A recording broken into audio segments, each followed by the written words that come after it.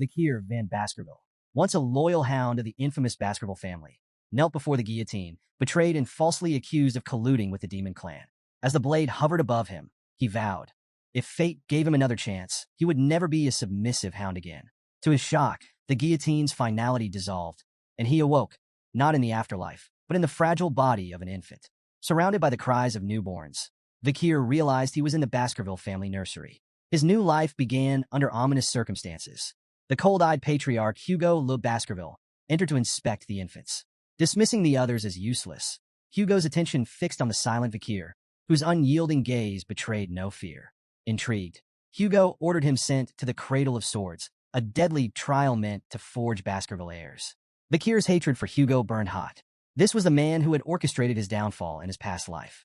Memories of betrayal rushed back. He had been the Baskervilles' expendable pawn, loyal to the core, yet executed for knowing too much. But this time, Vikir would write a different story. Revenge could wait. Survival came first. The Cradle of Swords awaited, a brutal labyrinth of blades where children had to crawl to the Styx River, a mythical waterway said to fortify the body. The first to reach the river would reap its full benefits, while others were left with scraps. Vikir remembered how his siblings had sabotaged him in his past life, denying him the river's blessing. Not this time. Crawling through the razor-sharp maze, his infant body bleeding from countless cuts, Vikir pressed forward. Pain was an old friend, and he embraced it. Against all odds, he reached the river and plunged in. The Styx River's waters burned like molten fire, seeping into his wounds and bones. The agony was unbearable, yet Vikir endured. Compared to the torment of his past life, this was a whisper. Every second submerged strengthened his resolve and body. Outside, attendants panicked as they watched the infant endure far longer than any child before him. Hugo observed with his signature smirk, indifferent to their pleas for intervention. 7 minutes, reported John Barrymore, the family's butler. Hugo chuckled, his amusement tinged with grim expectation. He might not survive, Hugo called out, signaling it was time to surface. But Vikir ignored him. Each second in the river was a rare chance to grow stronger, and he refused to abandon it.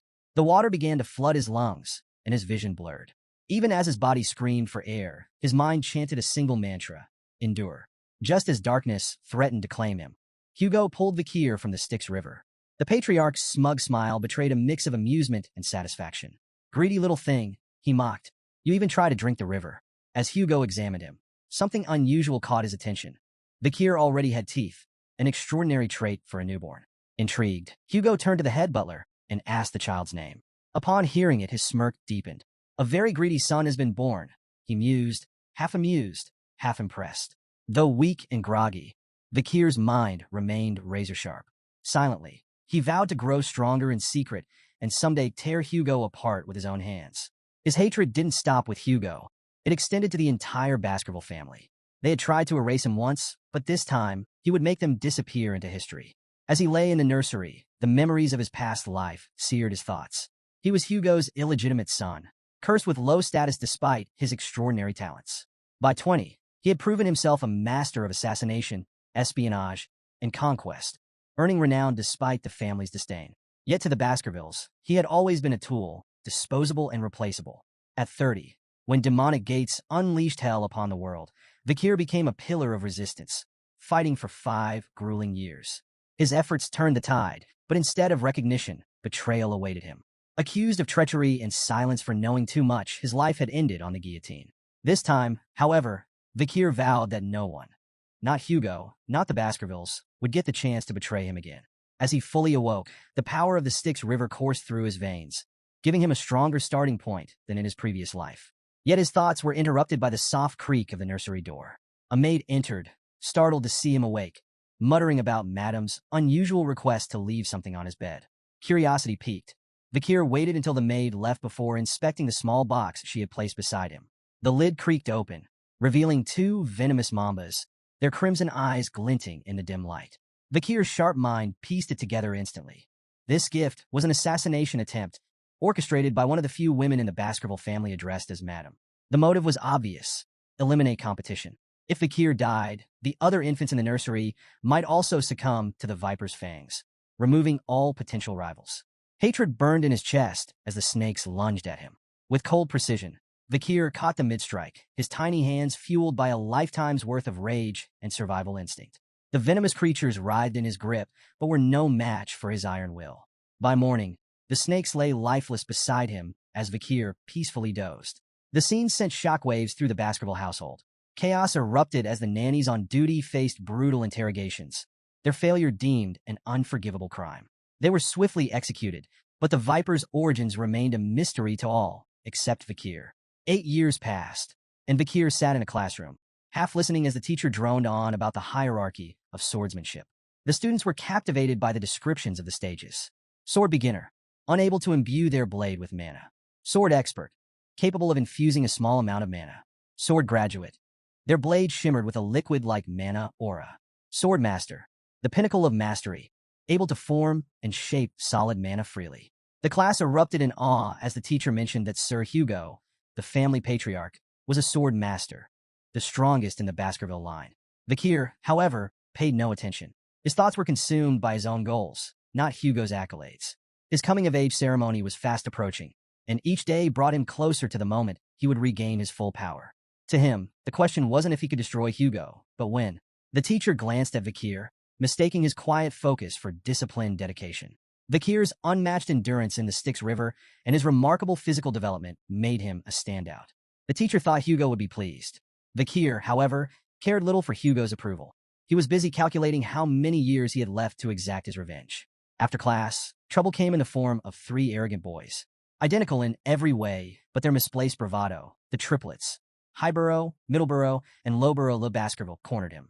Known as Hugo's Trident, they sneered and jeered, calling him Garbage Van and mocking the stories about his legendary feats as a baby. Styx River? Strangling snakes? What a joke, Highborough taunted. The others laughed, feeding off each other's malice. Vakir's sharp memory identified them instantly. These were the same triplets who had betrayed him in his past life, stabbing him in the back when he was on the run from false accusations. At 9 years old, their cruelty was unchecked, but Vakir knew they would grow into dangerous obstacles. He debated whether to deal with them now or bide his time. Highborough, the self-proclaimed leader, pulled out a knife. They say your body's immune to blades, he smirked. Let's test that. Middleborough grabbed Vakir from behind, clamping a hand over his mouth. 3 minutes, he said with a sneer. If he can endure that, I'll eat my hand. The triplets began their experiment, slashing at Vakir with increasing frustration. 1 minute passed, then 3, then 10. No matter how hard they tried, the knife didn't leave a scratch. Annoyed and out of ideas, the triplets let Vakir go. Guess the legend's true, Middleborough muttered. As he released Vakir, he froze, noticing blood on his hand and the absence of a finger. Vakir spat the severed digit onto the ground, his expression calm, almost bored. What are you doing? Middleborough shrieked, his face pale. Vakir's dark smile deepened. You said you'd eat your own hand, he reminded him coldly. Panic gripped the remaining 2 triplets. We need a priest, they yelled, scrambling to find a way to reattach the finger. Vakir wasn't interested. His icy gaze silenced their panic, and he spoke with quiet authority. Leave. The enraged triplet lunged at Vakir with a knife, hurling insults and emphasizing their age advantage. Vakir remained calm, letting the blade strike him, but it failed to pierce his skin. Seizing the moment, he grabbed the boy's wrist and twisted it with merciless precision. The triplet screamed in pain as Vakir, his voice cold and steady, reminded them that in the Baskerville family, power and talent always trumped age. An evil glint flashed in Vakir's eyes as he taunted them. Shall we continue your little game? Let's see who lasts.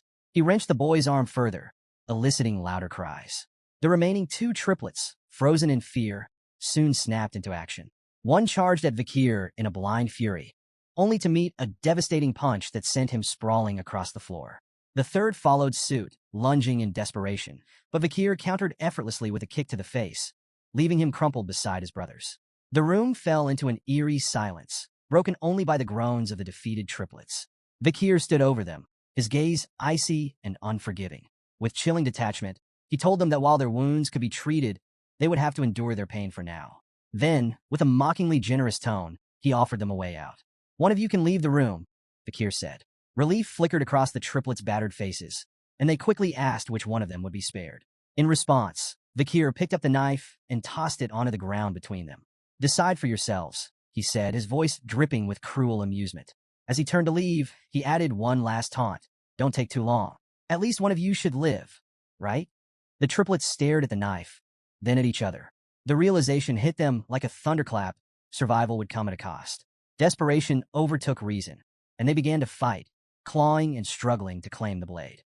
From outside the room, Vikir paused to listen, satisfaction curling his lips as the sounds of their infighting, grunts, shouts, and cries echoed through the hallway.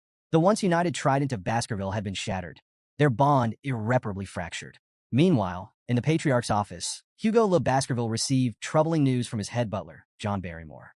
"The Morgs clan is stirring trouble at the Ruby Mines, my lord," John reported.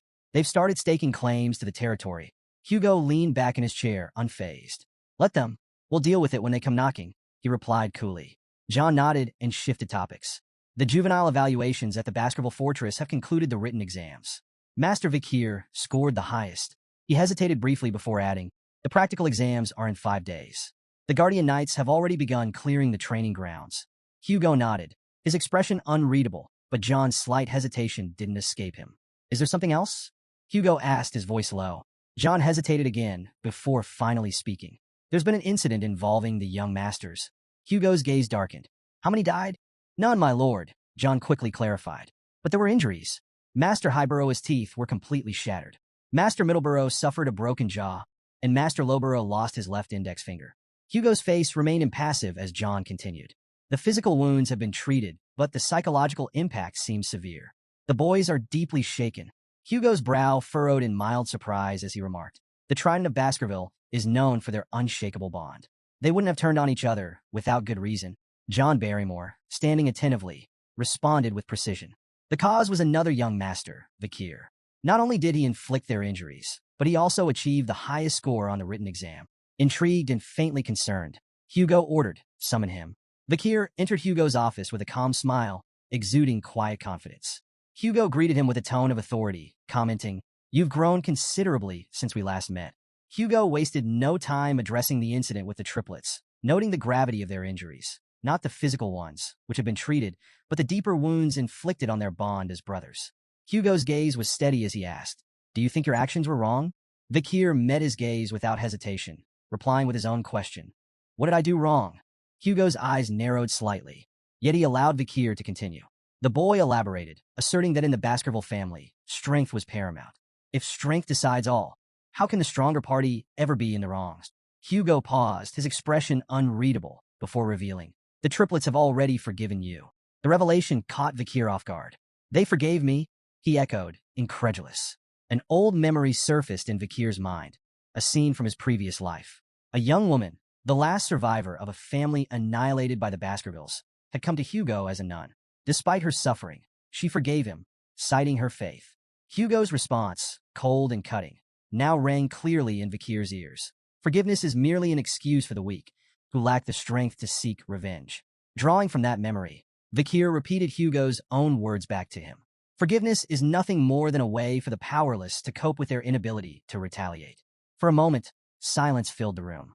Then Hugo's stern expression softened into approval, his eyes faintly glowing with satisfaction. "You understand," he said simply. Turning to John Barrymore, Hugo issued an unexpected command. "Let him take whatever snacks he wants from the food storage, so long as he can carry them himself." Grateful but cautious, Vikir made a modest request, chocolates. As he turned to leave, Hugo's voice stopped him. "Perform well in the upcoming evaluation," the Patriarch said, his tone sharp yet almost fatherly, "particularly against the direct descendants of the Baskerville bloodline. Don't disappoint me, son." Vikir's lips curled into a faint smile, though his crimson eyes betrayed a simmering hatred. "Understood," he replied, and left with Barrymore. The head butler led Vikir to the storage room, proudly explaining the premium quality of their chocolates. "These are the finest in noble circles," Barrymore said. The Morgs clan spared no effort in procuring them. Before he could continue, Vikir interrupted firmly. "I don't want anything processed." Barrymore, momentarily taken aback, sought clarification. "Cacao beans," Vikir specified. "The ones with the richest aroma." Though puzzled, the butler complied, arranging for a batch of cacao beans to be brought to Vikir. As he placed one in his mouth, a nearby chef offered an explanation. "Those are bloody beans," the chef said, impressed by Vikir's choice. "They're legendary for their potency. Just one bean can produce up to 100 liters of chocolate. Their aroma and yield are unparalleled." The head butler, Barrymore, watched in bemusement as Vikir chewed on the bitter cacao bean without hesitation. Assuming Vikir had an unusual love for chocolate, Barrymore thought the boy's unorthodox request might be a clever ploy to secure more in the future. When the chef offered to process the beans into chocolate and deliver it to his room, Vakir declined, insisting on taking the raw beans with him. The peculiar request left the staff scratching their heads.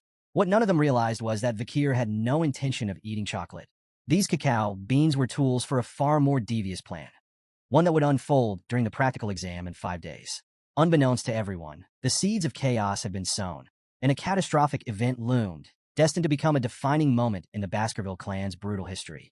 The Baskerville family, infamous as the Berserker family, forged their reputation through relentless trials and ruthless discipline. From their first steps, Baskerville children were shaped by grueling evaluations designed to strip away weakness. Among the earliest trials was a grueling mountain climb, with rest granted only in carefully rationed breaks.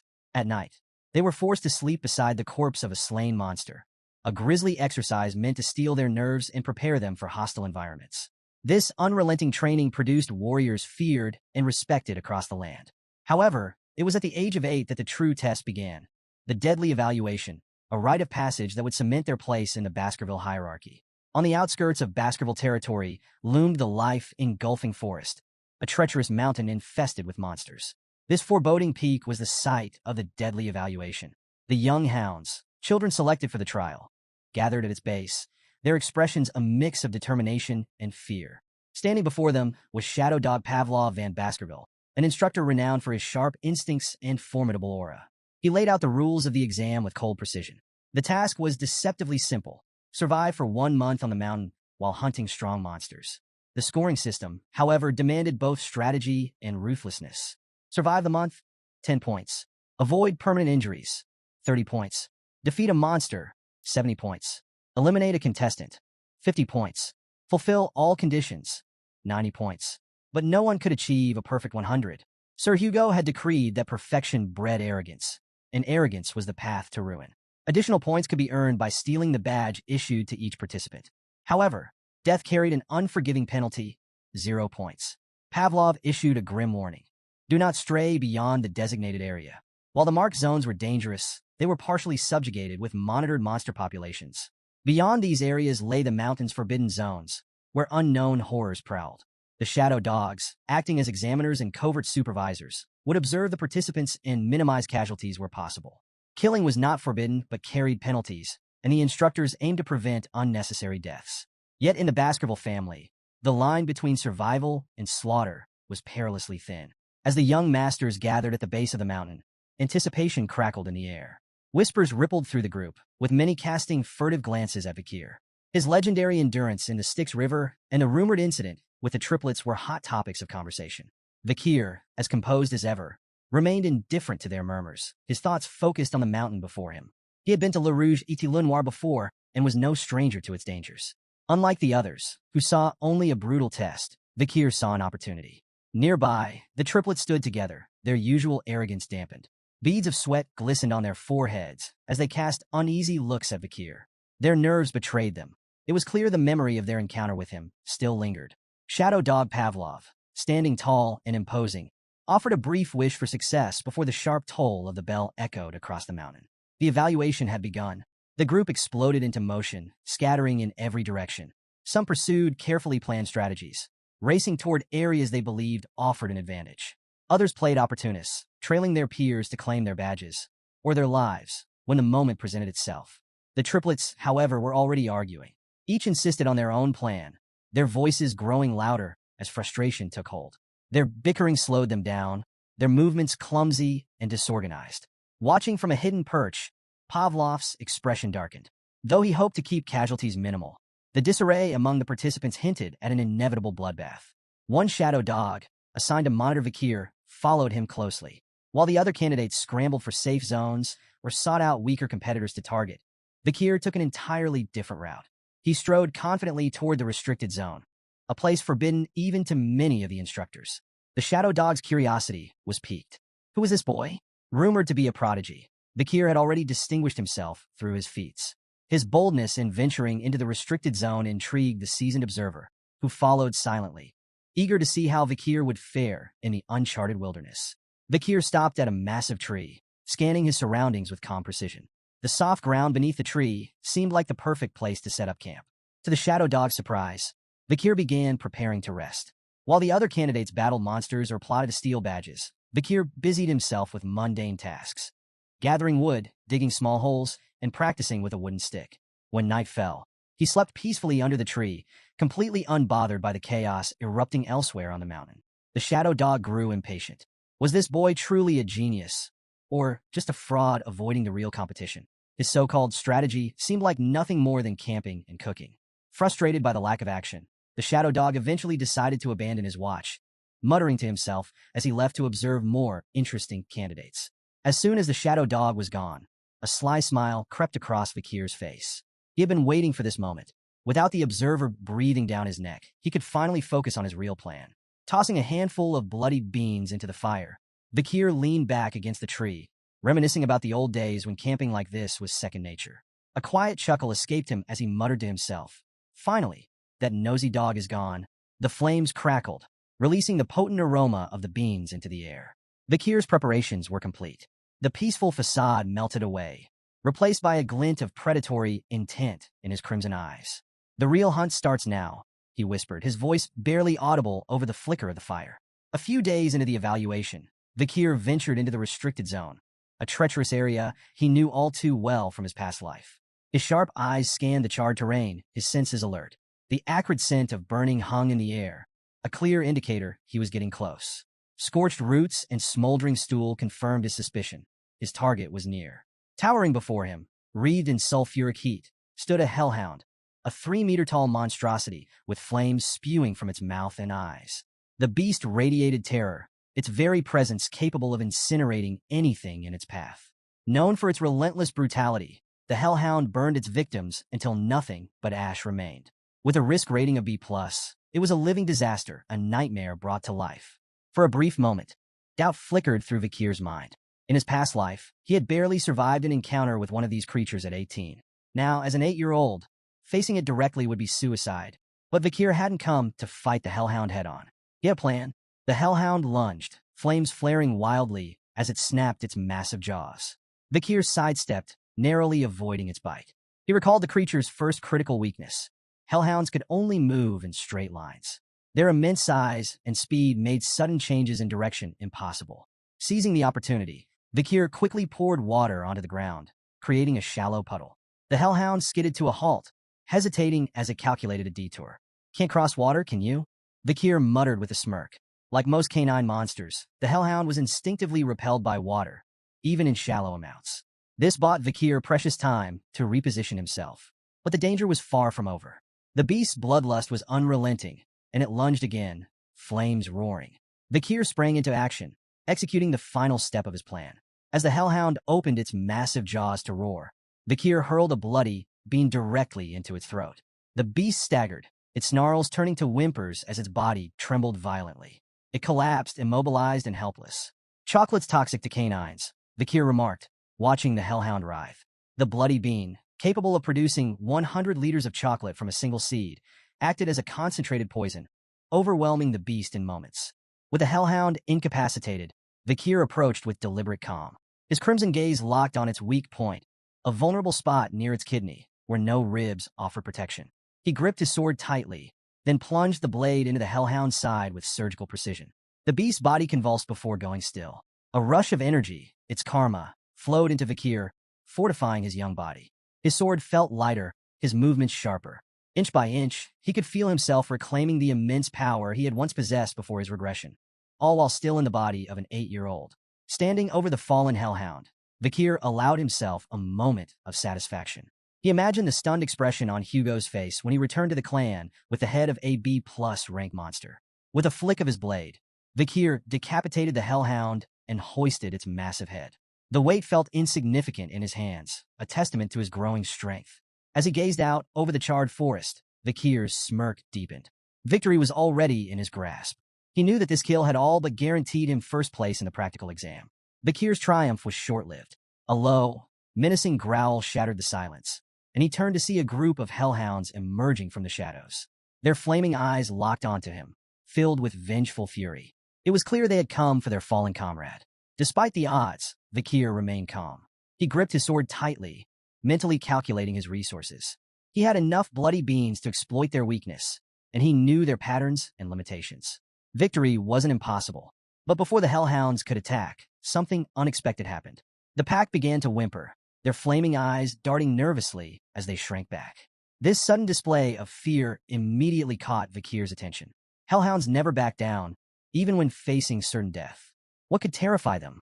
Vikir murmured, his heart pounding as he turned to face the source of their fear. His eyes widened in shock. Towering above him was a Cerberus, the legendary three-headed guardian of the underworld. The beast was colossal, 7 meters tall and radiating an aura of unmatched menace. Its 3 heads snarled and snapped, each mouth spewing fiery embers. With a risk rating of A+, Cerberus was leagues beyond the hellhounds in strength and ferocity. Vikir's mind raced. What is a Cerberus doing here? The monstrous creature was supposed to reside on the 7th ridge of life engulfing forest, far beyond the exam's designated area. Then he noticed something critical. Cerberus was injured. The creature's massive body bore several deep wounds, and arrows jutted out from its flesh. Blood trickled down its dark fur, and its movements were slower than usual. It was clear someone or something had been hunting it, driving it to this lower ridge. Realizing the opportunity before him, Vikir quickly assessed his options. An injured Cerberus was still a massive threat, but it was far more vulnerable than usual. This was a once-in-a-lifetime chance. With steely resolve, Vikir charged forward, his body moving with precision honed from years of battle in his past life. His blade flashed in the dim light as he landed several strikes on the massive beast. Each blow was calculated, targeting weak points exposed by its injuries. The Cerberus roared in pain, its fiery breath scorching the ground as it lashed out in retaliation. Vikir dodged with agility, his movements sharper than ever thanks to the strength he had gained from the Styx River. An injured Cerberus. This is doable, Vikir thought, his determination burning as brightly as the flames around him. But his confidence was short-lived. In a moment of carelessness, the Cerberus struck with lightning speed. Its first swipe shattered Vikir's sword, the blade exploding into fragments that scattered across the forest floor. The second blow hit him with tremendous force, sending him flying through the air like a ragdoll. Vikir's flight ended abruptly as his body slammed into a tree trunk with a sickening crack. The impact left him crumpled on the ground, motionless and battered. Blood spilled from his mouth, pooling beneath him as silence descended. For a moment, nothing moved. Then, Vikir's eyes fluttered open. Pain shot through his body, sharp and overwhelming. Panic flared as he noticed the unnatural angle of his left arm. His first thought was that the Cerberus had torn it clean off, but to his relief, it was still attached, though badly mangled. He grimaced, forcing himself to sit up. The Styx River's blessing saved me, he realized, though the protection came with limits. He wouldn't survive another direct hit. The Cerberus advanced, its 3 heads snarling in unison, fire and fury emanating from its massive frame. Vikir's instincts screamed at him. Brute force was no longer an option. Survival demanded a different strategy. Sometimes the wisest move was to retreat and live to fight another day. Swallowing his pride, Vikir turned and ran. His mind raced as he scanned the terrain for an escape. The beast's roars thundered behind him, its footsteps shaking the ground with each stride. Then he saw its salvation. A weathered iron fence loomed just a few yards ahead, marking the edge of the restricted zone. If he could cross it, he'd be closer to the safe haven he had prepared before the battle. Summoning every ounce of strength, Vikir sprinted toward the fence. The Cerberus lunged, its massive jaws snapping inches from his back. With a final burst of speed, he threw himself through the gate, crashing onto the other side. Relief surged through him, but there was no time to waste. The beast's pursuit was relentless, and Vikir had to move fast. He scanned the forest, his eyes locking onto the trap he had set days earlier, a deep pit camouflaged beneath thick foliage. As the Cerberus charged, Vikir led it straight to the concealed pit. Timing his move perfectly, he dived out of the way just as the beast lunged forward. Unable to stop its momentum, the Cerberus plummeted into the pit, impaling itself on the wooden spears hidden below. Vikir's lips curled into a grim smile. His meticulous preparation had paid off. The spears, coated with the essence of bloody beans, acted as a lethal poison to canine monsters. The Cerberus howled in pain, its growls turning to gurgles as foam oozed from its mouths. Yet, Vikir knew better than to relax. The legendary beast wasn't defeated yet. Despite its injuries, the Cerberus began to climb out of the pit, its enormous claws scraping against the sides. Vikir wasted no time. He grabbed a wooden spear, its tip smeared with venom from a bloody mamba snake, and hurled it with precision. The spear pierced the creature's side, eliciting another anguished roar, but the beast pressed on. Step by agonizing step, the Cerberus dragged itself forward. Vikir counted silently, his pulse pounding. 1, 2, 3. The beast advanced, each step slower and more labored than the last. 4, 5, 6. As the seventh step landed, the mighty Cerberus faltered. Its knees buckled, and with a final, earth-shaking groan, it collapsed lifeless at Vikir's feet. Vikir exhaled deeply, his body trembling from exhaustion and relief. The venom of the bloody mamba, true to its legend, had ensured the creature couldn't take more than 7 steps after being struck. He had hidden the spear long ago, a precaution for the most dire of circumstances. Today, it had saved his life. The immense energy of the defeated Cerberus surged into Vikir, strengthening his body further. His muscles felt lighter, his reflexes sharper. Power coursed through him, and he marveled at how close he was to reclaiming the strength of his former life. He turned to the massive corpse of the Cerberus, a testament to his victory. Its 3 heads alone would be proof enough of his feat, but there was a problem. The poisoned spears and venomous effects would be obvious upon examination. Rumors could spread, undermining his achievement. Vikir considered his options. Transporting the entire corpse was impossible alone, and while the heads were portable, he needed a witness to corroborate the kill. His thoughts drifted to the guardian knight, who had seen him carving the wooden spears days earlier. Perhaps they could vouch for him. A new thought ignited in Vikir's mind. The Cerberus was no ordinary monster. It was a gatekeeper. That could only mean one thing. It had been guarding something, most likely a dungeon. Vikir's pulse quickened. Dungeons were lairs of powerful creatures, brimming with rare artifacts and untold riches. The chance to uncover hidden treasure was too tempting to ignore.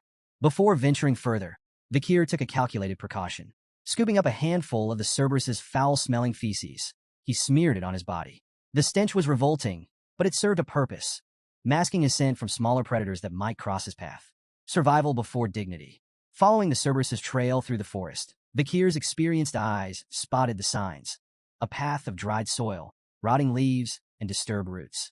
Recognition struck him like a lightning bolt. This dungeon, he muttered to himself. In his past life, this place would be discovered a decade from now. By then, it would have already been plundered, its treasures long gone. But now, it was untouched. The air around it practically hummed with mana, an unmistakable sign of its vitality. The dungeon's entrance loomed before him, shrouded in oppressive darkness. Vikir approached cautiously, his crimson eyes faintly glowing with anticipation. One wrong step could mean death. He stepped inside, the silence broken only by the soft echo of his footsteps. The further he descended, the more the dungeon revealed its wonders. Veins of ruby minerals streaked the walls, their faint glimmers lighting the way. Vikir deduced they were connected to the nearby Red All Mountain, famous for its precious gems. His excitement grew as he pressed deeper into the labyrinth. Then, a glimmer of light ahead caught his attention. Quickening his pace, he entered a massive, brightly lit chamber and stopped in awe. At the chamber center stood a colossal ruby mounted atop a stone pillar, its intense, otherworldly glow illuminating the room. This wasn't just any jewel. Vikir could tell at a glance that the gem was infused with mana, its brilliance far surpassing anything he had ever seen. For a moment, he simply marveled at the treasure before him. But his awe was short-lived. Nearby, a skeleton lay crumpled on the ground. As he approached, the signs of violence became apparent. Deep stab wounds marred the brittle bones, and dried blood stained the floor around it, a silent testament to the victim's gruesome fate. Vikir knelt beside the remains, his sharp mind piecing together clues. Lying next to the skeleton was a weathered letter, its edges worn with age. Curiosity piqued, he picked it up and began to read. The writer introduced himself as Cain, but notably avoided providing his full name. The handwriting struck a chord of recognition deep within Vikir. His crimson eyes narrowed. This is Baskerville handwriting, he murmured, his suspicions growing. The letter detailed a harrowing tale. Cain and his brother, Abel, had stumbled upon this legendary chamber, a place spoken of in Baskerville lore for generations. Together, they had navigated countless trials and slain powerful monsters to reach this fabled location. But their journey ended here. The letter revealed they had been trapped by the dungeon's final trial, imprisoned in this chamber for 3 agonizing years. Vikir's thoughts churned as he absorbed the weight of Cain and Abel's grim tale. What treasure could possibly justify such suffering? His attention returned to the massive ruby at the chamber's center. Its mesmerizing glow seemed to call out to him, and Vikir knew instinctively it held the key to the dungeon's final challenge. Approaching cautiously, he read the riddle inscribed on the stone aloud. When entering, it's 1. But once inside, it's 2. When leaving, it's 1. The cryptic words hung heavily in the air, their meaning elusive. Vakir recalled Cain's letter, where the brothers had wrestled with this very puzzle. Cain and Abel, twins separated at birth, had believed the riddle required them to become one again. This interpretation led to tragedy. Cain, driven by desperation, had killed Abel in a futile attempt to solve the riddle. Yet even after his brother's death, the treasure remained inaccessible. Racked with guilt, Cain had abandoned the dungeon empty-handed, his letter warning future adventurers of its cruelty. He called it the Devil's Den, a place designed to prey on human greed, offering despair instead of salvation. Vakir reread the riddle, refusing to succumb to the same despair that had broken Cain. The answer wasn't about people, it couldn't be. His sharp gaze scanned the chamber, noting every detail. The ruby's light, the skeleton's silent testimony, and the phrasing of the riddle itself. 1, 2, 1. Suddenly it clicked. The answer wasn't about twins or sacrifice. It was about shadows. Vakir stepped toward the ruby, his thoughts crystallizing. In the dark passage leading to the chamber, he had cast no shadow. Upon entering the ruby's glow, he became two, himself and his shadow. And when the light disappeared, the shadow would vanish, leaving only one again. It was simple, too simple for Cain and Abel, blinded by their assumptions. Vakir gripped his weapon and struck the ruby with a precise blow. The gem shattered into fragments, its brilliant light extinguished in an instant. The chamber lit up with a final, blinding flash as the ruby crumbled. Then, as silence returned, the treasure the dungeon had guarded was revealed. Vakir's breath caught. At the center of the newly exposed chamber stood a sword embedded in a stone. Its sinister aura filled the air, heavy with malice and power. The blade exuded a dark, otherworldly energy that sent shivers down Vakir's spine. Approaching cautiously, he read the inscription etched into the stone. "Only those with Baskerville's blood may claim me." His eyes widened. This wasn't just any weapon. It was the fabled Beelzebub. The name stirred memories buried deep within him. As a child, he had seen illustrations of the gluttonous fly, Beelzebub, in an old picture book. The monstrous entity was said to devour all in its path, an insatiable glutton tied to ancient legends. The stories of Beelzebub were more than legends. They were warnings. Known as one of the seven calamities, Beelzebub was part of the devil's holy constellation, a force of destruction so immense that 7 great families, including the Baskervilles, had risen to combat them. Each family had faced a fragment of their power, sealing the remnants within their lands. The first patriarch of the Baskerville family had battled Beelzebub, sealing its essence within their territory. Many dismissed these tales as myths, but as Vakir stood before the ominous blade radiating Beelzebub's malevolence, he knew the truth. The sword's existence was undeniable proof that the legends were real. Vakir stared at the blade, its dark aura flickering faintly like the dying embers of a fire. This weapon was more than a tool of destruction. It was a symbol of his family's cursed legacy. Yet, it also represented unparalleled power. He thought of the blood-soaked history tied to its edge. Beelzebub's sword, once wielded by the demon clans, had left countless human lives in its wake. The weapon was both a prize and a threat, but one thing was clear. It could not fall into the wrong hands. "This sword is mine now," Vakir declared, reaching for the hilt. The moment his fingers closed around it, an intense surge of energy shot through his body, forcing a gasp from his lips. The blade reacted instantly, vanishing from sight only to reappear moments later, fused to his hand. Vakir held his breath as the sword materialized again, emerging directly from his palm as if it had always been part of him. Its faint, ominous aura pulsed in rhythm with his heartbeat. He stared at the weapon in awe. The sword wasn't just a relic. It was a fragment of the devil's holy constellation, imbued with potential that made his blood race. A grin spread across his face as he marveled at the power it could unlock. With such a weapon, his path to vengeance grew clearer. After thoroughly exploring the dungeon and finding nothing else of value, Vakir decided to leave. But as he approached the exit, a sudden wave of nausea overtook him. His vision blurred, his legs buckled, and he fell to his knees, clutching his stomach. At first, he thought it was his own hunger, but the sensation was strange, foreign. Then he understood. It wasn't his hunger. It was the sword's. Beelzebub's insatiable appetite was now linked to him, its hunger coursing through his veins. Stumbling out of the dungeon, Vakir felt the blade tugging at him, pulling in a specific direction. Unable to resist, he followed its guidance. It led him back to the Hellhound's corpse, still steaming from its earlier battle. Confused but compelled, Vakir extended the blade toward the body. His eyes widened as the sword came alive, voraciously absorbing the Hellhound's blood. The once dark blade pulsed with crimson light as it fed, its hunger satiated at last. As the feeding ended, the sword let out a strange, satisfied sound, like a child after a hearty meal. Vikir's own hunger faded, replaced by a gnawing frustration. The blade was unpredictable. Its needs a burden he hadn't anticipated. Yet, its power was undeniable. Examining the weapon, Vikir noted its intricate design, slots embedded within the blade, faintly glowing. He recalled the stories about Beelzebub's inherent ability, gluttonous flies. The sword could absorb not only the blood of its victims but their skills, adding them to its arsenal. This ability made Beelzebub a weapon of limitless potential, but also one of chaos. Many of its past wielders had overindulged its appetite, allowing it to absorb so much that even their most fearsome opponents had been rendered powerless. I won't make the same mistake, Vikir muttered.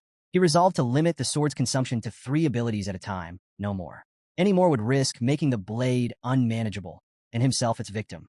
The barren trees and dried soil of the mountain took on a new meaning as Vikir reflected on the blade's gluttony. He suspected Beelzebub had been the cause of this desolation, its insatiable hunger draining life from everything around it. Inspecting the first slot, Vikir noted the newly absorbed skill, Hemorrhage Hellhound B+. This ability caused wounds inflicted by the blade to bleed uncontrollably, even from the smallest cuts, a devastating tool for attrition-based battles. His gaze shifted to the massive corpse of the Cerberus, and an idea sparked. Extending Beelzebub toward the body, Vikir allowed the blade to begin feeding. The sword's dark aura flared, and the Cerberus's blood was drawn into it. Before the weapon could devour the entire corpse, Vikir stopped it with a sharp word, tapping the hilt lightly, as if scolding a pet. Enough, he muttered. The blade responded with a shrill cry, like a reprimanded child. Beelzebub's 3 slots were now filled. 1. Incinerate Cerberus. A+, inflict severe, flaming injuries that are resistant to healing. 2. Hemorrhage Hellhound, B+, causes catastrophic blood loss from even minor wounds. 3. High-speed regeneration. F. A minor healing ability absorbed from a crushed sewer rat. Vikir smirked, noting the high-speed regeneration skill. While not as impressive as the others, it could still prove useful in emergencies. He glanced at the squashed rat beneath the Cerberus's corpse and felt a mix of amusement and practicality. Reflecting on Incinerate Cerberus, Vikir marveled at its raw destructive power. Thermal injuries, he knew, inflicted far more agony than hemorrhage. With his preparations for the exam complete, Vikir chose to remain near the Cerberus's remains until the evaluation officially ended. When the young hounds returned to Baskerville Fortress, the elders began assessing their performances. Each participant was awarded a reward crafted from the remains of their hunted monsters, a sword, shield, or necklace symbolizing their success. But one hound stood out above the rest. In his office, Patriarch Hugo Van Baskerville leaned back in his chair, eyebrows raised in mild surprise. Turning to his head butler, John Barrymore, he asked, "Who caught what?" Barrymore responded dutifully. Master Vikir Van Baskerville, the 8-year-old hound, hunted a Cerberus, an A+ rank monster that wandered into the restricted area during the exam. Hugo's surprise deepened. Even the family's guardian knights avoided facing such creatures. Yet, Vikir had managed to slay one. Barrymore continued, explaining that the Cerberus had been previously wounded by the barbarian tribe before Vikir encountered it. The boy had then used poison on a wooden spear to secure his victory. However, the exact nature of the poison remained unknown, as Vikir's hunting journal offered no explanation. Hugo smirked, intrigued. And why hasn't he clarified this? Barrymore hesitated before answering. The boy claimed he was tired and retired to his dormitory. The patriarch chuckled, his eyes glinting with amusement. The little brat is already so sly. He understands that information is power, and power has its value. Barrymore nodded, though his astonishment lingered. It's remarkable that such talent comes from a hound named Van, rather than Lon. Hugo dismissed Barrymore's implication with a smirk. I do not judge hounds by their lineage. I raise them for their talent and their spite. Even mutts can rise to greatness. His tone left no room for doubt. In the Baskerville clan, skill and ambition outweighed noble birth. Barrymore hesitated, his mind drifting briefly to Hugo's second son, who was undergoing isolation training. He wondered if Hugo's indifference masked concern, but chose not to voice his thoughts. Instead, he bowed slightly and apologized for his earlier comment. Hugo waved it off. Enough of that. Bring me something to lift my spirits. Shall I summon Master Vikir? Barrymore offered immediately. Hugo nodded, and the butler departed. When Vikir entered the Patriarch's office, his composed, self-assured demeanor didn't escape Barrymore's notice. Hugo, ever direct, wasted no time questioning him about the Cerberus hunt. How did you manage it? Hugo asked. With calm precision, Vikir revealed his use of chocolate as a poison, exploiting its lethal effect on canine monsters. Hugo's eyes briefly widened in surprise, quickly piecing together the implications. The boy's earlier request for chocolate hadn't been a whim. It had been a carefully laid strategy. Barrymore, standing nearby, was equally astonished but kept his focus on the subtle tension between the two. The lack of formal greetings struck him as unusual. Was this how a father and son truly interacted? As the conversation continued, Hugo shifted gears. Why didn't you explain this to Barrymore earlier? Vakir's reply was curt but deliberate. The butler is not my master. Hugo raised an eyebrow, intrigued. Then who is your master? I belong to the clan, Vakir said without hesitation. The master of the clan is my master as well. Hugo smirked faintly, leaning back in his chair. Well said. He congratulated Vakir on his performance during the practical exam and declared that the Cerberus's corpse and all associated materials would belong solely to him. Hugo then announced an additional reward. As the highest scorer, Vakir was entitled to a special privilege, the opportunity to make a wish. Vakir's eyes gleamed at the prospect. Without hesitation, he requested access to the 10,000-book library, one of the largest and most prestigious repositories of knowledge in the Empire. Deep within the Baskerville clan's territory, the library housed forbidden techniques and secrets, accessible only to the Patriarch, the second-in-command, and their direct descendants. Hugo's eyebrows rose at the request. He reminded Vakir of the strict rules governing access, emphasizing that illegitimate children were barred from entry. Vakir, undeterred, replied coolly, if access is denied, I'll accept the decision. Inwardly, however, he was already devising plans to sneak in if necessary. To his astonishment, Hugo granted permission. You may enter, Hugo said, his tone calm but unreadable. Vakir was momentarily speechless, but quickly recovered. Hugo wasn't finished. Specifically, I want you to seek out the Baskerville 6 technique in the 6th restricted zone of the library. Barrymore's composure faltered. The 6th restricted zone was an area even the legitimate children of the family rarely ventured. No illegitimate child had ever been granted access this far, much less given a directive to retrieve such an advanced technique. The weight of the moment wasn't lost on Vakir. While he maintained his composure, his mind raced. Why is he giving me this opportunity? Even so, he reminded himself that the 6th technique, while formidable, was still far below Hugo's level of mastery. Before his regression, Hugo had achieved mastery over the Baskerville 7th technique, wielding the legendary power to bear 9 fangs. It was a feat that made him unparalleled within the clan, solidifying his place at its apex. But Vakir's ambitions extended far beyond the 6th or even the 7th technique. His sights were set on the ultimate prize, the textbook of swordsmanship, the foundational manual created by the first Baskerville Patriarch, who had subdued the 7 great disasters. It contained the teachings that had shaped the clan's unmatched legacy, and Vakir believed it held the key to his success. As Hugo offered a faint smile and wished him good luck, Vakir bowed, expressing his gratitude.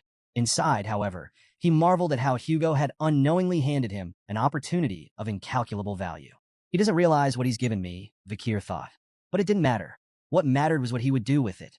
Arriving at the 10,000-book library for the first time, Vakir stood in awe. Towering shelves filled with ancient tomes stretched endlessly before him, each spine bearing a title that sparked his imagination. He read a few aloud, letting the evocative names linger in the quiet air. Severing incisors, grinding molars, piercing canines, snaggled tooth that embeds twice, wisdom teeth that lay down. These were the forbidden secrets of Baskerville swordsmanship he had long coveted but had been barred from learning in his past life. Yet he understood the logic behind the restrictions. The Baskerville clan had deliberately designed their techniques to cap the progress of their hounds at the 4th technique. It was a safeguard, a leash, ensuring no hound could turn their sharpened fangs against their master. Pressing onward, Vakir's steps were purposeful as he navigated the labyrinth of knowledge. Eventually, he arrived at a section guarded by heavy chains. Behind the iron bindings rested a massive tome, its lock glinting in the dim light. Vakir's crimson eyes narrowed. This is it, the Baskerville 6 technique. For a moment, he couldn't believe it. Hugo had truly granted him access to something he could only dream of in his past life. Unlocking the chains, Vakir smirked. He knew why Hugo had allowed him here, because the Patriarch likely believed number 8-year-old could possibly memorize the book's contents in a single day. But Hugo underestimated him. Before his regression, Vakir had already studied the theories behind the 1st through 4th techniques exhaustively. His obsession had even bred frustration. He had grown sick of those early stages, dissecting them endlessly in his quest to deduce the 5th technique. It was then he realized his past mistake. After drawing the 4th tooth, he hadn't stopped the flow of mana. That single oversight had kept the 5th technique out of his reach. The Baskerville swordsmanship followed a unique progression system. Each technique corresponded to a specific number of fangs. The 1st technique bore 1 fang, the 2nd 2, and so on. With each stage, a distinct red sword energy manifested, a visual representation of the user's mastery. The sixth technique, with its immense power, was a treasure Hugo likely thought Vikir could glimpse but never truly grasp. But Vikir's focus wasn't on the sixth technique itself. He wasn't here for what Hugo expected.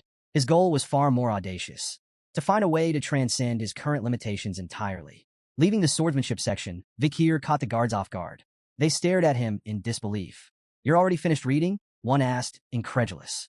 Another guard, clearly impressed, offered to retrieve more advanced texts from the deeper sections of the library. "You should check out the techniques stored in the restricted zones. That's where the real treasures are." But Vikir declined with a polite nod.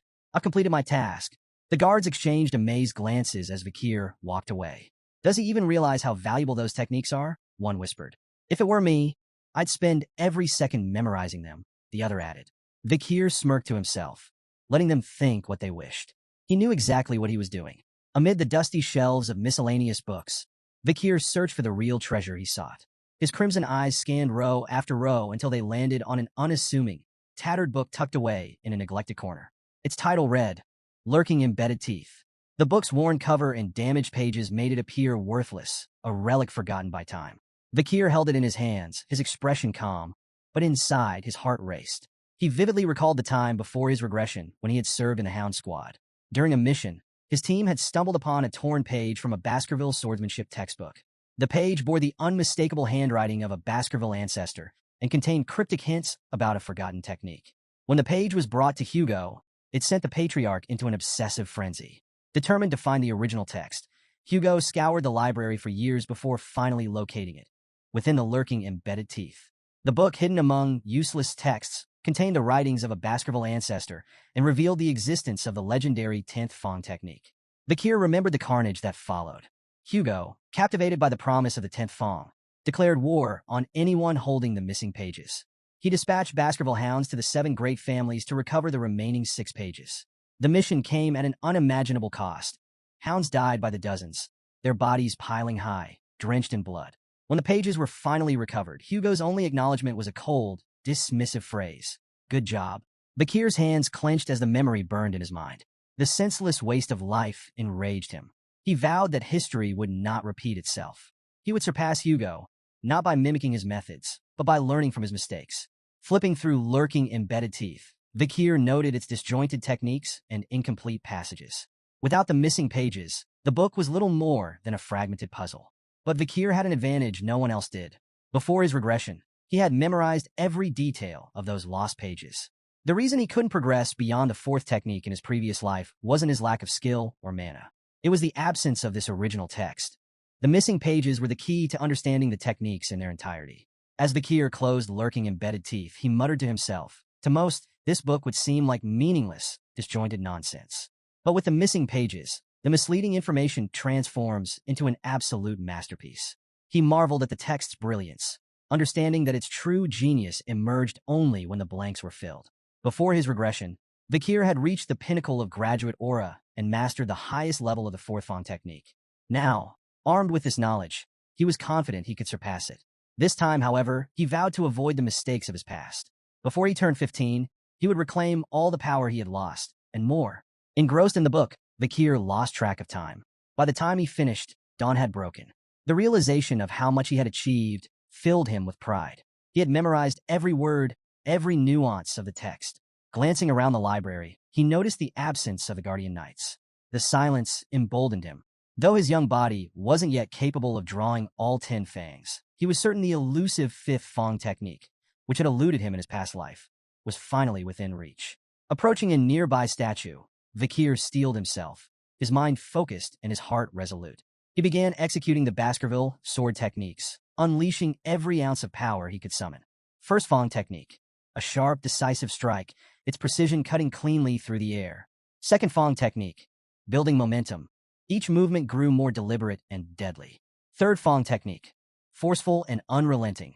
His strikes hammered the statue's surface. Fourth Fong technique, a whirlwind of honed precision, each blow infused with years of dedication. As his sword collided with the statue, Vikir's memories surged. He recalled the brutal struggle to reach graduate aura in his past life, only to have his illegitimate status bar him from progressing further. The direct bloodline of the Baskervilles had ensured he never advanced beyond the 4th technique, crushing his potential with their hostility. But this time was different. With each strike, Vikir channeled his anger, frustration, and defiance into his blade. In his mind, the statue became a vivid image of Hugo's face, taunting him.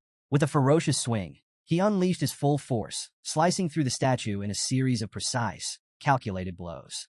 As the dust settled, Vikir stepped back, his breath ragged and his body trembling. For a moment, he stood still, hands gripping his weapon tightly, anticipation coursing through him. Then it came, a hot surge of energy flowing from his heart to his neck. He knew instantly. A triumphant smile spread across his face. He had done it, overwhelmed with emotion. Vikir nearly felt tears welling in his eyes. His success was monumental, but it was the tangible proof that left him awestruck. His canine teeth had begun to grow. In the Baskerville clan, this development symbolized the hound's readiness to draw their fangs against their master. Such a transformation had never occurred at such a young age in the clan's history. His body trembled with excitement as his mana surged within him, evolving into something far greater. The solid state of his energy had transformed into a liquid form, denser and more versatile. This was graduate aura at its true peak, a level of mastery that had taken him 30 arduous years in his previous life. Now, at just 8 years old, he had reached the same milestone. Vikir gazed at the flowing aura surrounding him, its liquid form a testament to his newfound status. To reach graduate aura was to ascend leagues above sword experts, and the realization filled him with both awe and quiet confidence. Yet this was only the beginning. His gaze shifted back to lurking embedded teeth, the book that had unlocked this monumental progress. The text's seamless transitions between offense and defense represented a swordsmanship technique of limitless potential, one perfectly suited to someone with Vikir's boundless ambition. Carefully, he placed the book near the window and allowed himself a moment to reflect. Since his regression, his growth in strength and skill had been exponential. With his current abilities, Vikir was confident he could hold his own against a mid-class graduate aura swordsman and emerge victorious. Still, he knew better than to reveal the full extent of his power. Not yet. For now, he needed to keep Hugo's eyes on him, buying time to secure everything he needed for the future. A sly grin spread across Vikir's face as he pulled out a magnifying lens. Positioning it over the book, he allowed the sun's rays to converge, igniting the pages in a small, controlled fire. As the flames consumed lurking embedded teeth, he remarked to himself that destroying the book would make it nearly impossible for Hugo and the hounds to piece together the 10th Fang technique. For him, however, it was no loss. He had memorized every critical detail. The acrid smell of burning paper quickly drew the attention of the library guards, who burst into the room. Startled to find Vikir there, they demanded an explanation. Vikir's expression shifted instantly to one of sheepish contrition. Bowing his head, he apologized profusely, claiming the fire had started when he had carelessly left the magnifying glass too close to the book. He even offered to report the incident to the butlers himself. The guards exchanged uneasy glances, fearful of punishment for neglecting their duties. One finally suggested that the blame lay with them for failing to monitor the library properly. "We're just lucky it happened in this section," one guard muttered, glancing at the ashes of what they deemed useless books. Seizing the moment, Vikir subtly steered the conversation. He mentioned their preoccupation with the Morg's clan and the disturbances at the Ruby Mines, suggesting this might explain their absence. The guards nodded in agreement, grateful for the excuse and eager to bury the matter. They promised to keep the incident a secret if Vikir did the same. As he left the library, Vikir apologized again, thanking the guards for their understanding. Once he was out of sight, a mischievous grin spread across his face. The guards' voices echoed behind him, praising him as thoughtful and considerate, someone who deserved respect. Vikir relished their naivety, knowing he had orchestrated the situation perfectly. Later, in Hugo's office, the patriarch leaned back in his chair, his piercing gaze fixed on Vikir. "So," Hugo began, "did you learn anything enlightening from the libraries?" Vikir replied cryptically, "Something warm, sharp, soft, and viscous." Hugo and Barrymore exchanged startled glances. The implications of Vikir's words hit them simultaneously. He might have achieved aura. Aura was the hallmark of a swordsman's true awakening, signifying their official entry into the world of the blade. Even among the most talented Baskerville hounds, reaching this milestone before the age of 15 was unheard of. Hugo, visibly skeptical, reminded himself that Vikir was only 8 years old. Shaking his head, he demanded, "Prove it. Show me what you've learned." Vikir nodded without hesitation, his crimson eyes glinting with quiet determination. In the heart of a massive Colosseum-like structure, Vikir stood alone at the center, his sword steady in his grip. Surrounding him, rows of young hounds looked on, their faces filled with confusion and curiosity. Beside Hugo, the head butler leaned in, his voice low. How do you plan to test the boy's skills? Hugo's smirk was both calculated and unsettling. By releasing a monster, the butler's eyes widened in disbelief. A monster? For an 8-year-old? Hugo confirmed with a nod, his smirk deepening. Hungry and feisty too, the gates before Vikir creaked open, and a chained orc was led into the arena by a guard. The massive, green-skinned creature snarled, its bulging muscles rippling with barely contained rage. Razor-sharp tusks jutted from its mouth, and its beady eyes darted around the Colosseum, assessing its surroundings with animalistic intelligence. A collective gasp rippled through the audience of young hounds. "That's overkill," one whispered. "Do they really need a monster like that to test him?" murmured another. Some muttered their concerns aloud. If things spiraled out of control, would the Guardian Knights have to intervene? But while the crowd buzzed with doubt, Vikir stood calm and composed. His sharp eyes fixed on the orc, he showed no sign of fear. His body was still, his blade poised, as Hugo gave the signal. The orc's chains fell away with a deafening clatter. With a feral roar, the beast charged, its massive bulk hurtling forward with terrifying speed. Vikir remained motionless, timing his move with surgical precision. As the orc lunged, he swung his sword in a blinding arc. The strike was fluid and flawless, severing the creature's arm in a single motion. The orc stumbled back, roaring in pain and confusion. Before it could recover, Vikir closed the distance with terrifying speed. Another precise strike followed, this time severing the orc's leg. The monster collapsed, growling in agony, its body writhing helplessly on the arena floor. The Colosseum was frozen in stunned silence. How? How did he do that? One young hound muttered. Did he even use mana? Another asked, incredulous. From his vantage point, Vikir noted the orc's confusion. Its bleeding wounds failed to regenerate, a hallmark of its species. Vikir smirked. He knew why. It wasn't just the severed limbs. Hemorrhage Hellhound, the ability imbued in his blade, was preventing the orc's famed regeneration from activating. A C-class monster like the orc was powerless against the lingering effects of a B-class Hellhound's curse. From the sidelines, Hugo watched intently, his face unreadable. But Vikir recognized the look. His father wasn't just evaluating the fight. He was deciphering what Vikir had learned in the library. Vikir decided it was time to give him an answer. Hugo's eyes began to glow faintly, a sign of heightened interest. Beside him, the head butler gasped, his voice trembling. That's an aura blade. In the arena, Vikir's sword began to radiate a brilliant red light. The energy was sharp and visceral, a manifestation of his mastery over aura. The orc, still struggling, roared weakly. But it was too late. Vikir charged forward, his blade slicing cleanly through the air. With a single, devastating strike, he decapitated the orc. The monster's massive head tumbled to the ground, its body crumpling lifelessly as the red glow of Vikir's blade faded into the silence of the Colosseum. The Colosseum erupted in astonishment. The young hounds could barely process what they had just witnessed. Murmurs rippled through the crowd, growing louder as disbelief turned to admiration. Beside Hugo, the head butler turned, his voice trembling with excitement. It's the aura of a low-class sword expert. We've just witnessed the birth of a genius. There will never be another like him across all the families in the Empire. But despite the head butler's praise, Hugo's sharp gaze remained fixed on the pool of blood spreading beneath the orc's lifeless body. The creature's famed regeneration had been utterly nullified. He only won because the orc was weak, Hugo said flatly, though his tone carried an undercurrent of intrigue. Before Hugo could say more, Vikir's calm voice cut through the murmurs. Is there anything stronger than this orc? The Colosseum fell silent.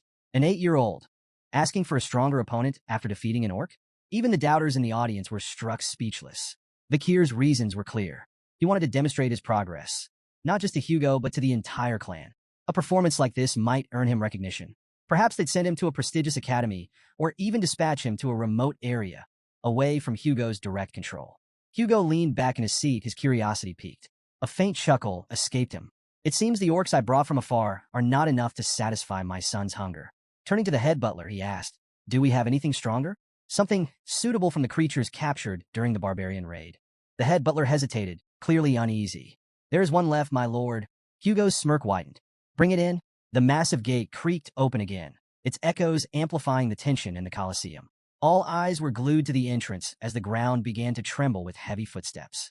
A collective gasp spread through the audience as a troll emerged, bound in heavy chains. Vikir stood calmly in the arena, his crimson eyes fixed on the towering creature before him. The troll, with its twice-human size, rippling muscles, and ferocious presence, was a creature designed to instill terror. Vikir turned toward Hugo, seeking silent approval. The patriarch gave a slight nod. The troll's chains clattered to the ground, and the beast roared, the sound reverberating through the Colosseum. It lunged forward, its massive fists swinging down in a punch that could crush a boulder. But Vikir was faster. With almost inhuman agility, he sidestepped the attack, the troll's fist smashing into the ground with a thunderous impact. Dust and debris flew into the air as the crowd gasped at the sheer force of the blow. Moving with calculated precision, Vikir slipped behind the troll, exploiting its momentary confusion. From the audience, a young hound shouted, "That's the perfect moment to attack. Why didn't he take it?" Hugo's calm, instructive voice cut through the murmurs. Trolls have extraordinary regenerative abilities. Only fatal attacks are worth it. Anything less is a waste of effort.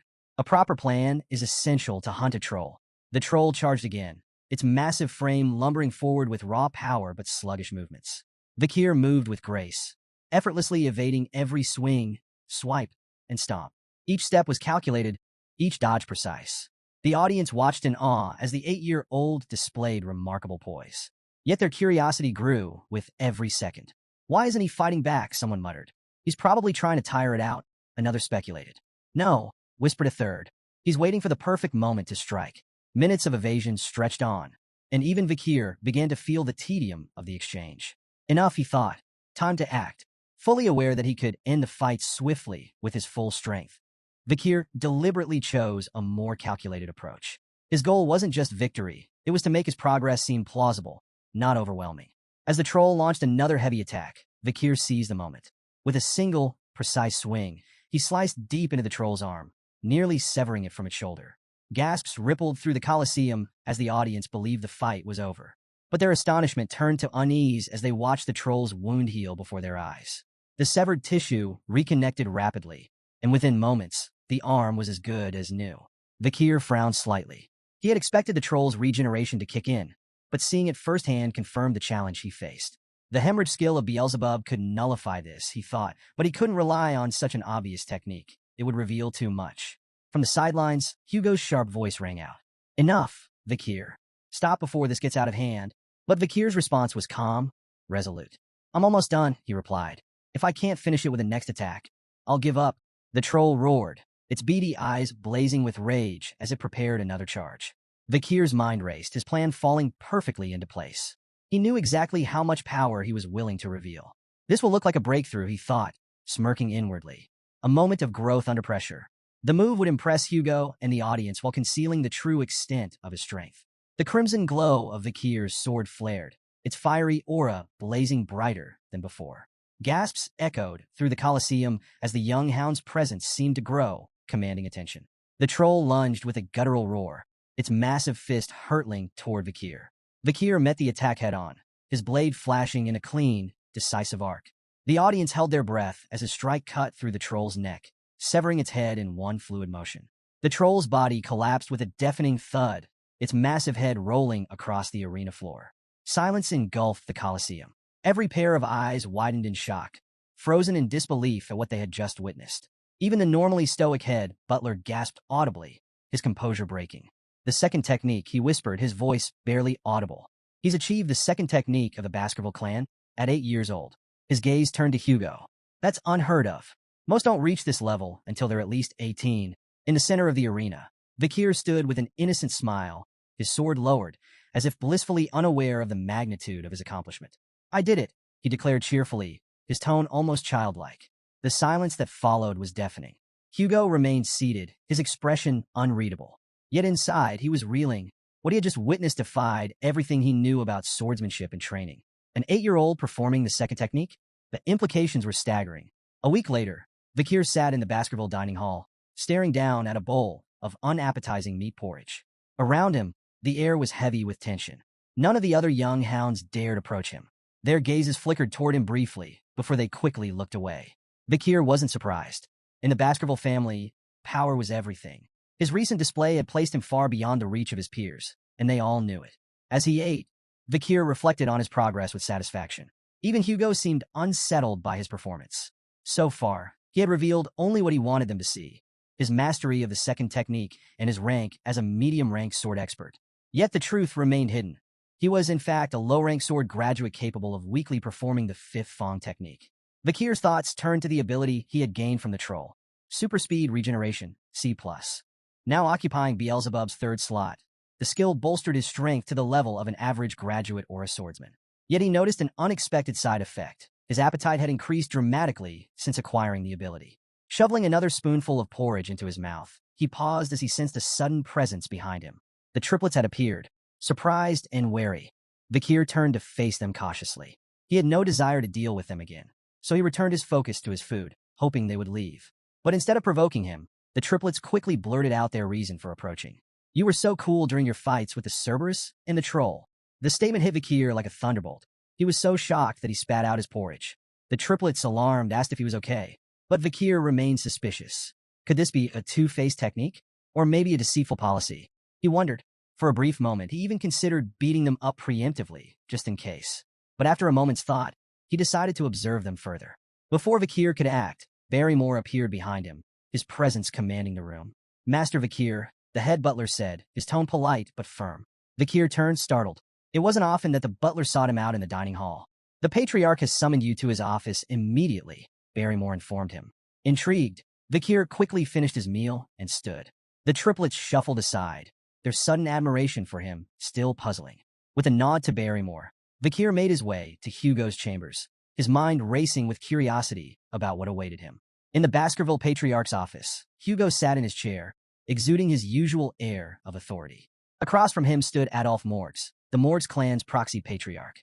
The Morgs clan, a prestigious mage family, had a long, intense history with the Baskervilles, an iron-blooded sword clan. While their philosophies clashed, the Emperor's decree bound them to conduct annual joint training sessions for children between the ages of 8 and 15. "It's been a while," Hugo said curtly. Adolphe nodded politely. "Indeed. I trust this year's event will proceed smoothly." Hugo's tone was casual, almost dismissive. "The joint training has always been handled without issue." Adolphe raised an eyebrow. "Without issue? Last year, 2 children, one from each family, were seriously injured." Hugo waved off the remark with a faint smirk. "A scratch. Nothing more. It seems the Morgs children are dramatic." Adolphe's lips twitched in irritation. "The Morgs children are noble and dignified, unlike some." His words carried a subtle but unmistakable sting. Once, the Baskervilles and Morgs had enjoyed a strong alliance. The past emperor had even declared that magic and swords complemented each other, fostering cooperation between the two clans. But everything changed with the discovery of a ruby mine along their shared border. The bloodshed that followed shattered their relationship. Now, the joint training sessions continued solely because of imperial command. Adolphe had arrived on behalf of his brother to ensure this year's event proceeded without complications. Turning to Hugo, he remarked, "I've heard there's a supernova in the Baskerville family. A rare genius, born once in a century. A blessing to the Empire, no doubt." Though secretly pleased, Hugo downplayed the compliment. "It's nothing extraordinary," Adolphe smirked, detecting the subtle pride in Hugo's tone. "We, too, have a genius in our family," he said, gesturing toward the door. "Mort's clan head Raspine's daughter, Camus." The door opened, revealing a red-haired girl with a fiery demeanor. She strode into the room with confidence, her sharp eyes immediately locking onto Hugo. Adolphe began a formal introduction, but Camus interrupted, pointing an accusatory finger at Hugo. "Are you the thief who stole our ruby mine? Give it back." The room fell into a tense silence.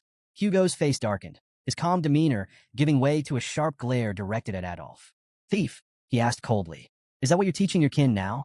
Adolphe looked startled. "I never said such a thing." Camus, however, was unfazed. Fixing Adolphe with a determined glare, she declared, "You did. An hour and 42 minutes ago, right before we got off the carriage, you called him that annoying chin beard who stole the ruby mine." Hugo's glare deepened further as Adolphe stammered, his composure crumbling. "Camus, you must have misheard. I said no such thing." But Camus stood her ground, arms crossed. "You definitely said it." Hugo's patience was wearing thin. "It seems the Mords clan struggles with teaching children proper etiquette," he remarked, his voice laced with irritation. Adolphe, scrambling to salvage the situation, tried to defuse the tension. "It's simply a misunderstanding, Patriarch Baskerville. Camus is young and spirited." Hugo's sharp gaze remained fixed on him. "There's no need to explain the Mords clan's problems with education to me," he said icily. Camus, undeterred, persisted. Crossing her arms, she repeated her demand, her fiery tone cutting through the air. "Our research is impossible without those stolen rubies." Adolphe's voice turned warning. "Camus," but she ignored him, stepping closer to Hugo. Hugo's patience finally snapped. His voice was sharp, tinged with barely concealed anger. "It seems the Mords don't teach manners at all. Adolf bristled at the comment, his composure cracking. And what do you plan to do? He retorted, his words biting. Threaten an 8-year-old girl? The insult struck a nerve. Hugo's proud Baskerville dignity prevented him from stooping to such behavior, leaving him momentarily speechless. Before the tension could escalate further, a calm but cutting voice sliced through the heated exchange. It seems the morgues don't teach their children not to envy what belongs to others. All eyes turned toward the speaker, Vakir. He stood in the doorway alongside the head butler, his composed demeanor stark against the tension in the room. The butler formally announced his arrival as Hugo turned to see his son, standing steady and unruffled. Adolf, startled by Vakir's sudden appearance, quickly connected the dots. This boy had to be the rumored Baskerville supernova. His thoughts were interrupted when he noticed something odd. Camus, who had been sitting beside him moments earlier, was no longer there. Camus had moved swiftly, now standing directly in front of Vakir. Her fiery demeanor was on full display as she demanded, "What did you just say?" Adolf called her name sharply, trying to stop her from causing a scene, but Camus ignored him entirely. Vakir, meanwhile, remained unruffled, studying her intently. As Vakir observed her, memories of Camus' future self surfaced in his mind. In time, she would rise as the Morgues clan's legendary iron-blooded empress, a figure revered and feared across the empire. Renowned as a genius of geniuses, Camus would create an era of unprecedented power for the Morgues clan. She was infamous for her ferocity, having eradicated the monsters and barbarians from life-engulfing forest to form the infamous border of blood and ashes. Her political acumen would even allow her to manipulate the imperial family, earning her the title Fire Goddess of Authority. But for now, Camus was just a child. A fiery, talented child, yes, but still far from the towering legend she would one day become. His musings were interrupted by Camus snapping. "Why does the ruby mine belong to you?" Remaining calm, Vakir countered, "Because it does. Your tantrum won't change that. Don't you think your behavior is childish?" Camus bristled at the remark, her irritation palpable. Without a word, she began casting a spell. Vakir instinctively prepared for an attack, but to his surprise, Camus conjured an intricate ice sculpture instead. She pointed at the sculpture, her tone defiant as she began explaining. "This is the joint security area," she said, using the sculpture as a visual aid. She pointed to a small cave carved into the icy representation. The mine entrance lies within Morgue's territory, but the vein itself runs beneath Baskerville land. This prevents you from claiming it entirely, but it also makes it impossible for us to mine freely without crossing into Baskerville territory. Her finger traced the icy veins with precision, her voice steady but laced with frustration. "We've offered, repeatedly, to pay rent for the use of the land, but your family rejects every proposal. You treat us like trespassers, interfering with our work." She turned to Vakir, her fiery eyes locking with his. "The ruby vein belongs to the Morgues clan," Camus declared firmly, "but your people keep claiming it's yours." Adolf nodded approvingly at Camus' explanation, his pride evident. Meanwhile, Hugo's expression darkened, annoyance brewing beneath his stoic exterior. Vakir, still calm and composed, interjected, "Rubies are common magic ingredients. The Baskervilles don't need them." Camus turned to him, her frustration evident. "Then why not rent your land if you don't need the rubies?" Vakir met her fiery gaze, his tone even. "The Baskervilles are fiercely protective of their land. We're uninterested in letting others profit from it. Entering Baskerville territory will bring losses, not gains, for your clan." Camus refused to accept his reasoning. With a determined glare, she placed her hand over the portion of her ice sculpture representing Baskerville land. "Then whose arm is this?" she asked defiantly. Vakir moved swiftly, catching her wrist in his grip. His confident smile returned. "It's my arm," he said coolly, "because it's in my land." Camus' face flushed crimson, caught off guard by his unexpected reply. She stammered, "What are you talking about? How could I belong to you?" Clearly amused, Vakir tilted his head, his grin turning mischievous. "Who said you're mine?" he teased, his tone ambiguous. Before Camus could respond, Vakir reached behind him and produced a knife. The sudden motion startled everyone in the room, Camus, Adolf, and even the head butler. Vakir's grin darkened, and his voice dropped. "What I'm saying," he said ominously, "is that your arm is mine." Camus froze, her fiery confidence shaken. "What?" she stammered, her voice trembling. Hugo, observing from his seat, broke into a cold sweat. The room grew thick with tension, the only sound Camus' faint, nervous hiccup. As Vakir moved the knife closer to her hand, Camus screamed, "Uncle, help!" Adolf appeared behind Vakir in an instant, his expression fierce. "Step away from my niece," he commanded, his voice full of protective fury. Camus seized the distraction to wrench her arm free, retreating quickly to Adolf's side. Shaken but defiant, She clung to her uncle's arm, glaring at Vikir. Adolphe turned his anger toward Hugo, his voice rising. What is going on here? Hugo, still sweating, turned his stern gaze to Vikir. You've gone too far with your joke, he said in a reprimanding tone. Vikir chuckled, raising the knife to reveal its harmless edge. It's just a toy, he explained, a Baskerville children's knife, given to us to practice with from a young age. The room fell silent for a moment. Adolphe's outrage returned with full force. A dangerous toy like that for children? This is unacceptable. Vikir bowed his head, his tone contrite. I apologize if I frightened Camus, he said. That wasn't my intention. Camus, however, was far from convinced, her fiery glare fixed on Vikir. Adolphe's frustration simmered. This boy fails to take anything seriously, he snapped. Hugo stepped in, his tone light but firm. Adults shouldn't meddle in the affairs of children, he said. Let's focus on the ruby mines and move on to the friendly duels. Adolphe hesitated, but seeing Hugo's resolve, he relented with a sharp nod. Camus, still upset and wiping away tears, turned to Vikir, her voice trembling with indignation. I won't forget this. Vikir met her glare with a faint, unreadable smile. Good, he said simply. Camus' fist clenched, her frustration bubbling over. But before she could respond, Adolphe guided her away. Vikir remained in place, his calm demeanor unwavering, his crimson eyes gleaming faintly in the dim light of the office. The day of the friendly duels had arrived. Children from both the Baskerville and Morgs clans, aged 8 to 15, gathered in the grand arena to showcase their skills. The younger participants displayed theoretical techniques and mana sensitivity, while the older children engaged in live combat. Yet, this year, all eyes were on one match. Camus Morgs versus Vikir van Baskerville. Camus stood confidently in the arena, her fiery red hair catching the sunlight. She turned to Vikir, her expression sharp and determined.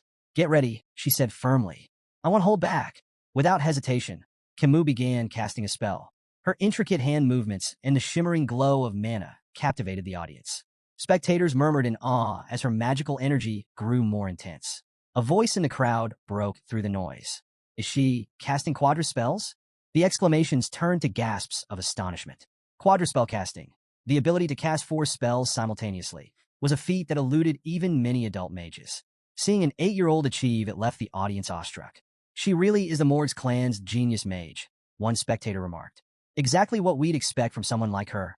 Camus unleashed a flurry of attacks, casting 4 powerful spells simultaneously.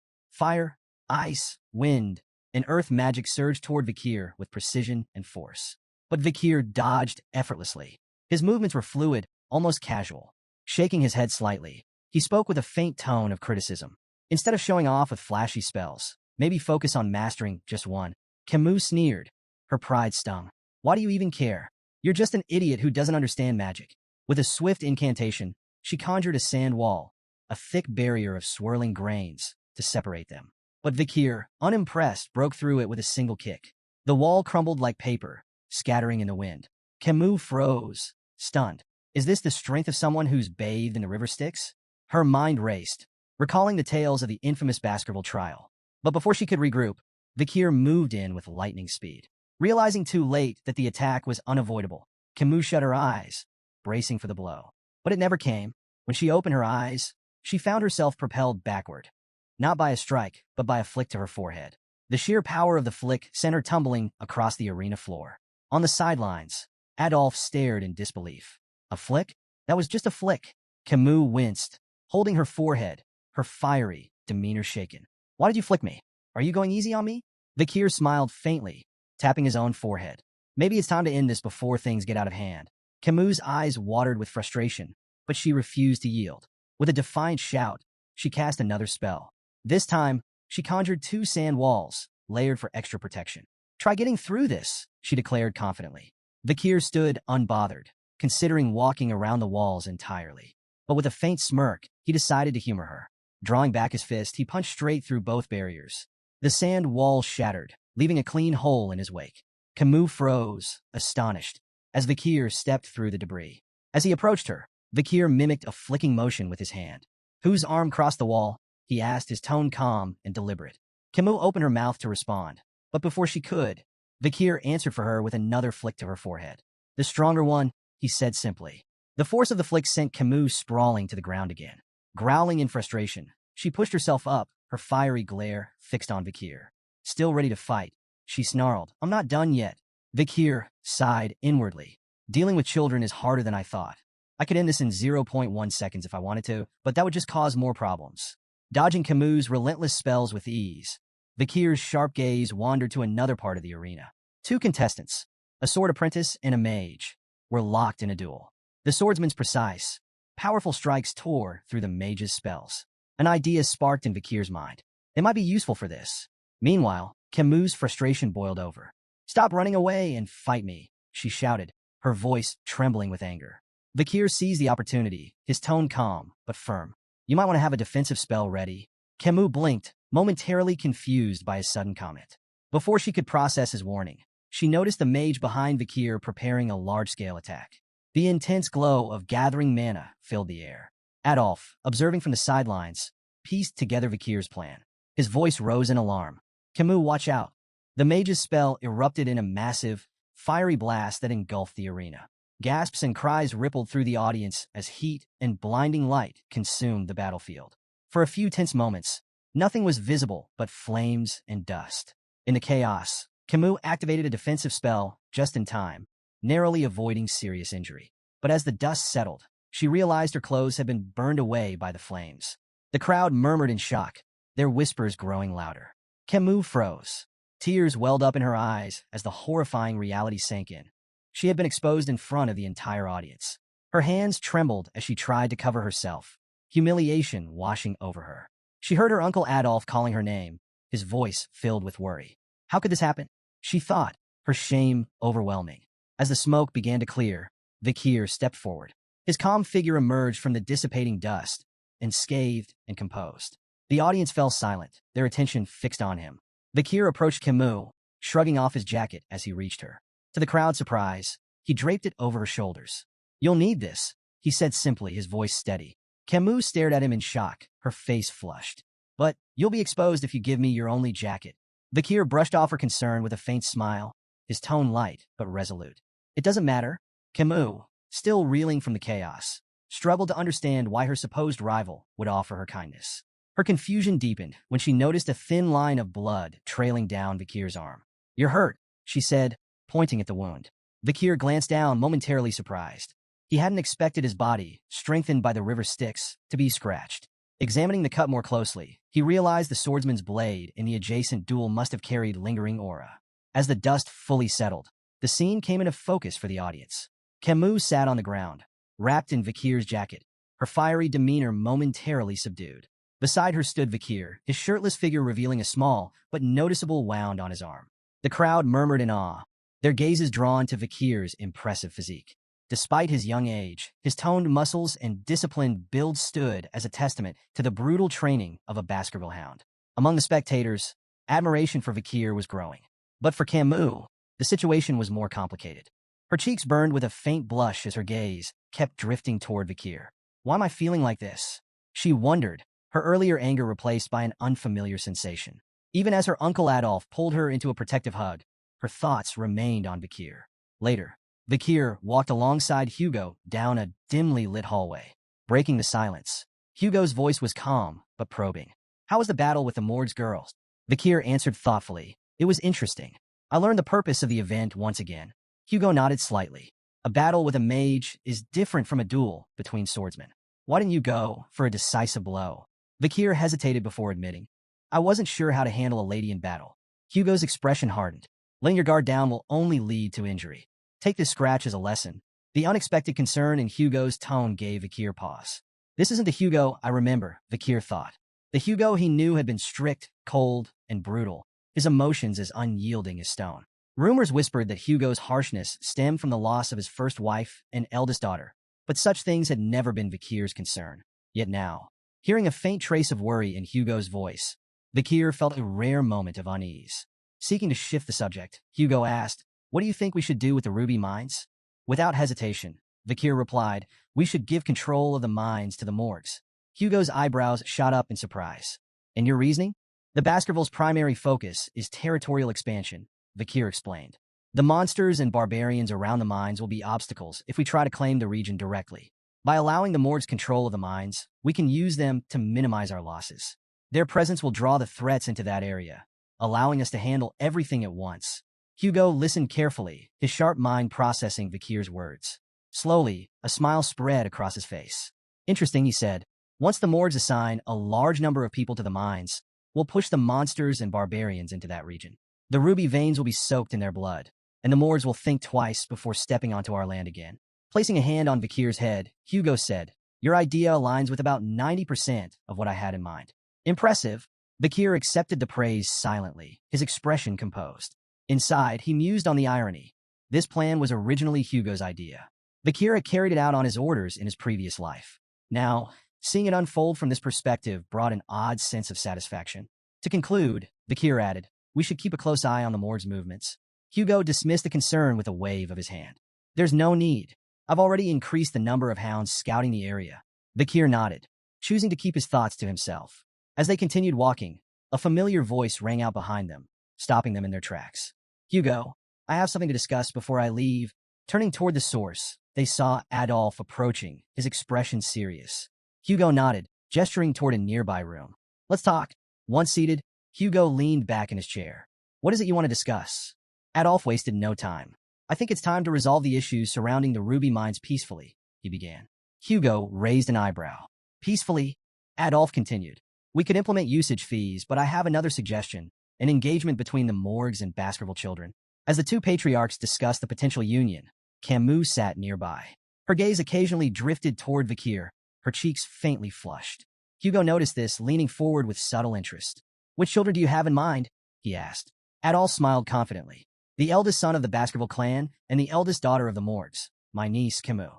She's exceptional, beautiful, intelligent, talented. She lacks nothing and would make an ideal match." Hugo raised an eyebrow. "My eldest son is 25. That's a 17-year age gap." Adolf waved the concern away. "What's a mere 17 years? In the grand scheme of things, it's nothing." Before Hugo could respond, Camus interjected firmly, "I will not marry anyone weaker than my mother. And I don't want a significant age gap in my partner." Adolf's face twisted in frustration as he turned to his niece. "Camus, if you insist on marrying someone stronger than your mother, you'll be alone for the rest of your life. That's not a realistic demand." Hugo, clearly displeased, added dryly, "Engagements aren't a buffet where you can pick and choose. Consider the bigger picture." But Camus, confident and unwavering, crossed her arms. "I have no intention of playing around." Suddenly, Camus' face flushed a deep red, and she looked away, drawing the attention of both Hugo and Adolf. Adolf followed her gaze, his eyes narrowing as realization dawned. She was looking at Vikir. Adolf's mind reeled. "No, this can't be happening. Not him." Leaning toward her, Adolf hissed in a harsh whisper, "Don't even think about it. Vikir is of the Van surname, not from the Lil lineage. He's a small fish in a big pond. This is absurd." Hugo, sensing the rising tension, sighed and decided to intervene. "The most important thing in an engagement," he said, "is the opinion of those involved. Let's hear what Vikir has to say." All eyes turned to Vikir. Camus looked at him expectantly, her blush deepening as the room fell silent. Meeting her gaze, Vikir's calm voice broke through the tension. "I accept." The room erupted into chaos. Adolf's face turned beet red. He opened his mouth to object, but before he could say a word, Vikir added, "To do as I'm told." Adolf's outrage doubled, his voice rising. "What kind of attitude is that toward the Morgs clan's daughter?" Camus, on the other hand, was completely flustered. Her face turned crimson as she tried to decipher Vikir's cryptic response. Is he shy? Does this mean he's secretly okay with the engagement? Her mind raced with possibilities, each more baffling than the last. Hugo, clearly amused by the situation, interjected with a composed tone. "In the Baskerville household, names and titles hold little meaning. Greatness comes from ability, not bloodline. Even those of Van descent can rise to prominence." Adolf's expression remained skeptical, his eyes narrowing as he turned to scrutinize Vikir. The young Baskerville stood tall, calm and unyielding under Adolf's piercing gaze. Internally, however, Vikir was assessing Adolf just as carefully. As a six-circle mage and one of the Mords clan's strongest supporters, Adolf was undeniably formidable. Breaking the silence, Adolf said coldly, "I don't think it's wise to rush this. We can't have just anyone become Camus' husband." Vikir reflected on the peculiar customs of the clans, where engagements often felt more like polite suggestions than binding agreements. Still, he couldn't help but wonder if Adolf, with his lofty standards, was dissatisfied even with the renowned genius of the Baskerville clan. Adolf's skepticism grew as he stepped closer, placing a firm hand on Vikir's shoulder. He applied pressure, clearly testing the boy. But to Adolf's surprise, Vikir didn't budge. His sturdy frame defied expectations, as though the weight of a six-circle mage was nothing to him. Intrigued, Adolf asked sharply, "Why aren't you responding? Are you even paying attention?" Vikir's blunt reply was like a thunderclap in the room. "I stopped listening after you said it was unwise to say certain things to me."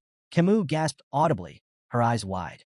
Her uncle, one of the most powerful mages in the clan, had been dismissed by a child.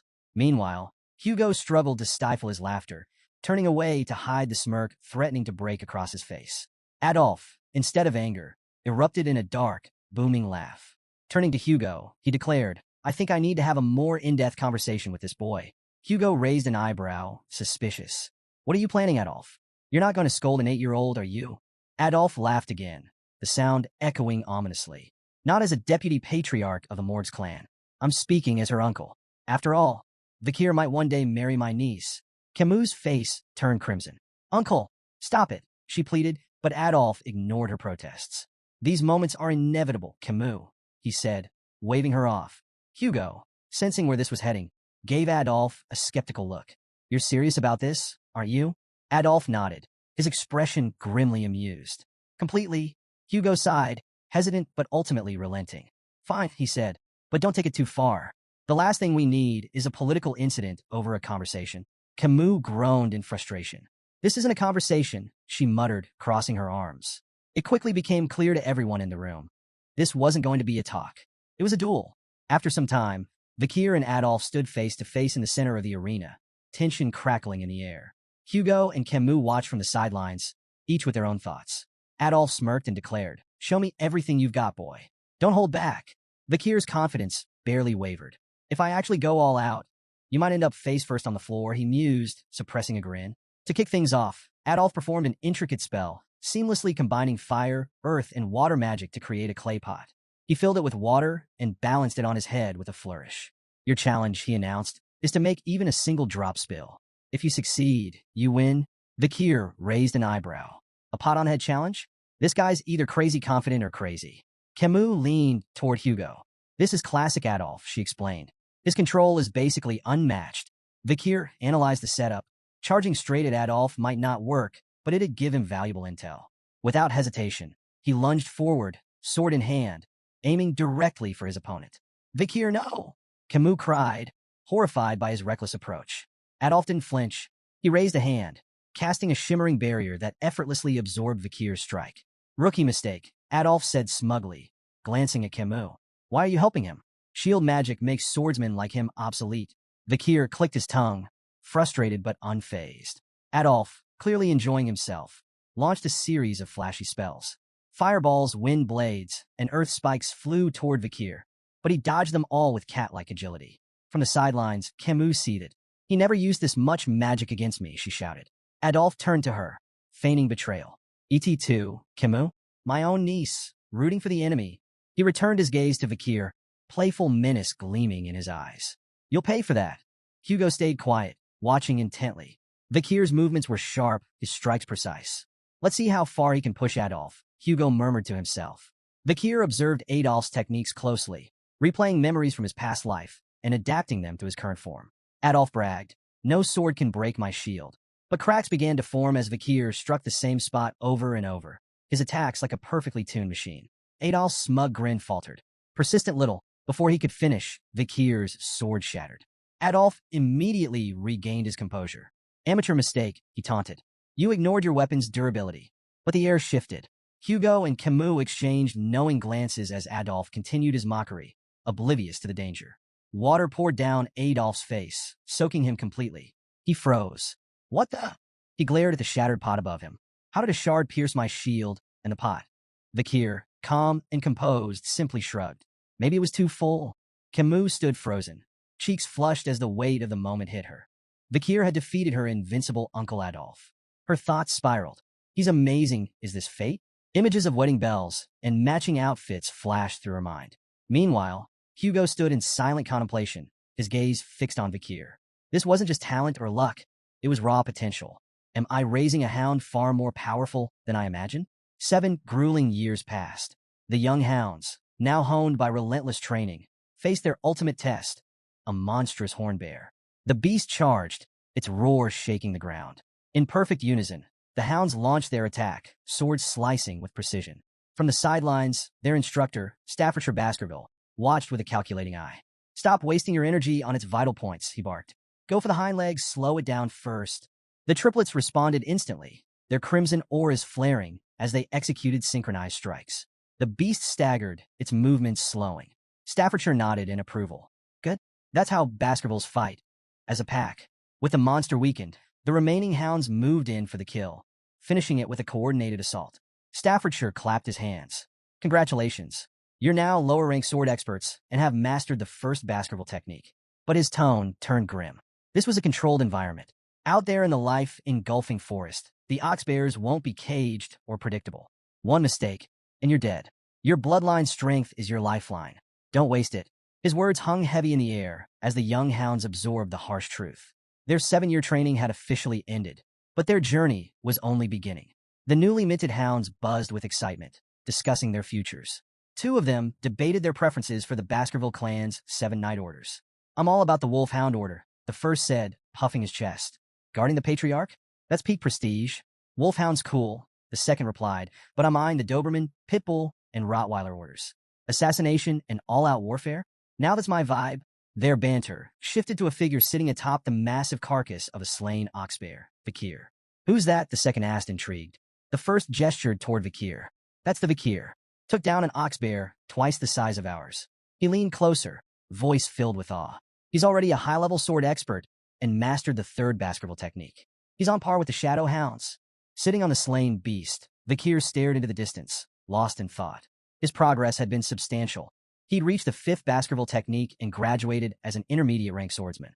But to him, it felt agonizingly slow. 7 years, and still, I'm far from where I need to be. His brooding was interrupted by the arrival of Barrymore, the head butler. "Master Vakir," Barrymore said with a bow, "the Patriarch requests your presence. Your assignment has been decided." Vakir rose, his expression unreadable. "All right," he replied, sheathing his sword. The time for training was over. A new chapter awaited. Vakir stepped into the Patriarch's office, greeted by Hugo's signature grunt. His sharp eyes immediately caught a small cut on Hugo's nose. "Rough fight?" Vakir asked, curious. Hugo smirked. "Barbarians in a life-engulfing forest. Outmatched by an archer," he admitted, before adding with a satisfied grin. "But I left her a matching souvenir." After a brief silence, Hugo congratulated Vakir on his graduation, but his tone carried an edge.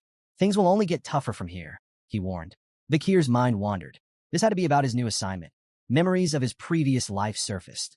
Back then, as a junior knight of the Pitbull Order, he'd endured 21 brutal months in a life-engulfing forest.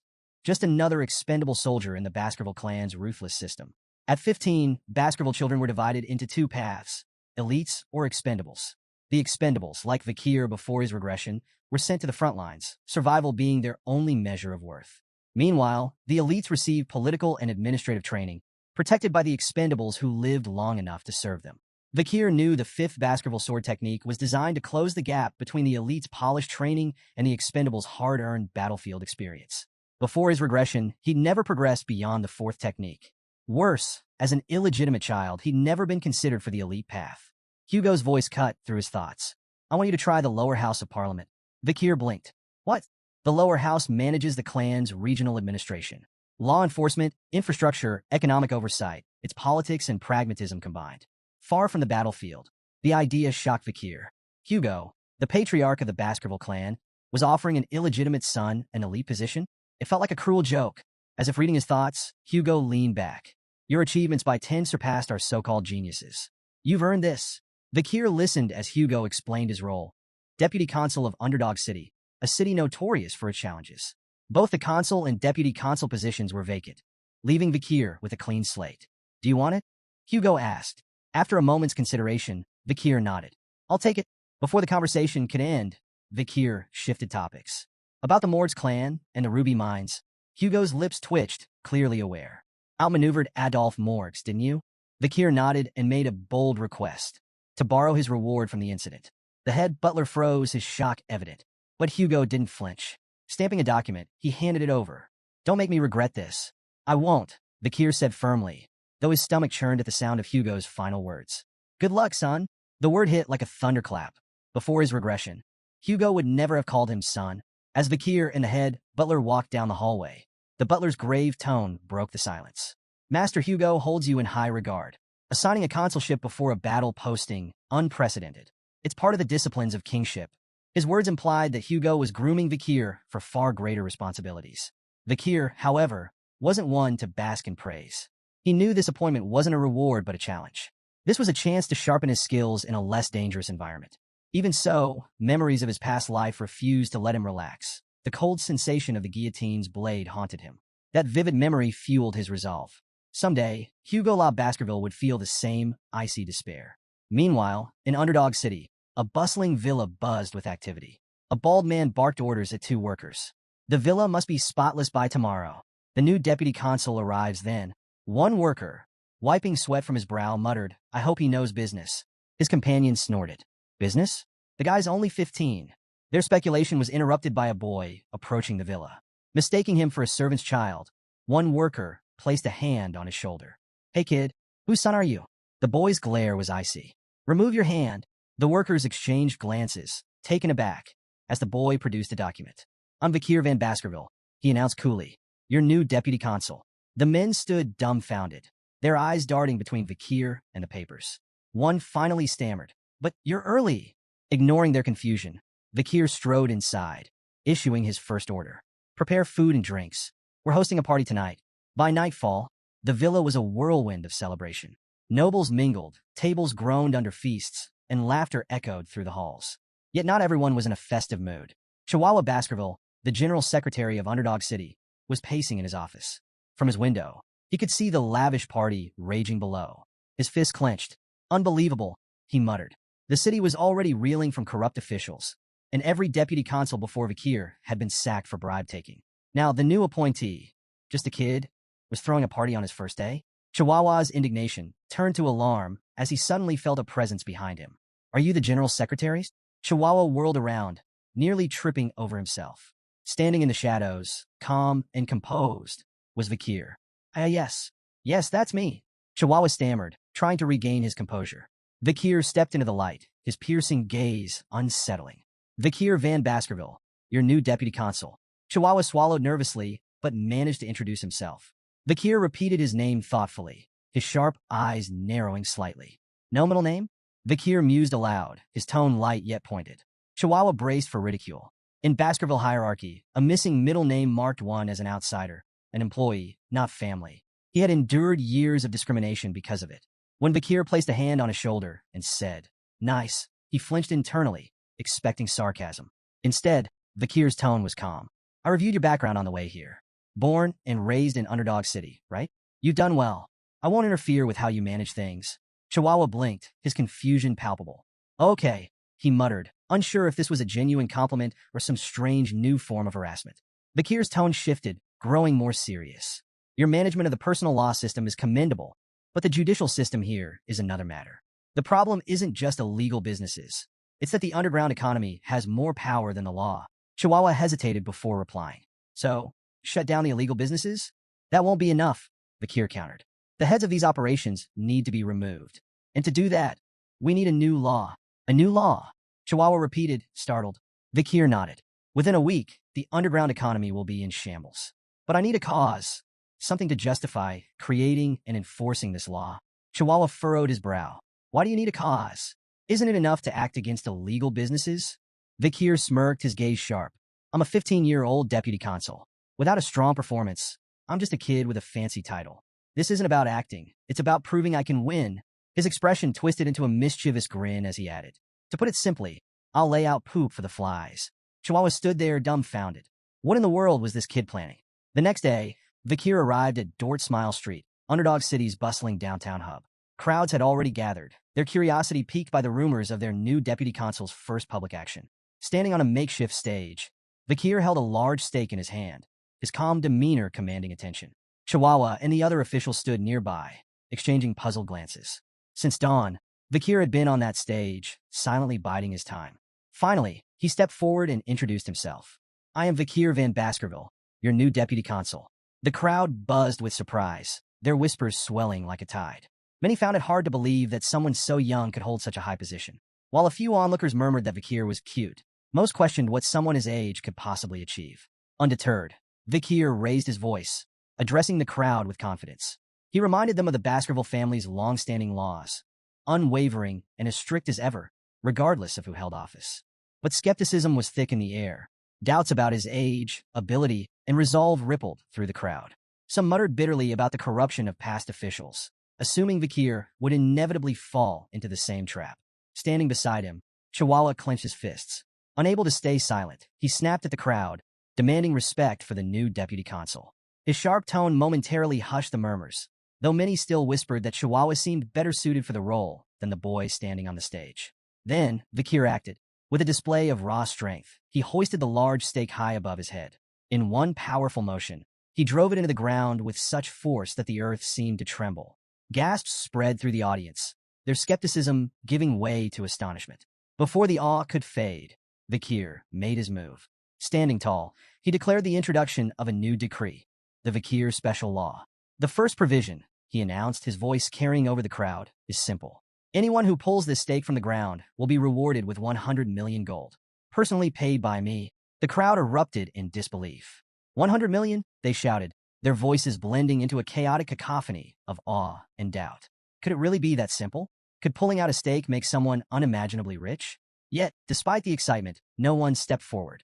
Vikir's sharp eyes scanned the hesitant faces, his gaze daring someone to take the challenge. What's wrong? He taunted. Does no one have the guts to try? When the silence persisted, he smirked and raised the stakes, literally. Paragraph 1, Article 2, he declared. The prize is now 1 billion gold to the person who pulls out this stake. Gasps of shock rippled through the crowd.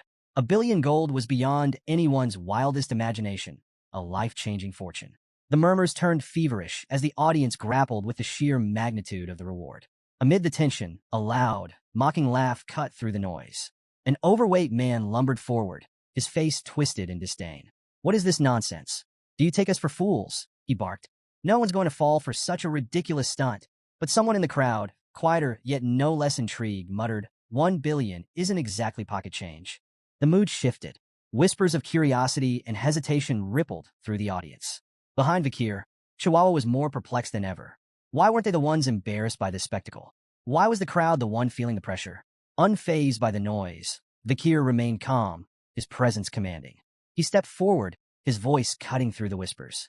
So, he asked, his tone sharp and direct, is there no one brave enough to accept the challenge? The crowd fell silent once again, the weight of his words hanging heavy in the air. When no one stepped forward, Vikir raised the stakes once more. His calm voice carried over the hushed crowd. The reward is now 10 billion gold. The crowd collectively froze, their disbelief palpable. Whispers rippled through the gathering. This has to be a joke, someone murmured. Don't be stupid, another cautioned. Look at his sword. If you seem too greedy, he might cut you down. Despite the unimaginable prize, fear and hesitation kept everyone rooted in place. Beside Vikir, Chihuahua leaned in, whispering anxiously. Deputy Consul, there isn't enough money in the city to back that promise. Before Vikir could reply, a small hand shot up from the crowd. I'll try, said a timid voice. Gasps echoed through the audience. All eyes turned to the source, a frail young girl clutching a basket of flowers. Judy? The flower girl, an old man muttered, stepping forward as if to stop her. Child, don't. But Judy shook her head, determination flickering in her eyes. My mother is sick. I have no choice. The crowd whispered in astonishment as she approached the stage, her movements hesitant yet resolute. Standing before the massive stake, Judy glanced nervously at Vikir, who towered over her with an unreadable expression. Vikir spoke a single word, pull. His voice was calm, devoid of any hint of mockery or encouragement. Judy couldn't tell if he was serious or testing her. With trembling hands, she wrapped her fingers around the stake. Taking a deep breath, she pulled with all her strength. To everyone's shock, the stake slid out effortlessly, as though it had been planted in sand. A stunned silence fell over the crowd. Mouths hung open, eyes wide in disbelief. How could a frail little girl succeed where no one else dared to try? Judy stared at the stake in her hands, unsure of what to do next. She glanced nervously at Vikir, her heart racing when she saw him reach for his sword. Tears welled up in her eyes as she thought of her sick mother and the consequences of her boldness.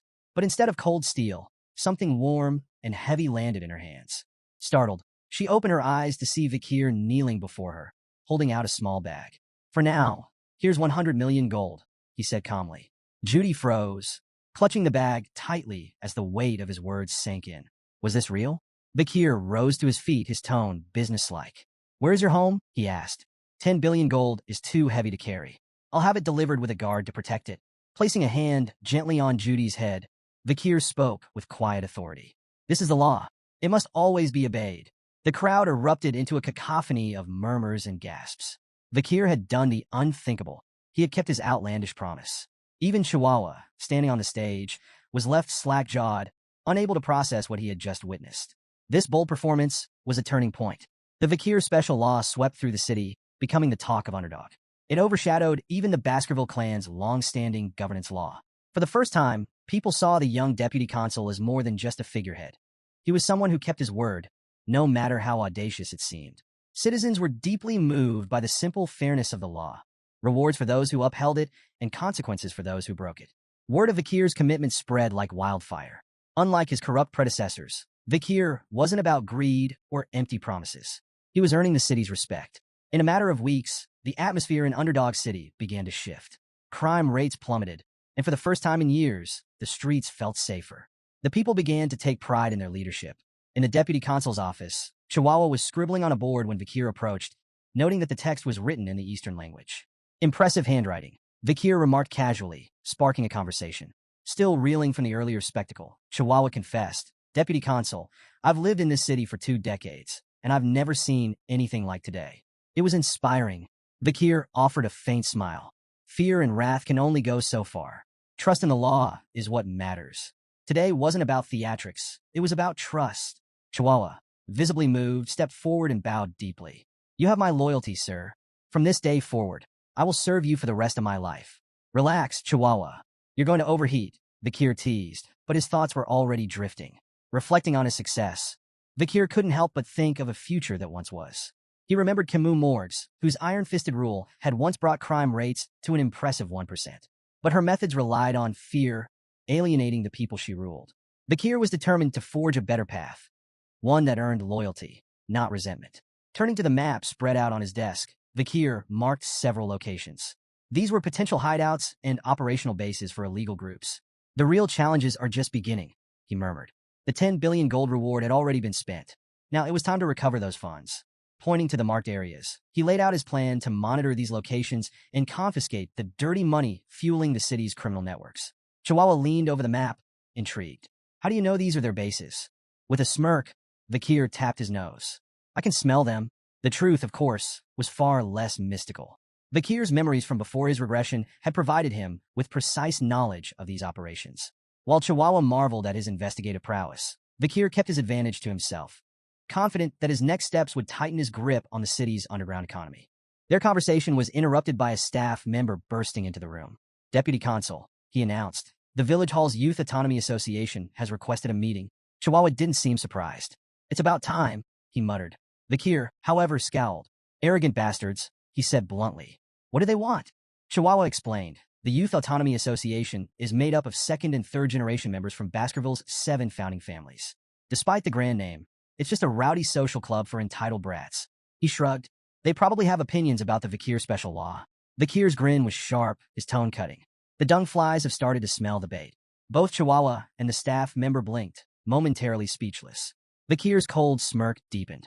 Let's deal with the pests gnawing at the city's foundations.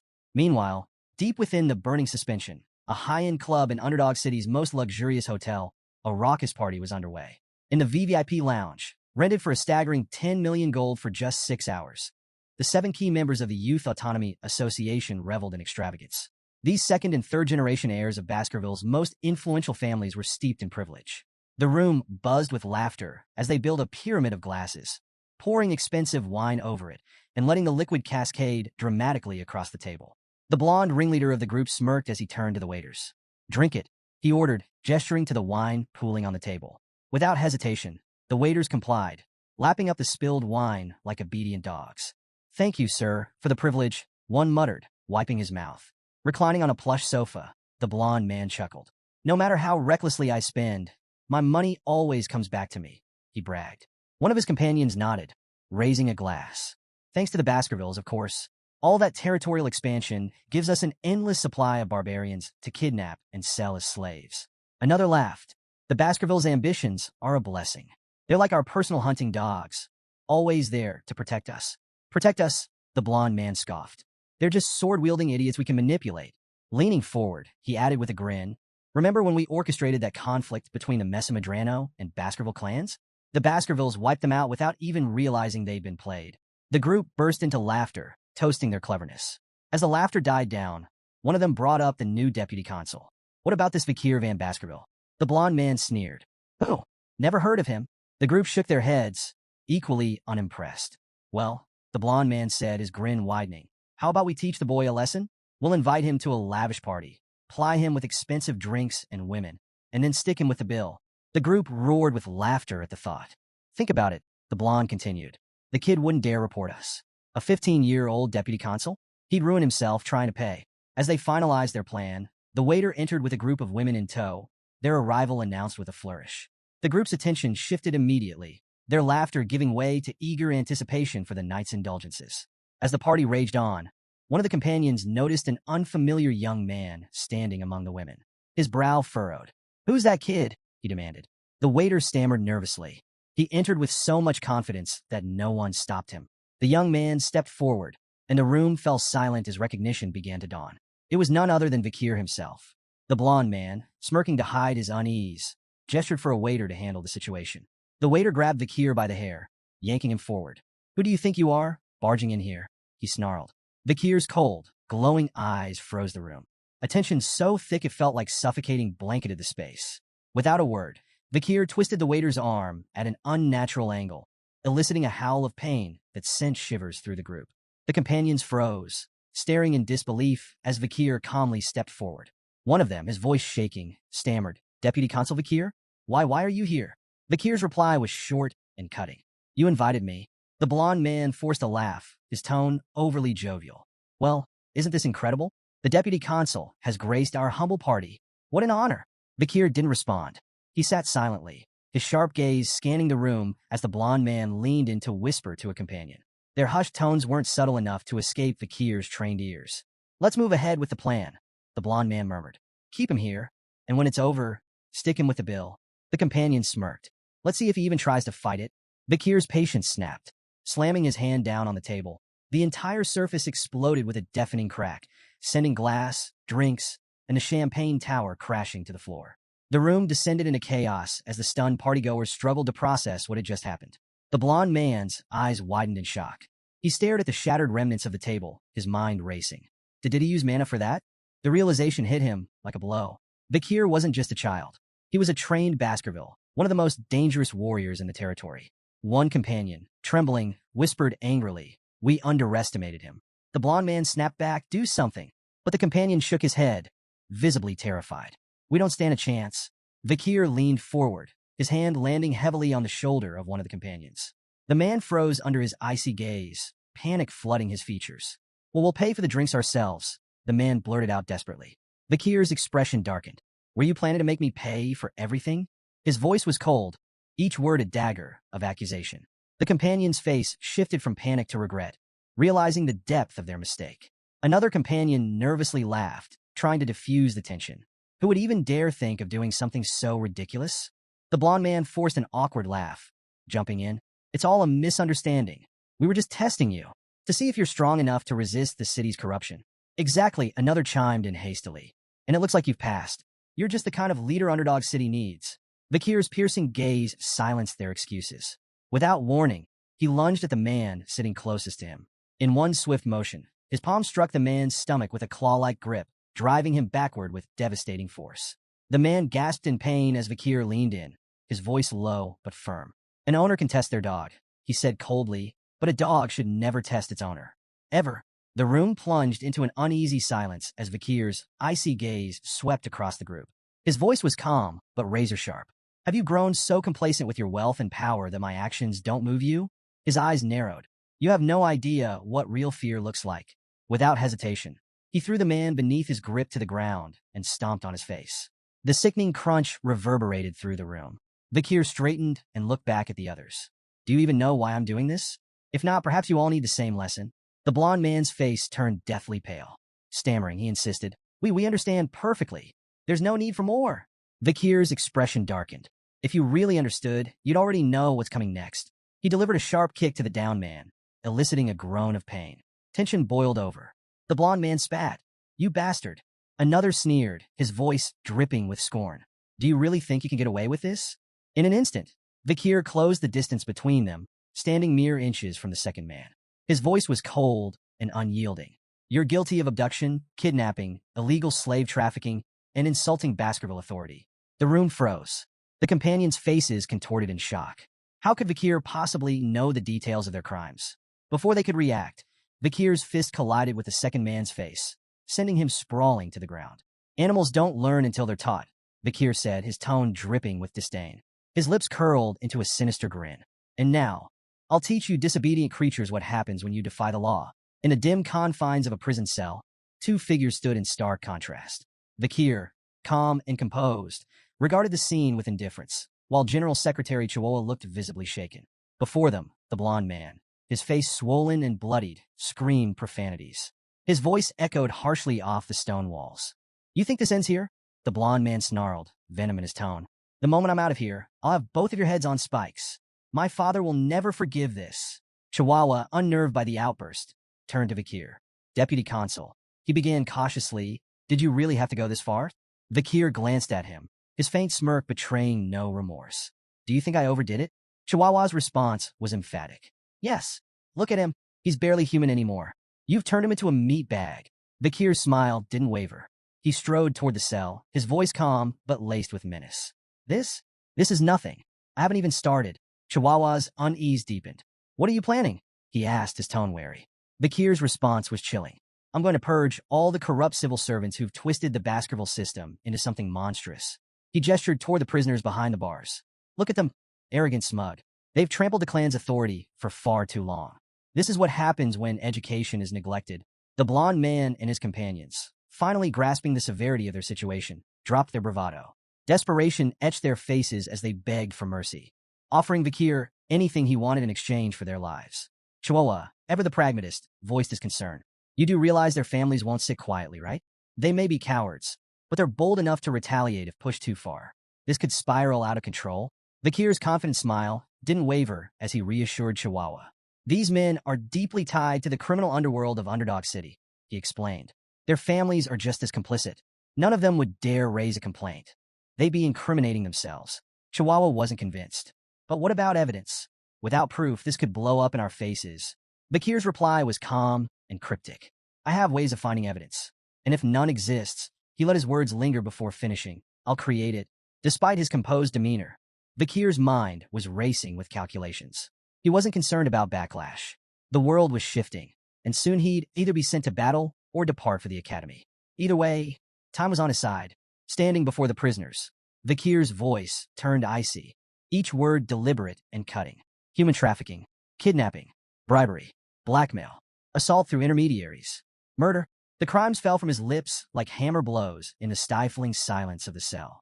The blond man's desperation mounted. "Where's your proof?" he demanded, his voice cracking. Vikir smirked. "If I presented evidence, would you accept your punishment?" The blond man averted his gaze, the weight of his guilt unmistakable. His defiance crumbled into a silent plea, his expression screaming, "I'll never shame my family, even if I die here." The tense atmosphere broke with the sudden arrival of a bald man carrying a heavy bag. He greeted Vikir with casual ease, as though the grim scene before him was an everyday affair. "Your custom order is ready," he said, placing the bag at Vikir's feet. Vikir nodded in thanks and opened the bag, revealing an array of ominous tools. The bald man watched, a mix of dread and fascination on his face. Finally, he couldn't hold back. "I've been in this business for 30 years, but I've never seen tools like those. Where did you come up with such terrifying devices?" Without looking up, Vikir replied nonchalantly, "I didn't invent them. They were common where I came from." The bald man froze, visibly unsettled. "Where you came from? What hellhole is that?" Vikir chuckled. "Something like that." Then, almost casually, he added, "Want me to teach you how to use them?" The bald man quickly shook his head, his face pale. "No thanks. If I watch what you're about to do, I'd lose everything I've eaten this week." Vikir smirked, but didn't respond. He turned his focus back to the tools, methodically arranging them as his mind drifted to darker times, the era of destruction. Memories of breaking Demon Clan prisoners resurfaced, the era when interrogation techniques reached horrifying heights in sophistication and cruelty. Opening his coat, Vakir revealed a series of tools strapped to his body. The blond man's defiance shattered. His bravado dissolved into a high-pitched squeal as sheer terror gripped him. Vakir's expression was cold and unreadable. "What happened to your confidence?" he asked mockingly. "Where's all that tough talk about never confessing?" Buttoning the cuffs of his sleeves with deliberate calm, Vakir added, "Don't say anything just yet. Let's savor this moment. It's nostalgic." The blond man couldn't hold back anymore. Tears streamed down his face, his body trembling uncontrollably as fear consumed him. Rumors of the arrests of the 7 wicked gangs spread like wildfire through Underdog City. In every corner of the city, taverns, markets, and alleys, the topic dominated conversations. At a dimly lit tavern, a group of patrons argued over the shocking news. "Good riddance," one man spat. "Those gangs treated ordinary folks like pests." Another, more skeptical voice chimed in, "Don't get your hopes up. The new deputy consul might make some noise, but he'll release them soon enough. They're too tied to the native families." "But the charges are serious this time," a third patron countered. "They might actually be executed." The room fell into uneasy murmurs as patrons debated whether the children of the native families could truly face such dire consequences. One man leaned in, his voice low but resolute. "Don't underestimate Vakir. This is the same man who burned 10 billion gold just to make a point. If anyone will follow through, it's him." Others scoffed, dismissing the arrests as a political ploy. "It's all for show," a patron said, waving a hand. "The native families will apologize, and the gang members will walk free. It's how things have always been." At first, it seemed those predictions might hold true. The Mablank, Pyre, Luib, Chanel, Daragamu, Hermes, and Prada clans, families tied to the 7 wicked gangs, issued formal apologies to Deputy Consul Vakir. But the apologies fell on deaf ears. In the heart of the city's central square, 7 severed heads hung grotesquely from iron spikes. Salt preserved their twisted expressions of agony, a chilling reminder of the suffering they endured before death. Above the heads, a public notice detailed their crimes and punishments under the Baskerville Family Autonomy Constitution, a set of laws infamous for its strict and unforgiving penalties. Clause 1. Banning illegal brothels. Punishment: tattooing the word sex across the criminal's face. Clause 2. Banning illegal gambling. Punishment: wrist amputation, repeated 72 times, 1 for each offense. Clause 3. Banning illegal private loans. Punishment: eye removal. This penalty was suspended after pleas from victims. Clause 4. Banning illegal lobbying. Punishment: exile. Since the criminals were already dead, their headless bodies were discarded outside the city walls. The crowd stood frozen, staring in silent horror at the grisly display. The severed heads of the 7 wicked gangs and the brutal enforcement of the laws left the city in shock. In his office, Vakir addressed Chihuahua, who was visibly shaken. "There's no need to look so surprised," Vakir said, his tone cold. "These laws have always existed.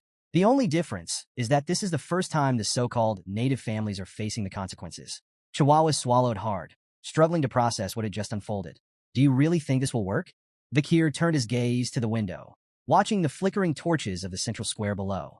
"This is only the beginning," he said. "This enforcement will spark a chain reaction. Underdog City is on the brink of a violent shift." His voice grew darker. "When the destruction begins, this city will become a bloodbath." Turning back to Chihuahua, Vakir's tone sharpened. "Brace yourself. You're joining me for the next step of the plan." Chihuahua blinked, clearly rattled. "Me? Why do I have to?" "You're part of this now," Vakir interrupted, his voice leaving no room for argument. Chihuahua let out a resigned sigh, his face pale as the weight of what lay ahead settled over him. The scene shifted to a dimly lit tent buzzing with anticipation. Chihuahua, now donning a sinister mask that only made him more jittery, stood among a crowd of similarly veiled figures. Turning slightly, he whispered nervously to a figure caged behind him. Vakir, exuding his usual unbothered confidence. "Are you sure this plan isn't insane?" Chihuahua asked, his voice barely audible. Vakir's crimson eyes locked onto him. "Have I ever let you down?" Chihuahua's silence spoke volumes. He adjusted his mask, feigning composure as more masked individuals filed into the area. This was no ordinary gathering. It was the infamous underground slave auction in Underdog City, a lawless pit nestled at the edge of Baskerville territory. Under the cover of night, a sprawling tent had risen from the barren wasteland, its garish lights luring in luxurious carriages like moths to a flame. Inside, a grim marketplace awaited, where lives were bartered like commodities. Kidnapped barbarians, disgraced nobles, and commoners alike. The Baskerville family, oblivious to this atrocity on their outskirts, remained conspicuously absent. At the entrance, The auctioneer greeted arrivals with exaggerated cheer. His tone shifted slightly upon noticing Chihuahua's group, recognizing the telltale insignias of the Mablin clan, one of the auction's most esteemed customers. "You're here as sellers this time," the auctioneer remarked, glancing at their credentials.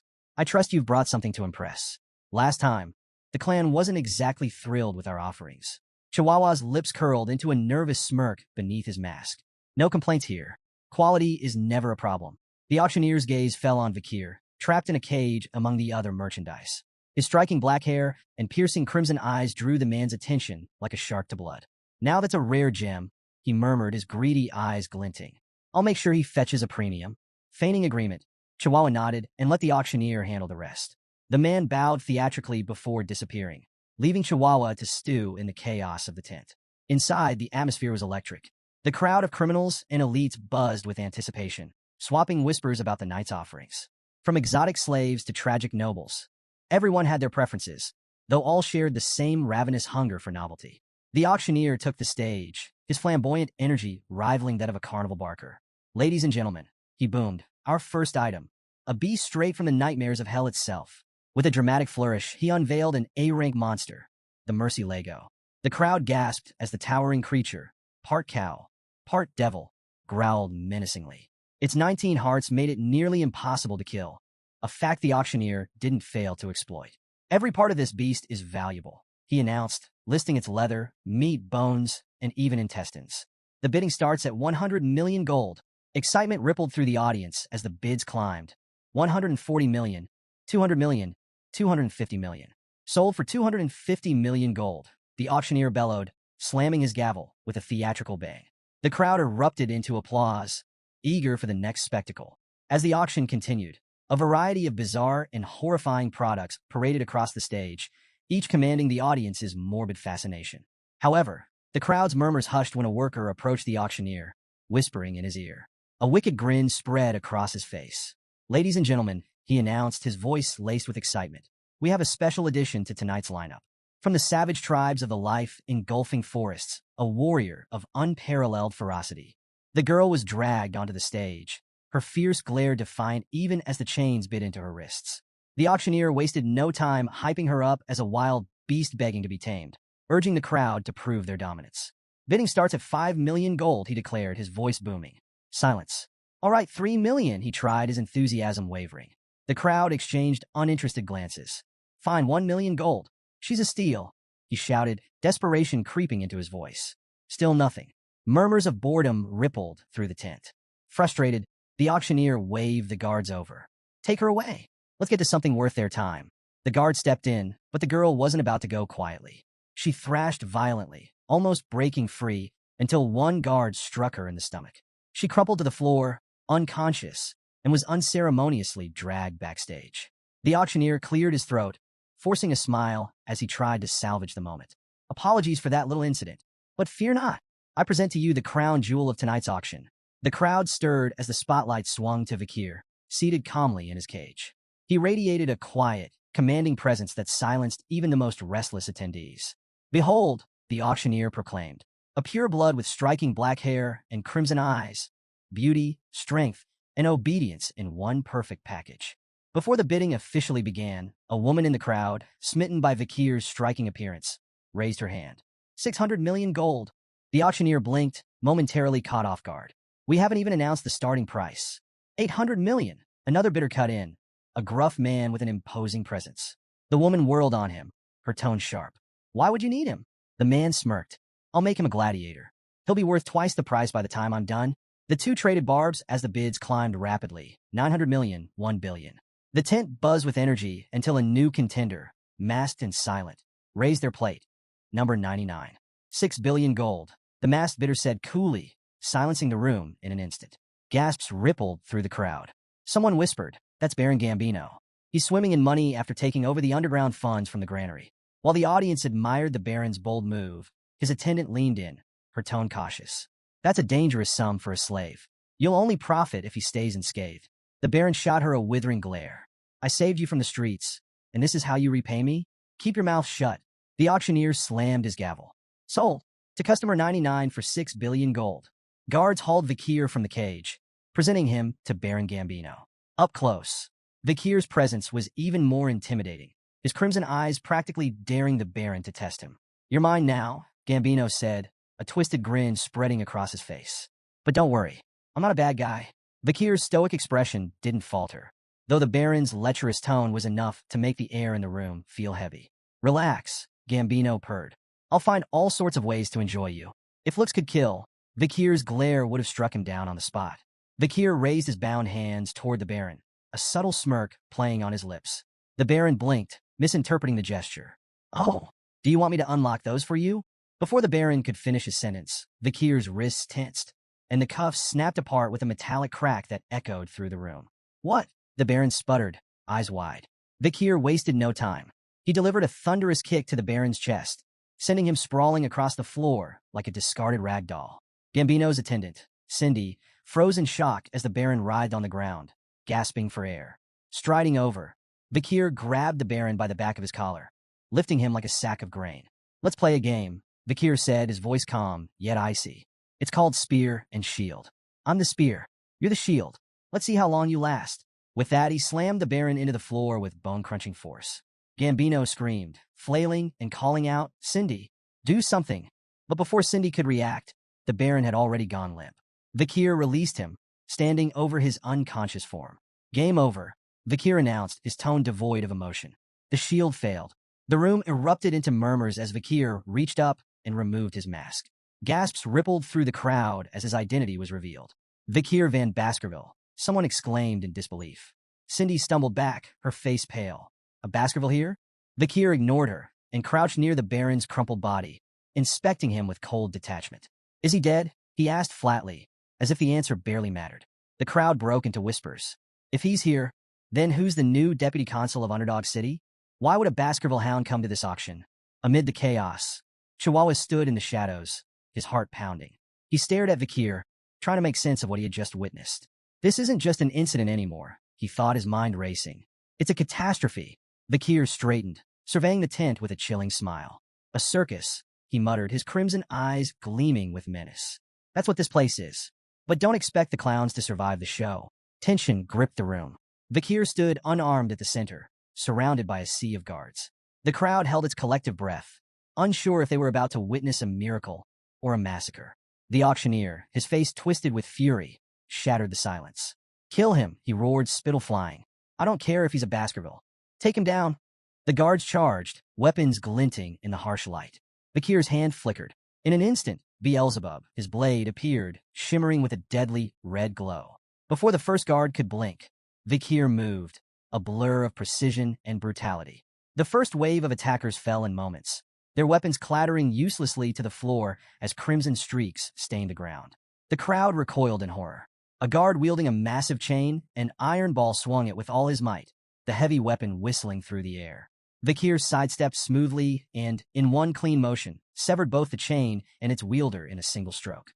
The auctioneer's confidence crumbled. His lips trembled as realization dawned. This wasn't just any warrior. It was a graduate, one of the elite Baskerville hounds. "We don't stand a chance," the auctioneer thought, dread washing over him like a tide. From the shadows, Chihuahua muttered under his breath, his eyes wide as he watched Vikir carve through the guards like a force of nature. "I knew he was strong, but this is insane," he whispered, his awe laced with disbelief.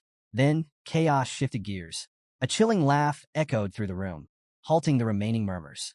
Vikir turned sharply to see the auctioneer holding Chihuahua hostage, a knife pressed tightly against his throat. "Drop your weapon and surrender," the auctioneer barked, his voice trembling with desperation, but full of venom. "Or I'll cut his throat right here and now." All eyes turned to Vikir, waiting for his next move. Vikir stood motionless, his gaze fixed on the auctioneer. His calm demeanor only served to agitate his opponent, who pressed the blade closer, drawing a thin line of blood on Chihuahua's neck. "Deputy Consul," Chihuahua spoke, his voice steady despite the danger. "Don't worry about me. Just do what you need to do." The auctioneer snarled, silencing Chihuahua with a rough shake. But his words had already struck their mark. Vikir's lips curled into an amused smile. "You got guts, Chihuahua," he said lightly. The tension thickened as Vikir reached down, producing a simple flute strapped to his leg. The auctioneer's confidence faltered for a moment, his brow furrowing. "What's that? Some kind of trick?" Ignoring the taunt, Vikir brought the flute to his lips. The high-pitched note that followed sliced through the air like a razor, its intensity rattling the very walls of the auction hall. The crowd clutched their ears, howling in agony as the sound reverberated, unrelenting and merciless. When the noise finally ceased, the room fell into an uneasy silence. The crowd exchanged confused, fearful glances. The auctioneer, sweating but outwardly unaffected, forced a grin. That's it? A cheap scare tactic? He chuckled nervously. Even a graduate can't. His words stopped abruptly. A thin blade pierced his throat from behind, slicing through flesh and bone with terrifying precision. Blood sprayed in an arc as his head rolled to the ground, his lifeless eyes still wide with shock. Behind him stood a hooded figure, their crimson-streaked blade gleaming under the dim lights. Chihuahua froze, unable to process what he had just witnessed. A guard, attempting to regain control, charged at the hooded figure. But the intruder barely moved, flicking their sword with casual ease.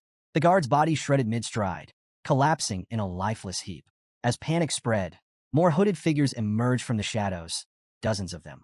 They moved with an eerie, synchronized grace, their auras radiating power and malice. Their eyes, cold and unfeeling, swept across the terrified room, freezing everyone in place. "Who are they?" a trembling guard whispered, his voice barely audible. Cindy Wendy, still clinging to the edges of composure, gasped as her eyes locked onto the distinctive insignia on their chests, a pair of razor-sharp teeth.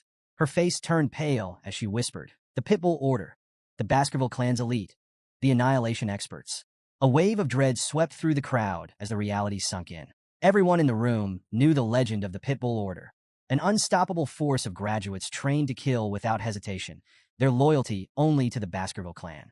Cindy froze as one of the Pitbull Knights materialized behind her, his blade poised to strike. Her heart thundered in her chest, panic seizing her thoughts. "I can't die here, not like this." But just as the knight's sword began to fall, Vakir's voice cut through the chaos. "Leave her alive." The knight halted instantly, lowering his weapon and kneeling in deference to Vakir. Cindy gasped, her chest heaving as relief washed over her. Vakir's gaze swept coldly across the room. "Rip the rest of them to shreds," he ordered, his tone sharp and unyielding. "But spare those lying still. If anyone flinches, kill them without hesitation." The knight nodded and vanished into the shadows like a specter. The hall erupted into a cacophony of screams as the Pitbull Knights carried out their master's commands with ruthless precision. Blades flashed, flesh tore, and pleas for mercy were silenced in an instant. Amid the slaughter, one trembling man lay prone, desperately willing himself to stay motionless. "Don't move. Don't breathe. Just stay down and maybe, just maybe I'll survive this." A knight loomed over him, an imposing figure radiating lethal intent. "I'll wear the cuffs. I'll do whatever you want," the man sobbed, clutching at the last strands of his life.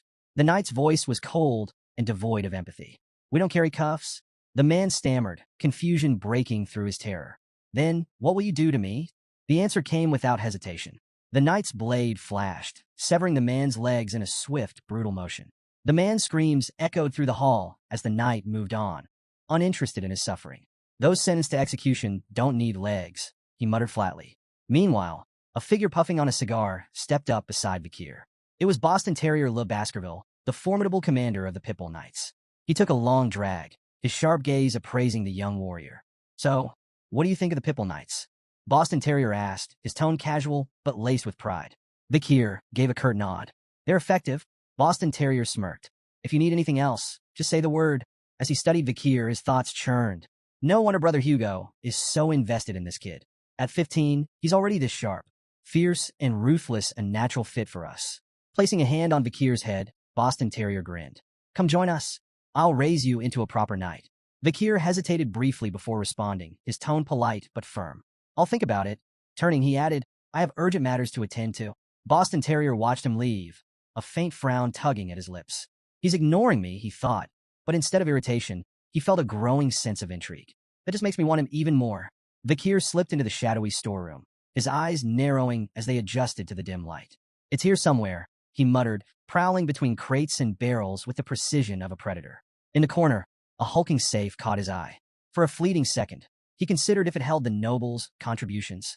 The thought of dragging it to City Hall for some bureaucratic taxation ritual briefly crossed his mind. "Yeah, no," he dismissed, smirking to himself. "I'm not here to play accountant." His attention shifted to a cage covered with a tattered cloth. As he stepped closer, a faint whimper reached his ears. His smirk vanished, replaced by a grim determination. Yanking the cloth away, he revealed a bruised and battered girl huddled inside. She flinched at the sudden exposure, her tear-streaked face a picture of fear and pain. Vikir let out a frustrated sigh, reaching into his pack. "You're lucky I have this," he muttered, pulling out a shimmering potion, a relic from the Pitbull Knights, known for its legendary healing properties. Carefully tilting the vial, he let a few drops trickle into her mouth. The transformation was almost instant. Wounds knitting together, bruises fading like ink washed away. Her eyelids fluttered open, but the sight of Vikir made her retreat further into the cage, trembling. Vikir frowned. "What's with the fear? Do I look like the bad guy here?" The girl remained silent, staring as if weighing her odds of survival. Vikir stood, unlocking the cage with a practiced twist. "Go," he commanded, his tone firm but not unkind. When she didn't move, he switched to halting barbarian. "Run. Away." Her eyes widened slightly, the recognition of her native tongue flickering in her expression. Yet she hesitated, mumbling something in barbarian that sounded soft, almost pleading. Vikir crossed his arms. "Look, I'm not fluent, but this isn't a language test. The exit's that way." He pointed emphatically. Finally, the girl rose, still limping but steadier with each step.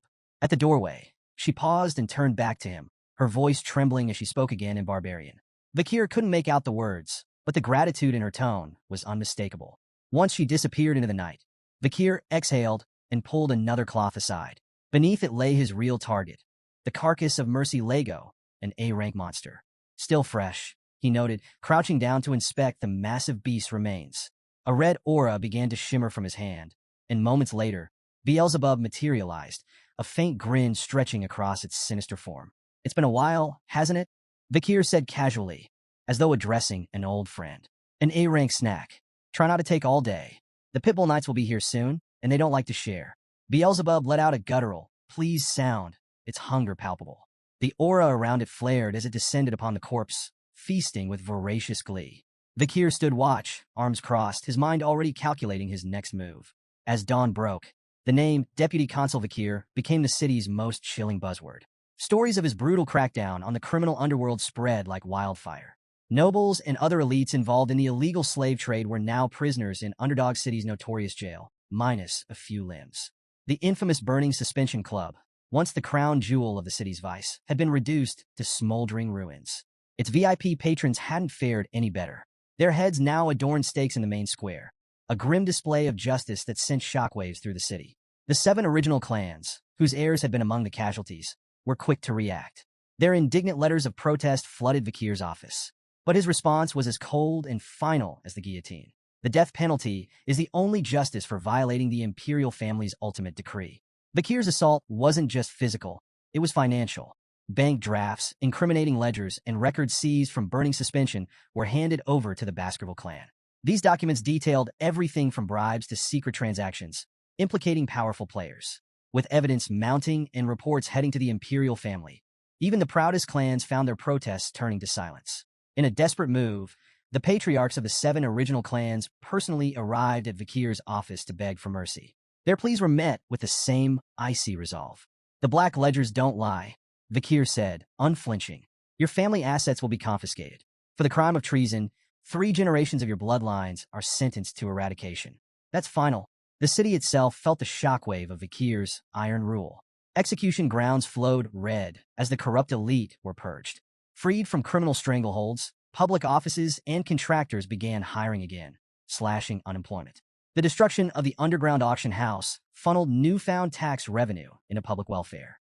Businesses flourished, and even the stock market felt the effects as optimism surged.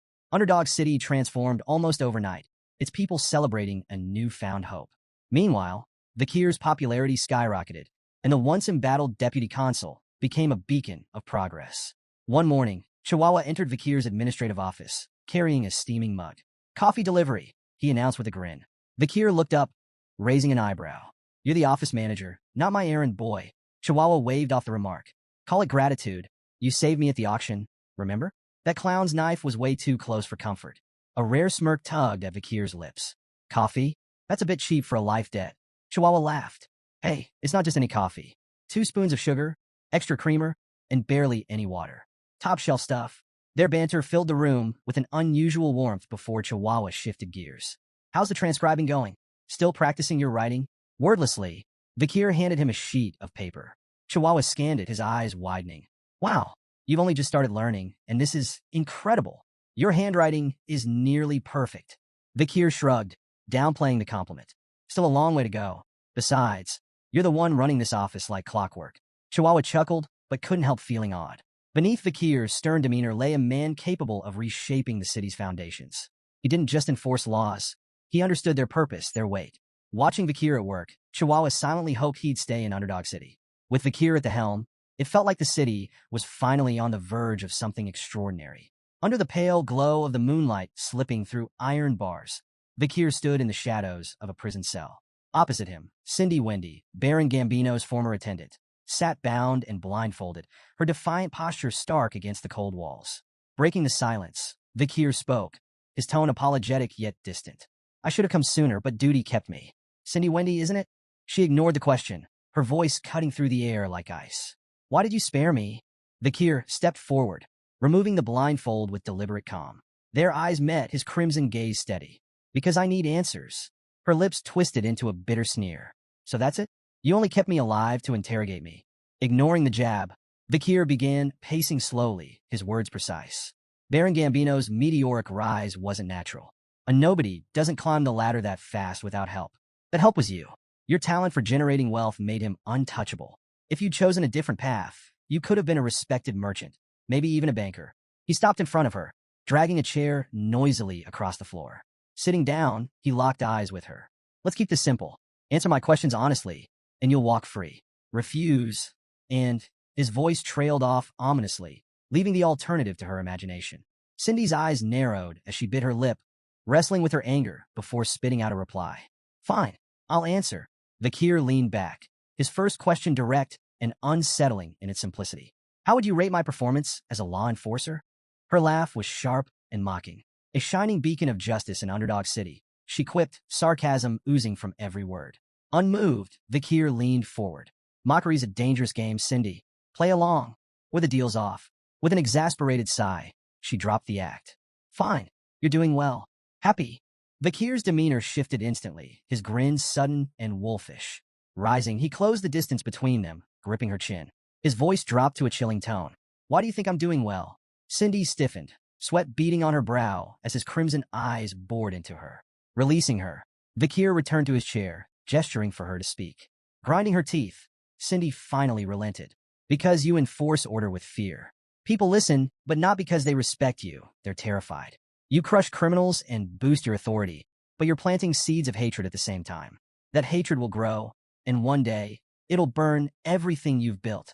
She paused, her gaze hardening. And the Baskerville clan? They won't tolerate your rise. They don't like threats to the throne, and you're becoming one. Vikir's face remained unreadable, absorbing her words like a stone soaking in rain. After a moment, he asked, What's your solution then? How would you navigate this? Cindy locked eyes with Vikir, her voice calm but firm. If you want to survive, return all your authority and accomplishments here to the Baskerville clan and its leader. Keeping the spotlight on yourself will only make you a target. She paused, then added, Find a place where your power won't draw attention. Somewhere like the life-engulfing forest or the Imperial Academy. Among your peers, you can blend in, hide your strength, and slip out of the Baskerville clan's crosshairs. Cindy's tone softened slightly. If you do this, the clan leader will eventually bear the consequences in your place. Vikir said nothing at first, his gaze distant. The silence grew heavy, and Cindy's breath hitched as an overwhelming wave of bloodlust radiated from him. The air turned suffocating, the weight of his unspoken menace pressing down like a predator, sizing up its prey. When he finally spoke, his voice was calm, but laced with steel. I understand your suggestion, he said.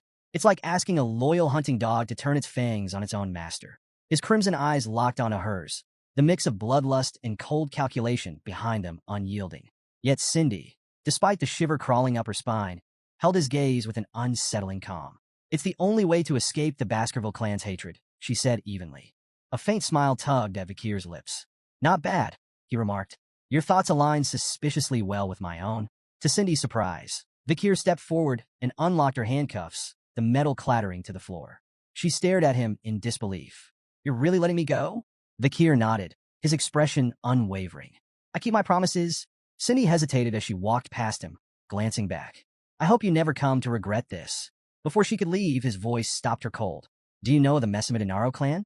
Cindy turned, her expression puzzled. Bakir's tone was measured, deliberate. Among the founding families of Underdog City, everyone knows the 7 original clans. But there was an 8th, a prosperous merchant family, the Messamidinaro clan. They were as wealthy and influential as any of the 7. His voice darkened as he continued. Their rise ended in a single night. During a grand birthday celebration, the clan's youngest son showed off his newly learned sword technique. It stunned the onlookers because it was the secret Baskerville sword art, knowledge that only bloodline members of the Baskerville family are allowed to possess. Cindy's body tensed as she listened. Bakir's words carried the weight of history and bloodshed. The Baskerville clan leader deemed it a betrayal of the highest order. Their response was swift and merciless. The hunting dogs were unleashed, and the Messamidinaro clan was erased from existence. Cindy's unease grew, but she managed a forced smile. And what does this have to do with me? Bakir's eyes sharpened, his tone cutting. There's more to the story. That technique wasn't leaked by accident. It was stolen by the young masters of the 7 clans and taught to the boy as a cruel joke. The Messamidinaro clan was nothing more than a scapegoat, a victim of their malice. Cindy's forced smile faded entirely as Bakir stepped closer, his voice heavy with grim resolve. There was one survivor, a 1-year-old girl pulled from the ruins of her family's massacre. Beautiful, even as an infant, but beauty brought her no mercy. She endured unimaginable torment at the hands of those who took her. Cindy's fists clenched as anger flashed across her face. I don't want to hear any more of this, she snapped, turning away and striding toward the exit. But Bakir's voice cut through the silence, stopping her in her tracks. The story doesn't end there, he said, his tone measured but unrelenting. A new deputy consul uncovered the truth and brought justice. The 7 young masters who orchestrated the fall of the Messamidinaro clan were captured, interrogated, and forced to confess. His expression darkened, the weight of his words pressing into the room. Before they died, they showed remorse. Their final words were, "We're sorry for committing such a heinous crime." Cindy froze, tears streaming down her face as she turned to face him. Her voice trembled as she asked, "Who are they apologizing to?" Bakir met her gaze with calm resolve. "They were apologizing to the sole survivor of the Messamidinaro clan," he said. "To the girl who took the name Cindy Wendy." Cindy staggered, her tears falling faster. "How am I supposed to believe that?" she demanded, her voice raw with pain. "You tortured them. How can I trust that their apologies were genuine?" Without hesitation, Bakir grabbed a nearby torch.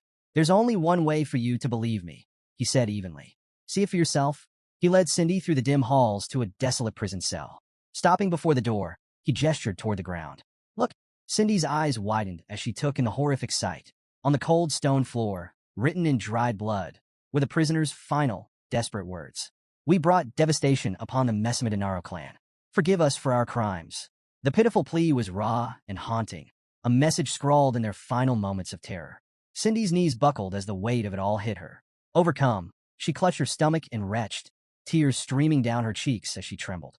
Bakir stood behind her, his voice steady but laced with an edge of cold purpose. Even though they suffered and died, the vengeance of the Messamidinaro clan isn't finished. There's still one more clan that must pay for what they've done. He knelt slightly to meet her gaze, his crimson eyes burning with intensity. "Hate the Baskervilles. You have every right to despise us. As a survivor of the Messamidinaro clan." Cindy wiped her mouth with the back of her hand, her tears refusing to stop. "Why are you doing this?" she asked, her voice hoarse. "Why are you helping me? You're a Baskerville yourself." Bakir's lips curled into a faint smirk. "You're asking the wrong question." Cindy pushed herself to her feet, brushing off the dust as she steadied her shaking frame. Without another word, she began to walk away, but at the door, she paused and turned back to him. Her expression was calm now, her voice steady. "I understand," she said quietly. "Bakir van Baskerville, I owe you a debt."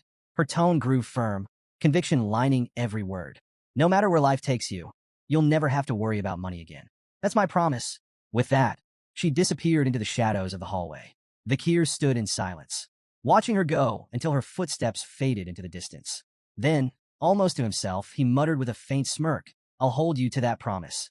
The next morning, Chihuahua burst into Bakir's quarters, full of energy. "Deputy Consul, it's time to..." He started but froze mid-sentence. The scene before him was something out of a nightmare. Blood-soaked sheets and lifeless bodies scattered across the room.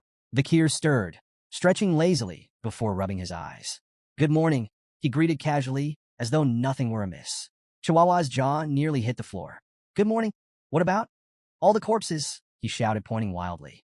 Bakir glanced around at the carnage, his expression nonchalant. "Oh, those?" Looks like I killed them in my sleep, he replied with a shrug. Chihuahua stared, utterly horrified. Are you serious? Vikir chuckled lightly. Relax, I'm kidding. As they made their way down the hallway, Chihuahua shot him a wary look. Deputy Consul, I have to ask, what was your childhood like? Vikir smirked, amusement dancing in his crimson eyes. Didn't find my joke funny? That's not what I meant, Chihuahua muttered, exasperated. Vikir's tone turned thoughtful, almost distracted. Lately, I've had some inconveniences.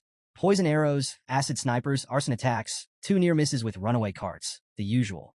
Think I've caught someone's attention? Chihuahua stared at him in disbelief. You're insane. Ignoring the comment, Vikir's mind drifted to Beelzebub, the weapon fused to his arm. His latest skill, Hellish Buffalo's Tough Life, obtained from the illegal auction, had proven incredibly effective despite its risks. With Beelzebub's slots now filled by Burn Injury Cerberus, Hemorrhage Hellhound, and Tough Life Hellish Buffalo, Vikir's body was enhanced beyond recognition. Combined with the River Styx's modifications, his skin had become so resilient that even elite assassins had failed to harm him. But while the power was satisfying, the relentless attempts on his life were becoming more than just an irritation. I need to figure out who's behind these attacks and deal with them, Vikir muttered, his tone sharp. Chihuahua, still processing Vikir's casual recount of near-death experiences, nodded nervously. That sounds like a good idea. As they approached the courtyard, both noticed a carriage waiting nearby. The flag it bore was unmistakable, the Baskerville crest. They've sent someone from the main family, Vikir said, his tone growing serious. The carriage door opened, and a figure stepped out. Chihuahua immediately began sweating bullets, his posture stiff as he whispered to himself. No way. It's really him. Vikir, by contrast, remained calm, his crimson gaze steady. The figure descending from the carriage was none other than John Barrymore, the legendary head butler of the Baskerville household. John greeted Vikir with a warm smile. It's been quite a while, hasn't it? Vikir inclined his head politely. You look well, head butler, he replied. The butler chuckled as he approached. Do I? I've always believed you'd do well since leaving the main residence. Just luck, Vikir replied modestly, his expression betraying little. Nearby, Chihuahua was awestruck. John Barrymore wasn't just a servant. He was the servant, a man who had faithfully served the fearsome Baskerville family for 4 generations. Meeting him was like standing in the presence of a myth. Breaking the moment, Vikir addressed John directly. What brings you here, head butler? John's ever-present smile didn't falter as he delivered his message. The patriarch has been following your progress and is pleased. He's ordered you to return to the main residence. Vikir blinked, momentarily thrown. Hugo is pleased, he thought, struggling to picture such a concept. In his mind, he imagined his stern Uncle Hugo smiling, an image so absurd he almost laughed out loud. At the Baskerville estate, Hugo Le Baskerville, the clan patriarch, sat at his desk, his piercing gaze fixed on a newspaper article with a peculiar headline. The most beloved figure among underdog citizens, Vikir. The piece listed several awards Vikir had earned. Most trusted by merchants, most loved by farmers, most respected by children and scholars, most targeted by assassins. Hugo's sharp eyes scanned the page before looking up at Vikir, standing silently before him. The Baskervilles have always been known for their weapons, not their wits, Hugo remarked bluntly. But with your actions, perhaps we can change that reputation. He nodded, a faint trace of approval in his expression. You've done well, Vikir. Vikir bowed deeply, placing a hand over his chest. I only did what was expected of me. Yet inwardly, he couldn't help but wonder if Hugo's rare praise masked another layer of intent. Was that faint smirk truly pride, or something far colder? Hugo leaned back in his chair, his tone commanding. Reward and punishment must always suit the occasion. You've earned your reward. You will be attending the Colosseo Academy this year. Vikir nodded, unsurprised. He had anticipated this move. The Colosseo Academy was the Empire's premier institution for the elite, accepting only the children of aristocracy and royalty. Its strict dormitory rules and unparalleled security made it the perfect training ground for the future rulers of the empire, and an ideal way for Vikir to grow stronger while keeping a safe distance from Hugo's scrutiny. Hugo continued, mentioning his intent to send companions with Vikir, but admitted he hadn't decided who. Do you have any siblings you prefer to take with you? He asked. Vikir answered smoothly, Highborough, Middleborough, and Lowborough. We're closest. Internally, he thought of them less as companions and more as reliable punching bags. Hugo nodded, seemingly satisfied. Done. He then asked Vikir if he recalled a plan they had discussed when he was just 8 years old. Vikir's mind immediately went to their joint training with the Morgs. You're referring to the plan to lend the ruby mines to the Morgs and use them to wipe out the barbarians? A smirk spread across Hugo's face. Exactly. And it worked. Intrigued, Vikir pressed for details. Hugo explained that the morgues, seeking Baskerville support for a joint raid, had approached them with humility. The alliance was already yielding promising results. Switching topics, Hugo added one final task before Vakir's departure. Inspect the territory. Ensure the laws you implemented are being upheld. It will be educational. Vakir bowed once more. I'll follow your orders, Patriarch. The next day, Vakir and Chihuahua stood at the city gates. Tears streamed down Chihuahua's face as he waved frantically. Deputy Consul, I'll do my best to manage everything while you're gone. Vakir turned slightly, glancing back at the emotional Chihuahua. Though he said nothing, he silently noted that this parting was likely permanent. As Vakir and his small group traveled farther from the city, the quiet was broken by his voice, sharp and commanding. Come out, now. In an instant, dozens of figures dressed in black emerged from the surrounding trees and rocks, encircling the group. One of them stepped closer to Vakir, removing his head covering to reveal his face. The man stepped forward, removing his hood to reveal a sharp face and an air of confidence. Staffordshire Baskerville, he introduced himself. Knight of the Pitbull Order. Vakir nodded in acknowledgement. Thank you for waiting. I wanted the departure to proceed in an orderly fashion. Staffordshire waved off the apology. No trouble at all. Our mission is to safely escort you to the morgue's family's juvenile fortress. Vakir's expression remained calm as he asked, Any word from my uncle, Boston Terriers? Staffordshire chuckled. He's doing well, but he's been relentless about trying to recruit you into the Pitbull Order ever since the slave auction incident. A faint smirk tugged at Vakir's lips. Internally, he couldn't help but feel uneasy about his uncle's obsession. It bordered on fanatical. The group eventually reached a hilly region where farmers worked the land with quiet diligence. Vakir gestured toward the fields. Is this the territory we lent to the morgues? Staffordshire nodded. That's right. Everything seems peaceful here. No signs of trouble. Vakir's eyes swept across the farmland, his sharp gaze taking in every detail. Though the stated purpose of their mission was a routine inspection, Vakir knew the real goal, to eliminate the barbarians. As they moved on, Staffordshire provided more information. The Morgue's family has assembled quite the force. 3 delegates, 30 members of the lower house parliament, and around 100 unaffiliated mages. Vakir noted the Morgue's efforts, contrasting it with the Baskervilles' modest contribution. Just himself, a dozen knights, and the elite forces stationed on standby beyond the mountains. Hugo's parting words echoed in his mind. Observe the barbarians' way of life. It'll serve you well. The fortress came into view, looming in the distance. Its surroundings were grim. Dead trees littered the landscape, their branches adorned with skeletons swaying in the breeze. Vakir observed the macabre scene. A mage's handiwork, he remarked. Clearly a message from the morgues to the barbarians. Staffordshire shuddered. It's unsettling to say the least. But Vakir's thoughts drifted to Camus morgues. How much had she changed since their last encounter? As they neared the gates, 3 figures appeared on top of the walls. A stern voice called out, State your business. Vakir and Staffordshire looked up, surprised. Standing above them were 3 identical girls, their expressions equally defiant.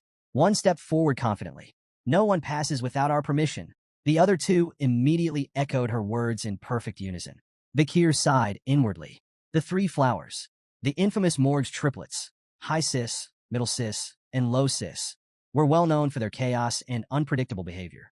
People often joked that their combined insanity could rival the gods themselves.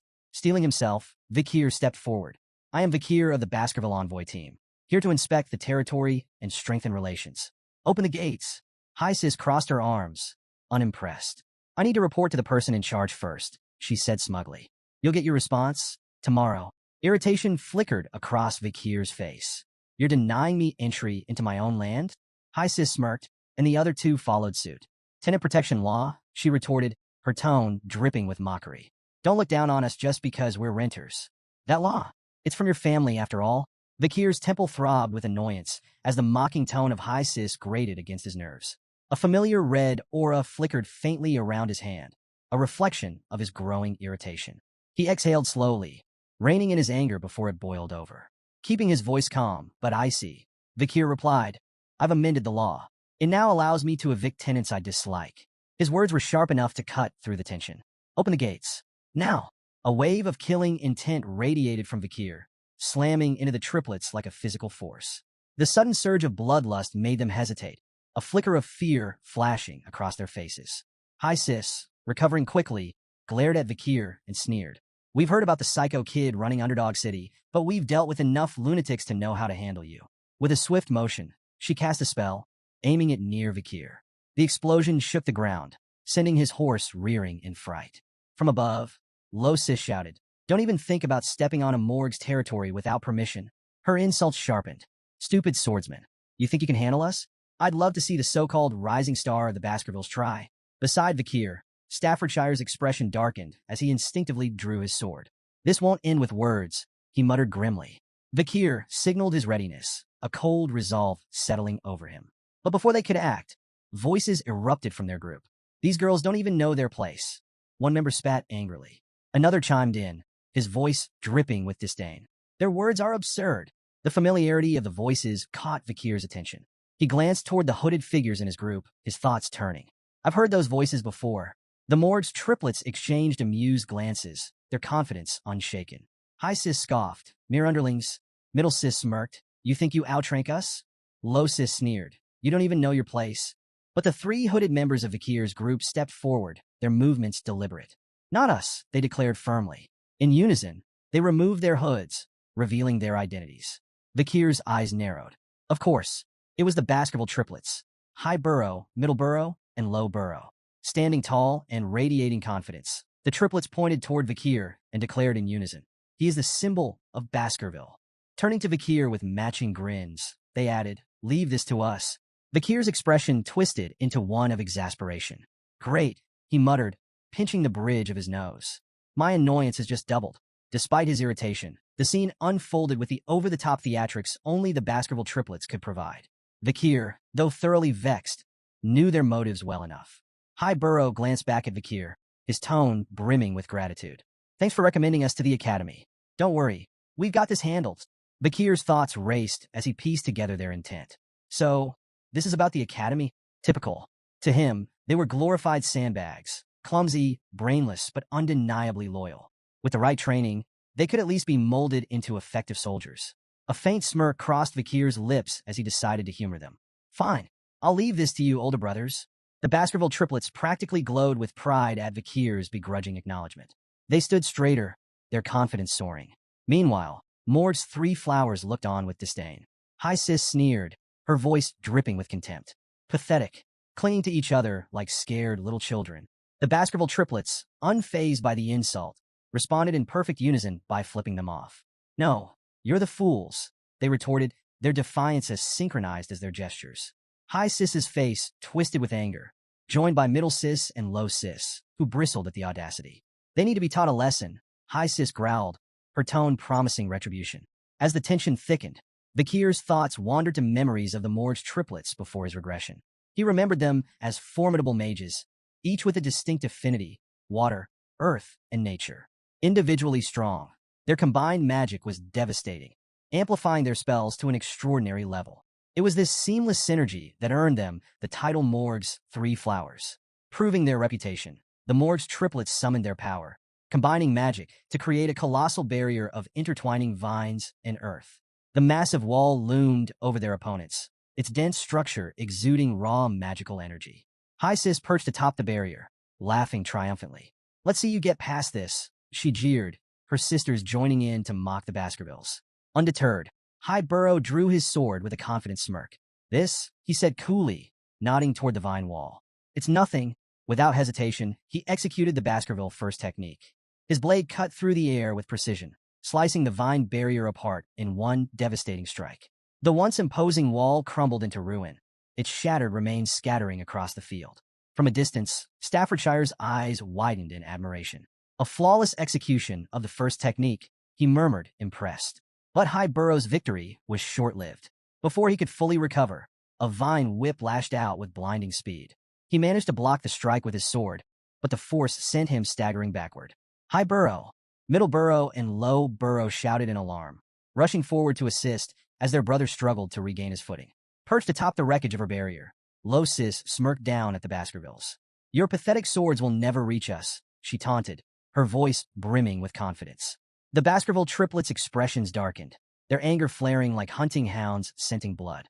The air between the two groups grew heavy with unspoken tension, the promise of further violence thick in the atmosphere. Staffordshire turned to Vakir, observing his calm demeanor amidst the chaos. "Enjoying the show?" he asked, a trace of amusement in his tone. Vakir raised an eyebrow, unimpressed. "What exactly do you mean by show?" Staffordshire gestured toward the clash. The age-old debate. Magic versus swordsmanship. Magic channels mana from the surroundings to amplify elemental power, while swordsmanship focuses a warrior's own energy for pure, explosive strength. Watching the two collide, it's fascinating, don't you think? Vakir sighed, his crimson eyes narrowing in exasperation. If you put it like that, I'm part of this debate too. Staffordshire smirked knowingly. True, but let's face it, you've already left everyone else in the dust. Vakir, however, was far from entertained. His expression hardened with frustration as he glanced at the ongoing clash. They're all wasting my time. If only they'd wipe each other out and save me the trouble. I've got more important things to deal with than refereeing a squabble between overgrown children. His thoughts drifted to his mounting responsibilities. Between managing the chaos of Underdog City and finding a capable supervisor, his patience for pointless bickering had long since worn thin. A fiery explosion erupted across the battlefield, silencing the chaos in an instant. A commanding voice, filled with anger, cut through the smoke and flames. What are you fools doing in front of my territory? High Burrow, momentarily distracted, tried to seize the advantage against High Sis, but the battle's tide shifted dramatically as a massive wall of fire surged forth. The blast shook the ground, leaving everyone momentarily stunned. Staffordshire tensed at the overwhelming display of magic, while Vakir stood unfazed, a faint smirk on his lips. If we're lucky, that might have incinerated them all, he muttered dryly. To his annoyance, the Baskerville triplets emerged from the smoke, coughing and stumbling, singed but alive. Vakir clicked his tongue in irritation, glaring at them. High Burrow wiped soot from his face, still in shock. What the hell was that? Middle Burrow, equally rattled, spun toward the source of the attack. Who's behind this smoke wall? He shouted.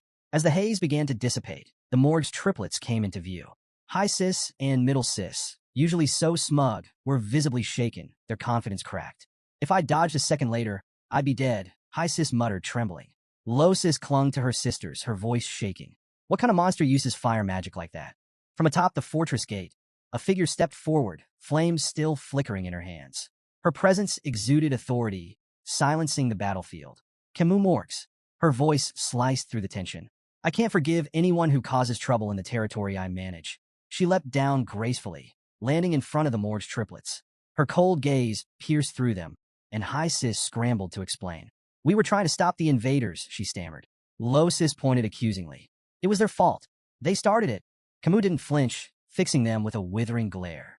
First of all, address me properly. I'm the vice head of this fortress, not someone you can call Camus so casually. Her sharp tone sent Middle Sis into a panic. Hastily, she corrected herself and addressed Camus with the proper honorific. Camus' gaze shifted to the skeletons swaying ominously in the trees. If you don't want to end up like them, she said icily, I suggest you think more carefully next time.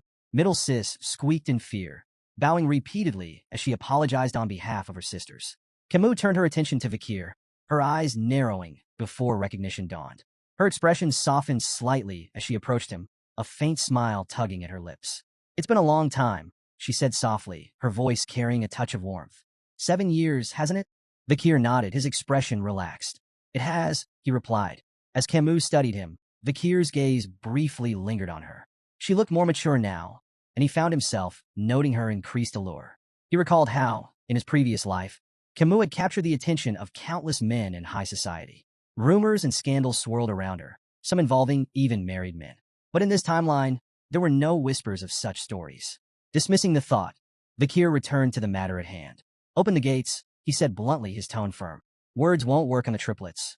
Camus blinked at Vakir's bluntness, her expression darkening. That's all you have to say to me after all this time, she snapped, her voice edged with frustration. Vakir tilted his head slightly, his crimson eyes studying her with a mix of curiosity and detachment. What else should I say? He replied, his tone calm and neutral. Camus' frustration boiled over. Staffordshire, observing from a safe distance, raised an eyebrow, wondering if this verbal sparring might escalate into a clash between the two stars of their respective clans. Pointing a trembling finger at Vakir, Camus glared at him, her eyes shimmering with unshed tears. 0 points. You get 0 points, she declared, her voice quivering with a mix of anger and embarrassment. Your attitude toward your future wife is appalling. The words hung in the air like a lightning strike. The entire group, Morg's 3 flowers, Baskerville's triplets, Staffordshire, and even Vakir, froze in stunned silence. Camus, realizing what she had just said, turned away sharply, her face reddening. She muttered a flustered humph while refusing to meet anyone's gaze. The collective thought running through everyone's mind was the same. Whose wife? Later, as the group rode toward the fortress, Vikir and Camus found themselves riding side by side. Their earlier tension softened into casual conversation. The Baskerville clan doesn't seem to know much about the barbarians, Camus remarked, her tone light but probing. Vikir raised an eyebrow. We know more than you think, he countered confidently. We've fought them countless times, probably more than the Morg's family ever has. Camus glanced at him sideways, her smirk returning. If that's true, why send those idiots? She asked, gesturing toward the Baskerville triplets in the distance, who were currently bickering over whose sword was shinier. Vikir shrugged. The arrangement was already made with the Morg's family, he replied. The main force is stationed on the other side of the mountain range. You know that. Camus leaned slightly closer, her voice teasing. You may think you know, but I wonder if you're as informed about the barbarians as you claim. Vikir met her gaze evenly. As the leader of this delegation, it's my duty to know everything. Of course I'm well informed. Camus' expression softened into a faint smile. For someone the clan may have wanted to discard, you seem surprisingly trusted now. The conversation shifted naturally. Which of the barbaric tribes do you find the most troublesome? Camus asked, her curiosity evident. Vikir considered for a moment before answering. The Balak warrior tribe and the Rococo sorcerer tribe, he said. The Balak are unmatched archers. Their skill surpasses even the Empire's best. And no, that's not common knowledge. Camus nodded, impressed. 8 points, she said, evaluating him in her own whimsical way. 8 points? Out of what? Vikir asked, frowning slightly. Camus grinned playfully. Out of 100, of course. You answered well, so you earned points. Vikir gave her a skeptical look, but let it go. Camus continued her peculiar scoring. I don't like overly intelligent men, she declared. They're boring. A little foolishness makes them more interesting. She shifted her gaze to his horse. Your choice of horse? Awful. That massive beast doesn't suit someone of your shorter stature. Her teasing tone carried a playful jab as she deducted 6 points. Then, she critiqued his attire. Your clothes? Bland and uninspired. For points for effort. Noticing that Vikir was entirely ignoring her commentary, she smirked. 1 point for your so-called manners. Finally, her eyes softened as she studied his face. Your face? 99 points, she said, her tone quieter and more sincere. But you lose 1 for that lack of expression control. Vikir let out a heavy sigh, his patience wearing thin. Enough with these pointless evaluations, he said, his tone firm. Camus' eyes narrowed, her tone sharp as she shot back. Pointless?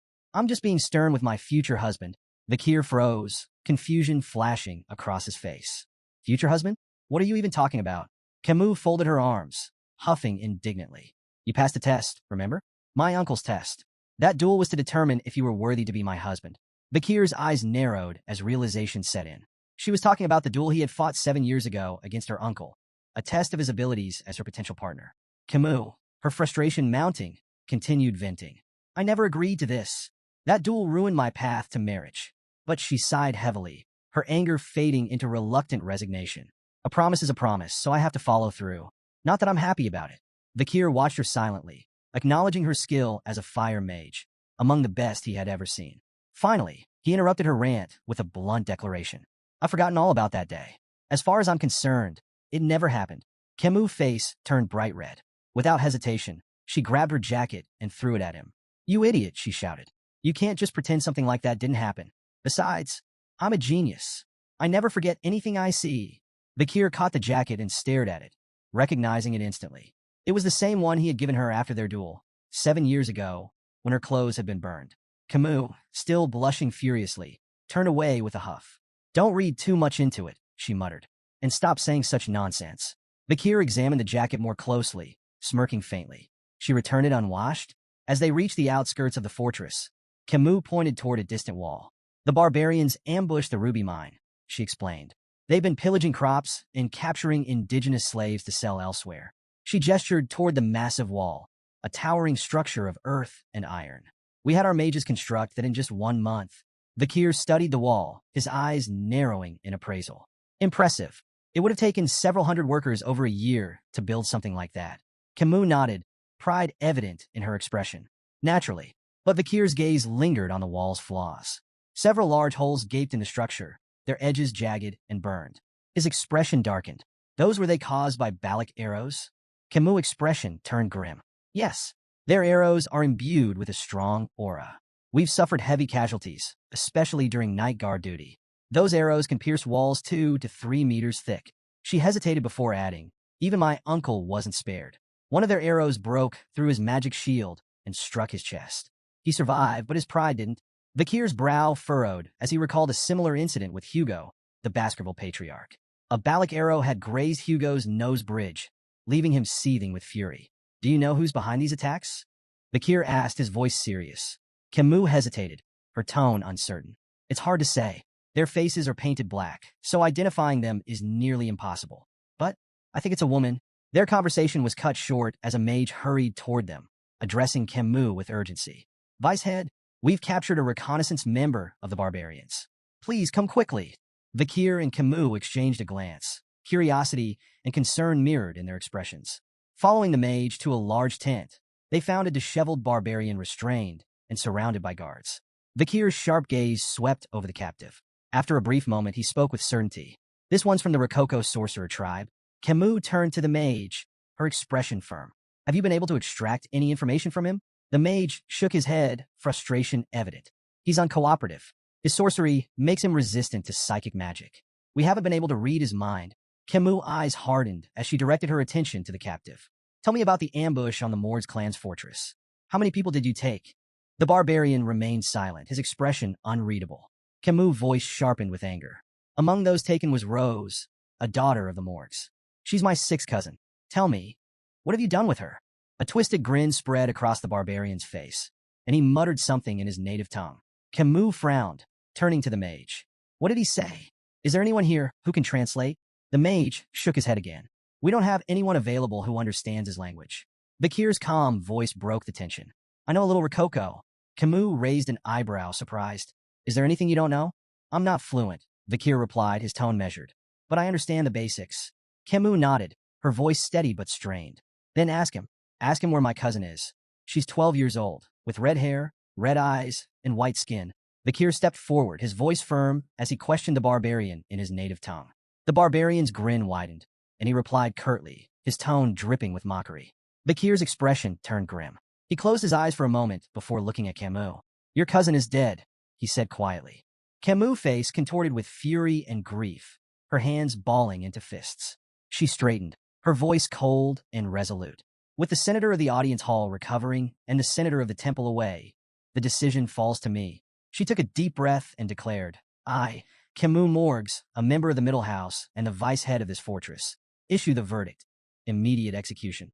Without hesitation, a sharp spike shot through the barbarian's body, followed by a torrent of flames that consumed him entirely. As the fire raged, the barbarian cried out in his language, his voice weak and filled with venom. Camus' voice was icy as she dismissed his final words.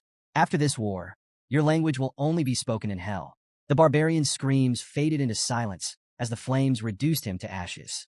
Nearby, another restrained barbarian watched in silent terror, his wide eyes reflecting the flames. Camus, her rage still smoldering, turned abruptly to Vakir. Follow me, she ordered, her tone leaving no room for argument. As Vakir exited the tent, he spotted Camus some distance away. Her shoulders trembled, and muffled sobs escaped her as she cried openly. Despite her formidable exterior, Vakir was reminded that she was still just a 15-year-old girl. He approached her slowly, his voice soft. Were you close with your cousin? Camus nodded, her tears falling freely. Very close. She was so pure, nothing like the rest of us. Unlike the cold-hearted Morgs, she didn't belong in a place like this. Vakir hesitated before offering comfort. I believe she left this world peacefully. Camus turned to him, her tear-streaked face clouded with doubt. Don't lie to me, she said, her voice trembling. I'm not stupid. I'm a genius. I understood a little of what he said. Her voice cracked as she pressed him. Tell me the truth. What did he really say? Vakir froze, unsure of how to respond. He had hoped she hadn't caught the barbarian's chilling words. We ate her. Camus' knees buckled, and she fell to the ground, her cries raw and full of anguish. I couldn't protect her, she whispered, guilt consuming her. I'm so sorry, Rose. Vakir stood silently, his expression unreadable as he watched her grief unfold. For a moment, he extended a hand toward her, but then he hesitated, pulling it back. Camus' heart-wrenching cries echoed through the air, and Vakir remained lost in thought, contemplating the weight of the moment. After a while, Camus managed to steady herself. Wiping her face, she stood and took a deep breath, her composure returning. This isn't a bad thing, she said, her voice steady despite the lingering tremor. If anyone had given me half-hearted sympathy, I'd have killed them on the spot. She turned to Vikir, her tear-streaked face now filled with resolve. This isn't the time to mourn. I need to focus. I need to prepare for revenge. Vikir studied her steely determination, a faint glimmer of admiration surfacing in his mind. Heroines really are built differently, he thought. He extended his hand toward her, nodding silently in agreement. Before Camus could take his hand, a loud, bell-like sound rang across the fortress, shattering the moment. Vikir frowned. What's that? Camus stood up abruptly, her expression serious. It's the signal for a barbarian attack. Vikir smirked faintly. Seems your time for revenge has come sooner than expected. Outside the fortress, a group of barbarian girls astride massive white wolves prepared for battle. Each was armed with a bow, their leader standing at the front. The leader, her face painted black, knocked an arrow. Drawing it back, she aimed toward the guards on the fortress walls and released. The arrow struck its mark with deadly precision, detonating in a fiery explosion that sent guards scattering in disarray. She raised her voice, commanding her companions. Attack! The barbarian girls launched into battle, their wolves charging with terrifying speed. The massive beasts tore into soldiers with relentless ferocity, while the barbarians themselves struck with brutal efficiency. Ropes flew through the air, lassoing soldiers by the neck and dragging them down with startling precision. The fortress descended into chaos. Vikir arrived at the scene, his sharp eyes scanning the battlefield. The gruesome sight before him, a storm of blood, smoke, and bodies, was something he had seen countless times before. Did I get here too quickly? He wondered, assessing the chaotic scene. His focus sharpened as he prepared to enter the fray. Suddenly, a rope shot toward Vikir, wrapping tightly around his neck before he could react. His crimson eyes narrowed as he turned his gaze forward, spotting two barbarian girls expertly holding the ends of the rope. In their native tongue, one of them grinned and said, "We've caught a good one. This hunt for husbands is going well." Vikir immediately understood their intention. The barbarians were capturing men to breed stronger offspring for their tribe. Without missing a beat, Vikir grabbed the rope with one hand and yanked it forcefully, sending the two girls flying through the air. "Sorry," he said dryly, "but I'm not available. I might already be engaged." The barbarian girls crashed to the ground with a heavy thud, eliciting shocked gasps from the male barbarians nearby. "What? Who is this guy?" one of them muttered in disbelief. The others quickly readied their arrows, uncertainty flickering in their eyes as they debated whether Vikir was friend or foe. Despite the tension, Vikir remained calm. Hugo's warning rang in his mind. Avoid engaging in battle before meeting up with the main force. Vikir hesitated briefly, considering whether to hold back, but his decision came swiftly. Drawing his sword, he strode forward confidently, unbothered by the arrows flying toward him. With precision and agility, he cut through the barrage with ease, each strike precise and deadly. His movements were fluid, almost mesmerizing, as he deflected every projectile aimed at him. The barbarians' shock turned to panic. "How is that possible?" they whispered among themselves. Their awe, however, was short-lived. A wave of fire suddenly erupted across the battlefield, engulfing the barbarians in searing heat. Cries of pain echoed as flames consumed their surroundings. Camus stepped forward, flames crackling in her hands, her expression fierce and unyielding. "These barbarians will burn," she declared, her voice dripping with fury. Vikir turned to her in astonishment, realizing she had transformed the battlefield into an inferno. Camus glanced at him, her sharp eyes narrowing. "Are you using liquid aura?" she asked, a rare note of acknowledgement in her tone. Her words carried weight. "You're the only man I could ever recognize." Vikir responded calmly. "I received orders from the Patriarch to avoid battle until regrouping with the main force." Camus scoffed, undeterred by his explanation. As she began casting more spells, her voice rang with defiance. "An order from the Baskerville Patriarch? Do you think that will stop me?" The intensity of her flames increased as she stepped forward. "A Baskerville should refrain from intervening," she said coldly. "I'll handle this myself. Every last barbarian here will burn." Camus unleashed a series of devastating fire spells, setting the battlefield ablaze. The sheer heat distorted the air as flames roared across the terrain, consuming everything in their path. Vikir watched in astonishment, quickly recognizing her technique. "Burned," a powerful fire spell. His sharp gaze caught the details of her casting. She was using a quadra-casting method, layering 4 simultaneous fire spells to amplify their destruction exponentially.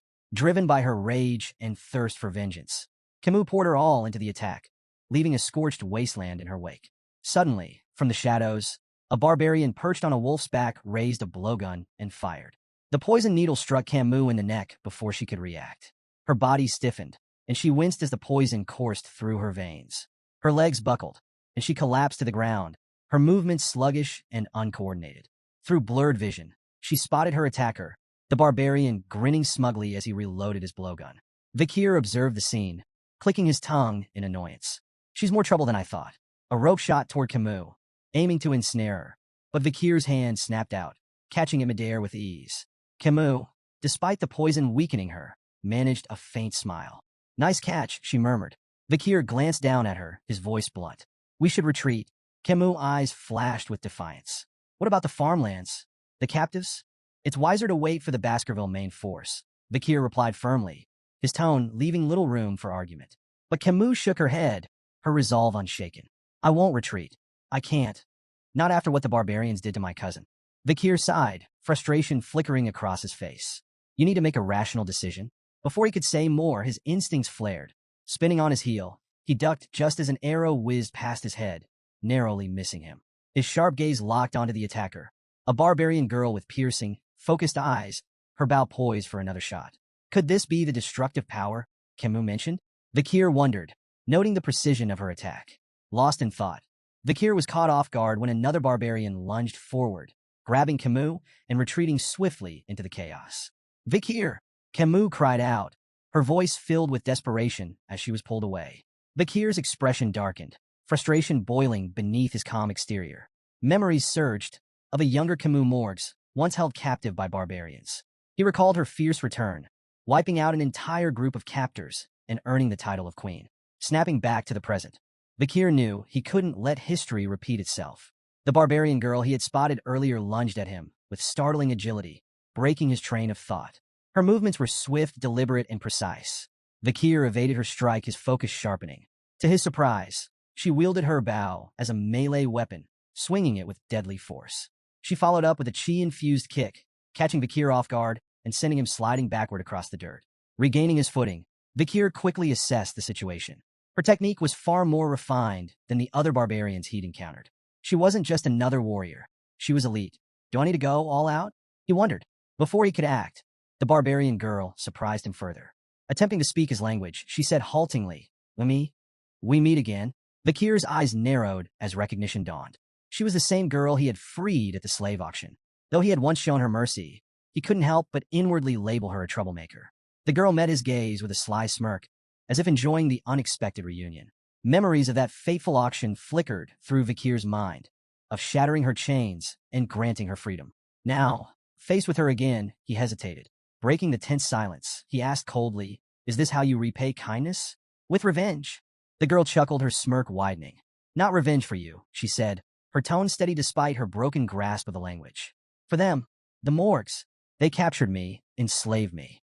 I repay them now. Her words were clear. Their paths had crossed by chance, not intent. Mounting her wolf with effortless confidence, she glanced down at him. Your girl, Camus. She's next leader of Morg's clan. She pointed into the distance where the chaos of battle raged. If you want her back, follow. With that, she urged her wolf forward, disappearing into the fray with an air of challenge. Vikir stood still, weighing his options.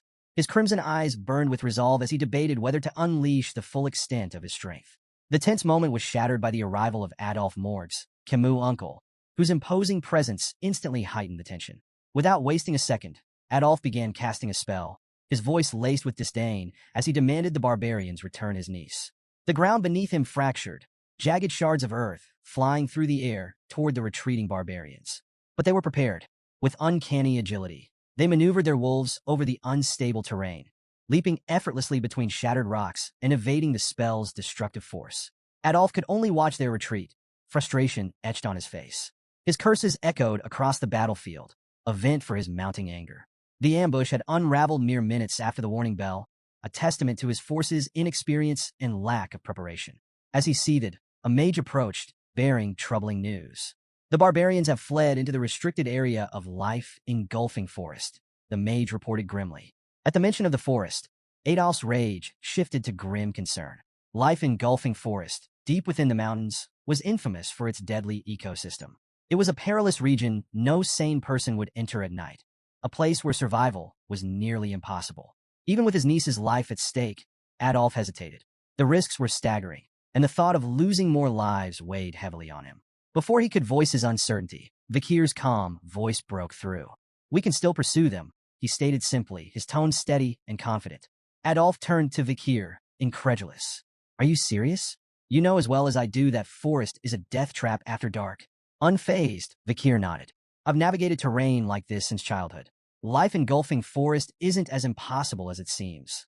Not for someone trained.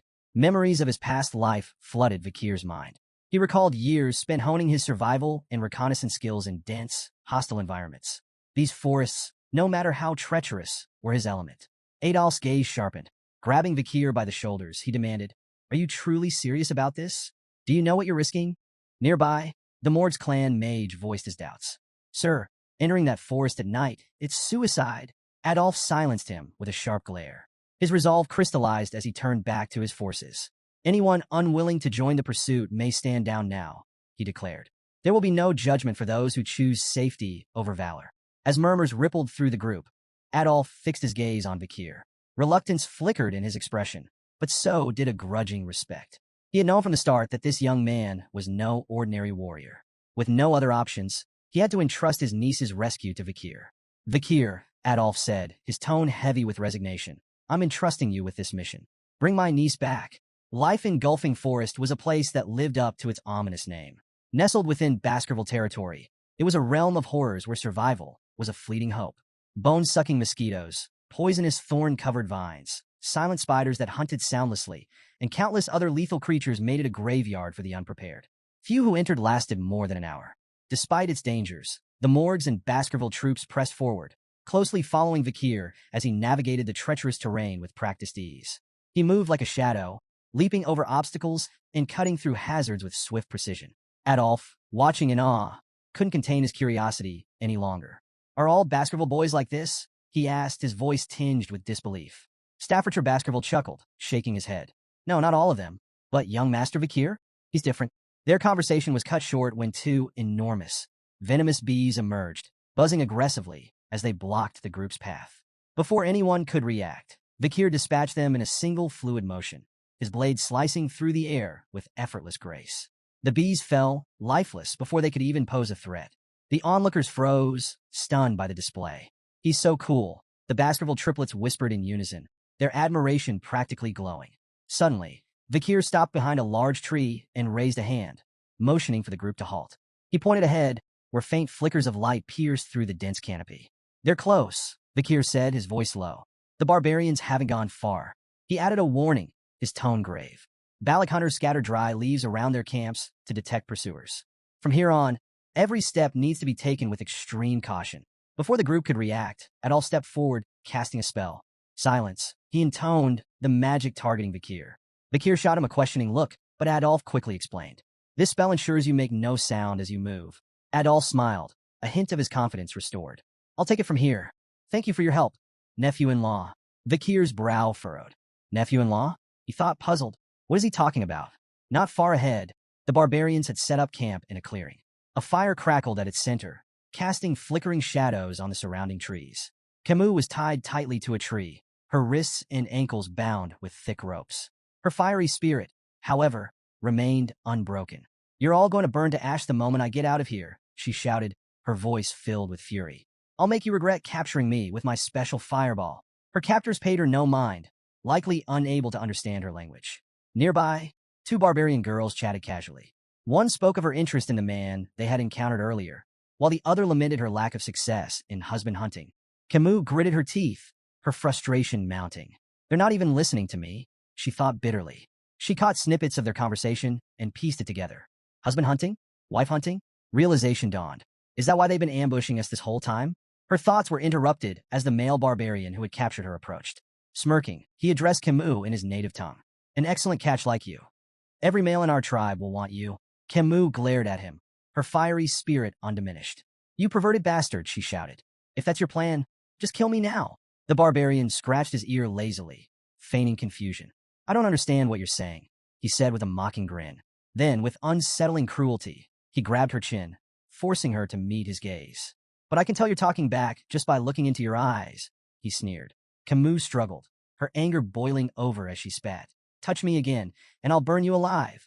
Ignoring her, The barbarian raised an arrowhead in his hand. Slowly, deliberately, he licked its tip, his intentions clear.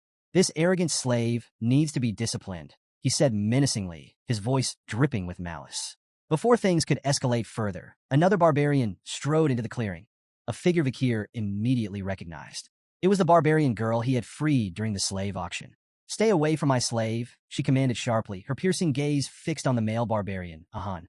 Ahan hesitated, his bravado faltering.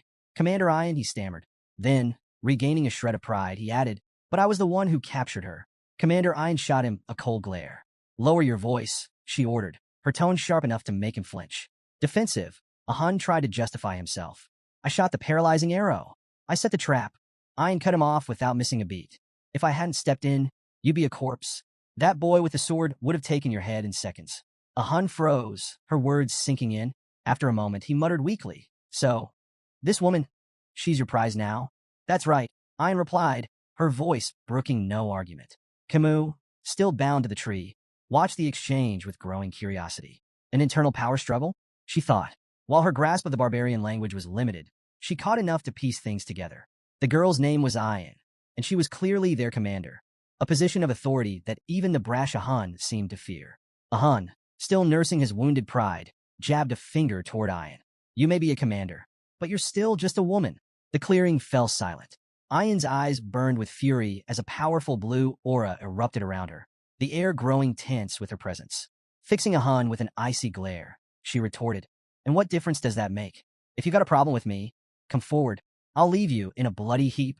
Ahan's bravado evaporated as his body broke out in a cold sweat. Raising his hands in surrender, he stammered, "I'm not angry. Do as you please." He turned and retreated hastily, thoroughly cowed. Camus watched the scene, taking note of the respect or fear that Ian commanded. "She's definitely in charge here." Commander Ian turned her attention to Camus, her gaze appraising.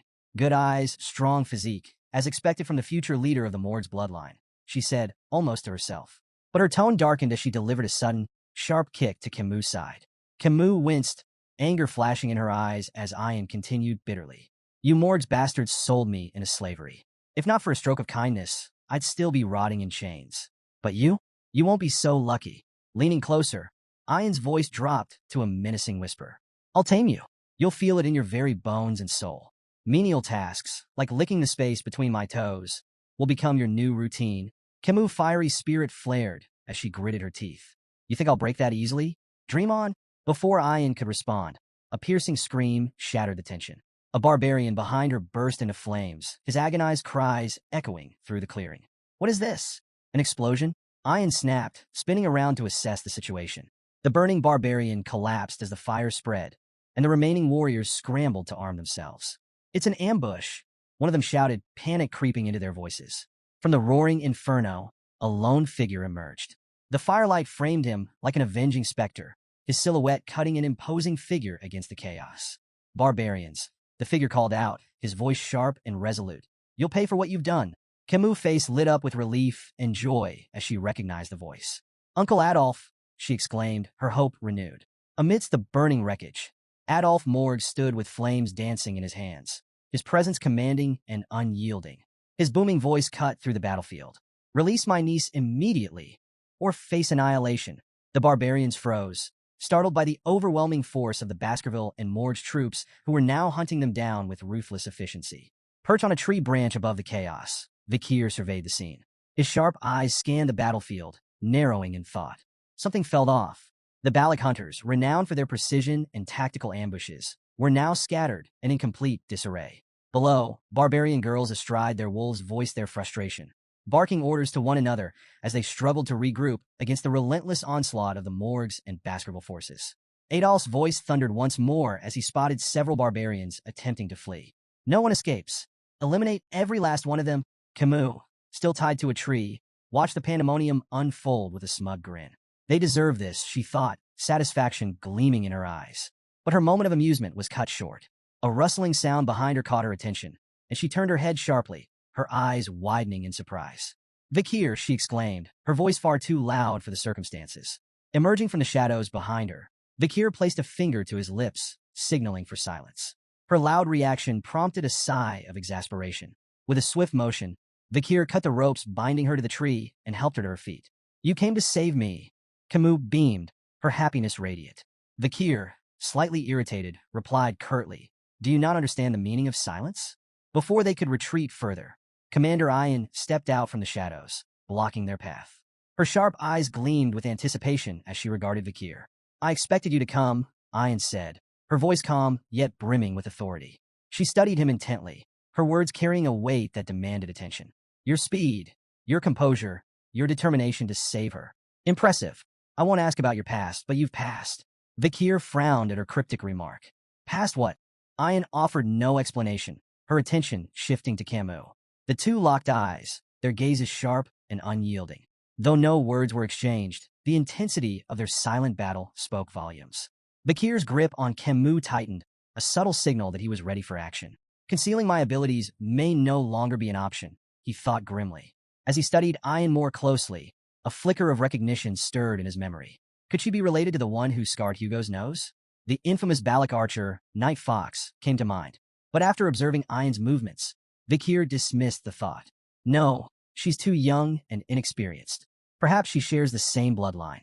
Suddenly, a dart flew through the air, aimed directly at Vakir. Without hesitation, he raised his hand, effortlessly intercepting the projectile. It shattered upon impact, harmlessly falling to the ground. Emerging from the chaos, the barbarian who had kidnapped Camus stepped forward, his eyes wide with disbelief. He had underestimated Vakir, failing to predict his uncanny reflexes. Vakir wasted no time. Sweeping Camus into his arms, he said firmly, things have gotten troublesome. I'll take you to your uncle. Camus' face turned bright red as she stammered. All right. Her embarrassment deepened as she noted his unusually formal tone. Is it the poison making her act like this? She wondered. Vakir moved swiftly through the dense forest, carrying Camus effortlessly toward Adolph's position. Behind them, Commander Ian watched with a conflicted expression. A mix of disappointment and determination etched across her face. Will you come to me willingly one day? She murmured to herself, her voice barely audible over the rustling leaves. As they pressed forward, Vakir glanced down at Camus. Are you sure the poison isn't too severe? He asked, his voice calm but concerned. Camus hesitated, unsure of her condition. I think, maybe it is, she replied uncertainly, her tone betraying her unease. Their exchange was cut short as two barbarians emerged from the shadows, firing arrows in quick succession. Vakir deflected both projectiles with precision, his movements swift and efficient. From a distance, Ian silently raised her bow, her expression cold and resolute. Her sharp eyes locked onto Camus as she knocked an arrow imbued with a bluish aura.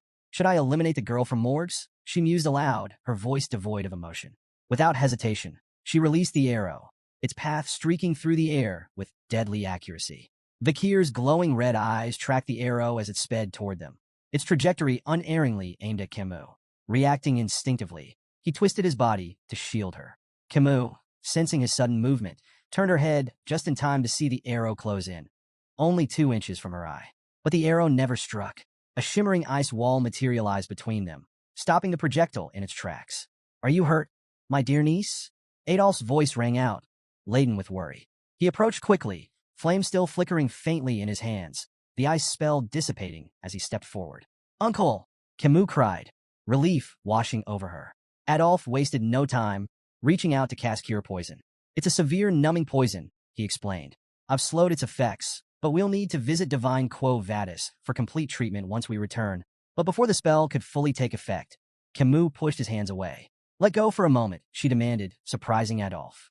He stepped back, confused, only to watch in shock as Camus ran toward Vakir, throwing her arms around him in a tight embrace. Thank you for saving me again, she said, her voice earnest and filled with gratitude. Adolph stood frozen, his eyes wide in disbelief. Tears welled up as he shouted, Camus, I did my best too. Camus turned to him, her expression indignant. And yet, you show up now? She snapped. I'm telling Mother about this. Before Adolph could muster a response, a rope shot through the air, wrapping tightly around Vakir's neck. Commander Ian stepped forward, holding the rope firmly. Come with me willingly, she demanded, pulling with all her strength. It'll be easier for both of us. I don't have much time. Despite her efforts, Vakir remained unyielding, his feet firmly planted. Ian's frustration grew as she struggled to comprehend how he could resist so effortlessly. Camus gasped, her recognition immediate. It's you again, she exclaimed, her disbelief evident. Vakir remained calm, his focus unwavering. Gripping the rope with one hand, he broke it effortlessly, snapping it like a twig. Ayan flinched at his strength, but held her ground. Her words, however, lingered in Vikir's mind. No, Tom, what does she mean by that? He wondered, sensing a deeper urgency behind her actions. A sudden, overwhelming wave of killing intent swept through the forest, suffocating the air. Birds burst from the treetops in panicked flight, their cries fading as an oppressive sense of dread settled over the area. Ayan's face turned deathly pale as her eyes darted upward, horror etched across her features. Her trembling voice cut through the eerie silence. "It's noticed us," she whispered, each word quivering with fear. Vikir frowned, confused, until a sharp, buzzing sensation radiated from his hand. He glanced down to see the red lines etched into his skin, glowing ominously. Beelzebub, the hidden blade coursing through his arteries, was issuing an intense and unmistakable warning. "She's coming," Ayan murmured, her voice barely audible, yet heavy with dread. Vikir's expression hardened. "She? Who's she?" he asked, his instincts sharpening. Ayan's cold sweat betrayed her terror as she uttered a single name, her voice barely a whisper. "Madam Eight Legs." From the heart of the forest, a towering pillar-like structure emerged, its form cloaked in darkness and pulsating with an eerie purple aura. The barbarians froze in place, their expressions twisted with fear. "It's the madam! The madam is here!" they screamed, their voices trembling. Camus, still recovering from the earlier events, squinted at the strange structure. "Is that just a pillar?" she asked, her tone uncertain. Vikir's sharp gaze remained fixed on the ominous form. His voice was low and firm. "No, not a pillar." Before their eyes, the pillar began to split apart. 8 long, spindly appendages unfolded with unnatural grace, descending like enormous tree branches. The massive legs anchored themselves into the ground, creating an unholy silhouette that towered over the forest. Adolf, his usual composure shattered, muttered in disbelief. How could something so monstrous have been hidden here all this time? Vikir's face turned grim as the pieces clicked into place. This was Madam Eight Legs, a name that carried weight and terror. A creature ranked as an S-tier threat, capable of leveling entire cities in mere hours. The spider stood on its 8 grotesque legs, its massive frame casting a shadow over the trembling group. It let out a piercing scream, an ear-splitting wail that sent shivers down every spine and rooted the onlookers in place. Camus opened her mouth to speak, but Vikir was faster. Placing a hand firmly over her mouth, he leaned in and whispered urgently, "Stay quiet. Madam Eight Legs has poor sight, but heightened touch and hearing." Vikir's mind raced as fragments of an old native legend surfaced. He had once dismissed it as a terrifying campfire story, a tale of the Madam of Eight Legs, a monstrous entity that haunted the depths of forbidden forests. But now, standing face to face with the legend, it felt all too real. He recalled the Empire's monster dictionary, its several revisions still failing to fully account for this nightmare. Madam Eight Legs, a name that struck fear into even the bravest warriors. The creature screamed again, louder this time, before spewing a stream of greenish liquid from its gaping maw.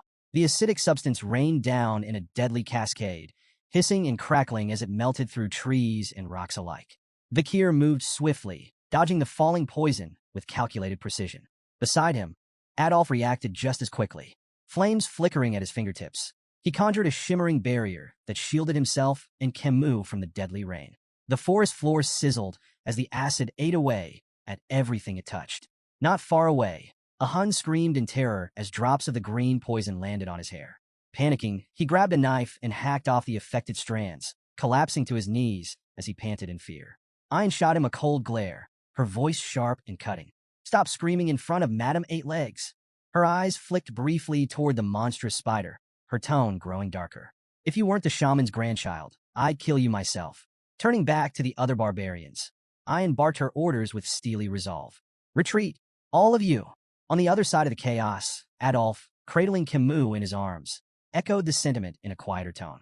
"Make a run for it," he instructed, his voice brooking no argument.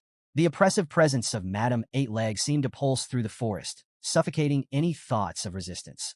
There was no choice but to flee. Madam Eight Legs emitted strange, mocking noises, as if reveling in the chaos. As the various groups scattered, the Balik barbarians splintered into smaller clusters, while the Baskerville and Morg's forces retreated in a more organized formation. The creature's twitching appendages seemed to consider its options before abruptly charging after the Baskerville and Morg's forces. Adolf scowled in frustration, muttering under his breath. "Why is it chasing us?" One of the Morg's mages, brimming with misplaced confidence, stepped forward. "Leave it to me," he declared boldly. Fire attacks are a bug's greatest weakness. The mage began chanting, summoning a massive fire spell. Flames erupted in a brilliant explosion, engulfing Madame Eight Legs in a sea of fire. For a fleeting moment, the mage turned to Adolf with a triumphant grin, ready to boast of his success. But his victory was short-lived. Without warning, one of Madame's massive legs shot through the air, impaling the mage beside him. Blood splattered across the confident mage's face as his expression froze in sheer terror. The fire spell hadn't even scratched the monstrous creature. Madame Eight Legs let out another deafening screech, her massive legs slicing through the terrain as she pressed forward. Adolf, Camus, and Vakir continued their retreat, the forest a nightmare of crashing trees and searing acid. Camus, her voice trembling, stammered, "How is something like that even real?" Meanwhile, Vakir's sharp mind raced. He stopped suddenly, his eyes narrowing as a realization struck him. Without warning, he turned to face Madame Eight Legs, his unexpected movement causing the group to halt in alarm. "Vakir, what are you doing?" Staffordshire shouted, his voice filled with panic. Vakir's tone was firm and unyielding. "If no one acts, we'll all be annihilated." His eyes locked on the monstrous spider. "Someone has to tie down her legs to buy time." Staffordshire immediately volunteered, but Vakir cut him off with a blunt question. "Do you really think you have what it takes to restrain those legs?" Turning to Adolf, Vakir's voice carried urgency. "We can't let Madame Eight Legs follow us back to the territory. If she does, everyone there is as good as dead. I'm the best person for this job." He tightened his grip on his sword, his crimson eyes burning with resolve. Facing Adolf, he added, "There's no time left. Make the call." Camus' voice cracked as she called out to Vakir. "You can't do this." Ignoring her plea, Vakir urged the group to flee. "Run," he said firmly. "Leave this to me." Adolf hesitated, clearly torn. Finally, his expression hardened. "We run," he ordered, signaling the retreat. Camus struggled against him, tears streaming down her face. "Vakir, you promised. You have to come back." Adolf held her back, his voice resolute. He made his choice. Don't waste his sacrifice.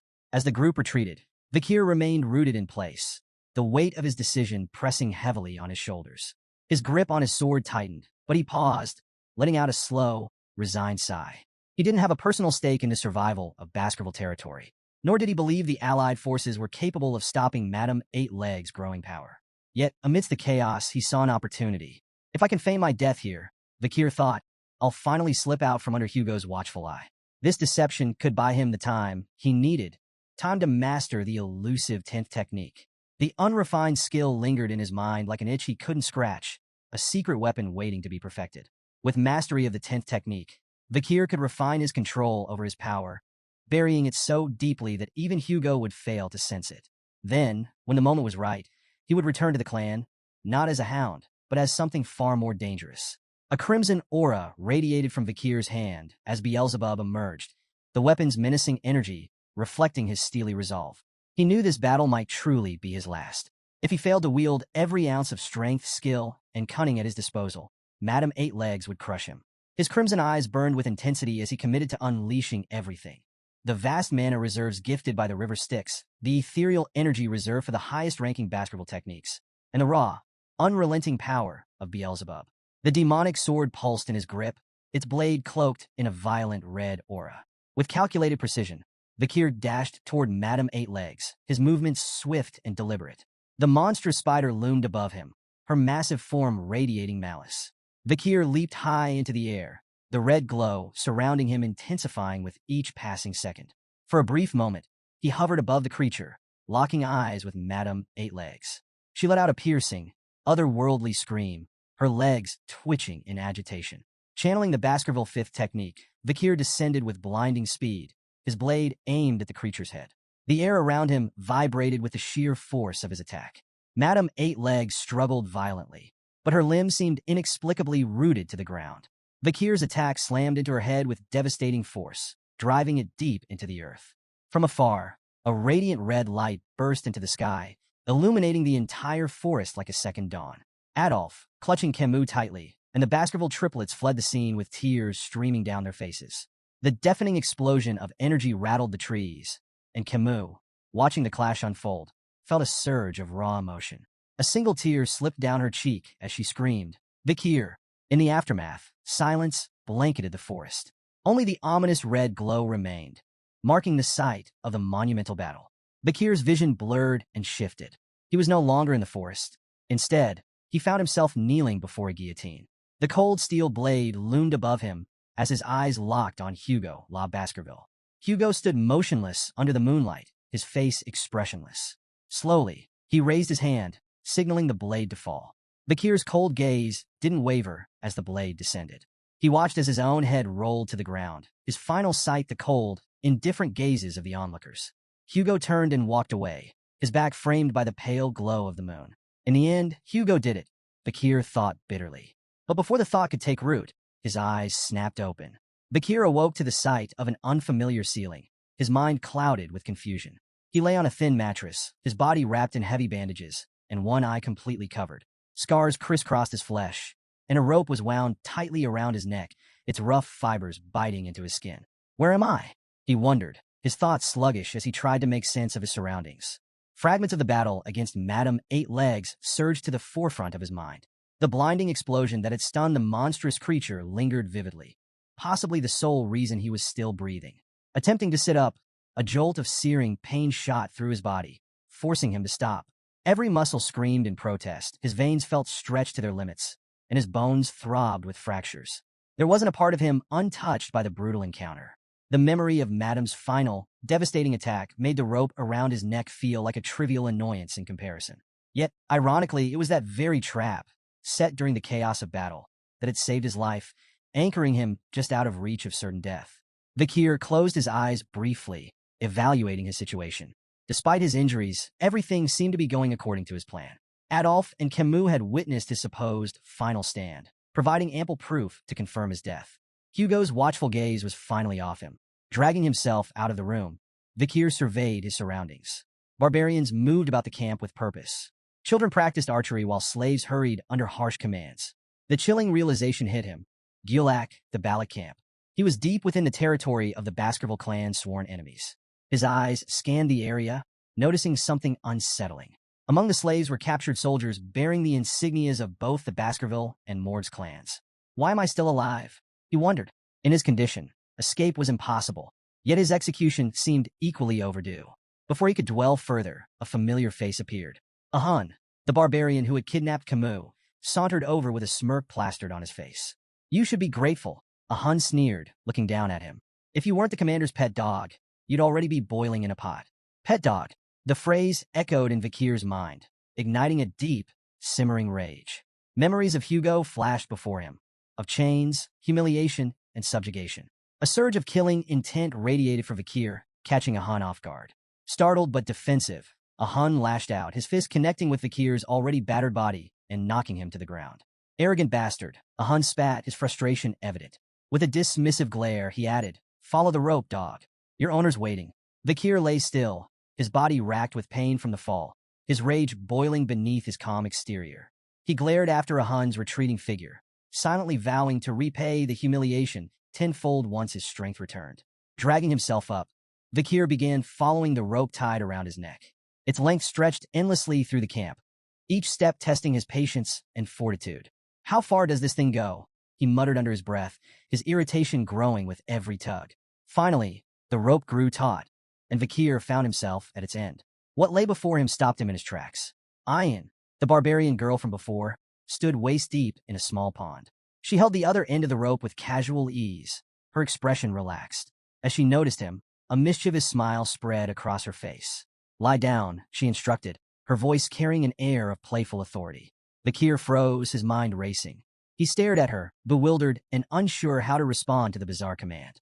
Before Bakir could fully process her words, Ayan yanked the rope with surprising force, sending him stumbling forward. Whiz! An arrow streaked through the air, narrowly missing Bakir's head before embedding itself into a nearby tree trunk. Ayan's sharp glare turned toward a group of children holding bows in the distance. What did I tell you about practicing near the pond? Go somewhere else, she barked, her voice commanding enough to send the children scattering. As Bakir lay on the ground, recovering from the unexpected tumble, Ayan turned her attention back to him, a sly smirk playing on her lips. I never properly thanked you for the auction, she began, her tone light but calculated. Pointing at him, she continued, in Balak culture, kindness is repaid twofold and revenge tenfold. Since you saved me once, I've saved you twice. Bakir's brows furrowed in confusion. Twice. he asked, his tone skeptical. Ayan crossed her arms, clearly enjoying herself. After that explosion, who do you think dragged your sorry self out of the forest? If I hadn't gone back for you, you'd be spider food by now. So yes, twice. Her smug response only deepened Vikir's unease. He sat up slowly, the rope around his neck pulling uncomfortably. If you've repaid the debt, why keep me alive? He asked bluntly, gesturing toward the rope. Ayan's grin widened, her mischief on full display. Because you're valuable. I have no doubt your party will pay a hefty price for you. You're not some ordinary soldier, are you? Vikir froze at the implication, his mind racing. If the Baskerville clan got involved in hostage negotiations, his entire plan to feign his death and escape Hugo's control would unravel. He kept his expression neutral, suppressing the panic bubbling beneath the surface. Ayan leaned in slightly, her voice dropping to a playful whisper. Relax. I've got no intention of returning you to them just yet. She straightened, her tone turning mock serious. You're my slave now. Without warning, she drew a dagger and sliced through the rope binding his neck. For a moment, Vikir felt an internal surge of relief. Maybe my plan is still intact, he thought, but his optimism was short-lived. Ayan pointed the dagger at him, tilting her head mockingly. Let's settle this properly. You'll call me master, and I'll decide what to call you. Vikir remained silent, his face impassive. His lack of reaction only seemed to amuse Ayan further. I like those rebellious eyes, she remarked with a smirk. It'll make taming you all the more satisfying. Before Vikir could respond, Ayan sheathed her dagger and gestured for him to follow. We have a stop to make, she said casually. Where? Vikir asked, his voice low. She shot him a glance over her shoulder, her tone teasing. Don't tell me you don't know. In the Balak way, we always pay respects when stepping onto someone else's land. Her grin widened.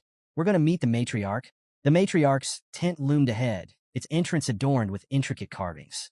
Inside, a throne made from the skulls of predators dominated the room. Bears, jaguars, alligators, and other deadly creatures stared down at visitors, their heads mounted with precision. Each skull bore an arrow firmly lodged between its eyes, a testament to the matriarch's unparalleled skill. As they approached, Ayan glanced at Vikir and began explaining the Balak way of life. If you don't have a place to sleep, borrow a friend's hammock. If you're hungry, someone wealthier will share their food. That's how we survive. Her voice softened slightly, a touch of pride in her words. It's why we're strong. Everyone here is bound by the same rules, tight-knit, homely, and united. Vikir noted something intriguing about the Balak camp. Private assets seemed to hold little importance to them. Everything functioned on a communal system, a stark contrast to the rigid hierarchies he was used to. Ayan led the way to the grand tent without hesitation, her pace confident. Stopping outside, she gestured toward the imposing structure and declared, We've arrived. She entered first, her voice ringing out with authority. Mother, she called, addressing the figure seated on the throne inside. The single word sent a jolt through Vikir, startling him. His sharp mind immediately began piecing together the connection between Ayan and the matriarch. The implications were unsettling. The matriarch rose gracefully from her seat, her commanding aura filling the tent like a storm cloud. Her piercing gaze swept over Ayan before landing on Vikir. So this is the boy we've heard so much about, she said, her tone calm but laced with curiosity. Ayan blinked, taken aback. Mother, I haven't said anything about him, she retorted, her confusion plain. Vikir's eyes narrowed as he silently assessed the situation. The pieces began to fall into place. Ayan was the matriarch's daughter, which explained her high standing among the Balak. His gaze shifted to the matriarch, and recognition dawned. This wasn't just any Balak leader. This was the Night Fox, the infamous female Balak warrior who had left a scar on Hugo La Baskerville's nose.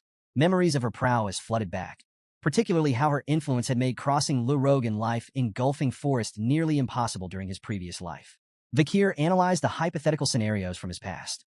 If his previous self had faced her head-on, the odds of survival were non-existent. Assassination attempts? A flat 0%. The only viable option would have been escape, and even that offered a slim 20% chance. The matriarch turned her sharp gaze toward Vikir, her lips curving slightly. You look familiar, she remarked, her tone probing. Vikir's thoughts raced. Does she recognize my connection to Hugo? Before the situation could escalate, Ayan interjected with an airy laugh. Most imperial men look alike, mother, she said dismissively. The matriarch tilted her head, unconvinced but unwilling to press the matter. Her attention lingered on Vikir, and she addressed her daughter with a question that carried an undercurrent of disdain. What are your plans for this stray dog? Ayan straightened, her voice firm. With proper care, he could prove useful, she said confidently. He played a key role in the attack on Madame Eight Legs. The matriarch's expression turned cold, her tone biting. You should understand your place before acting so impulsively, Ayan. There are consequences for overreaching. Her gaze shifted back to Vakir, appraising him once more.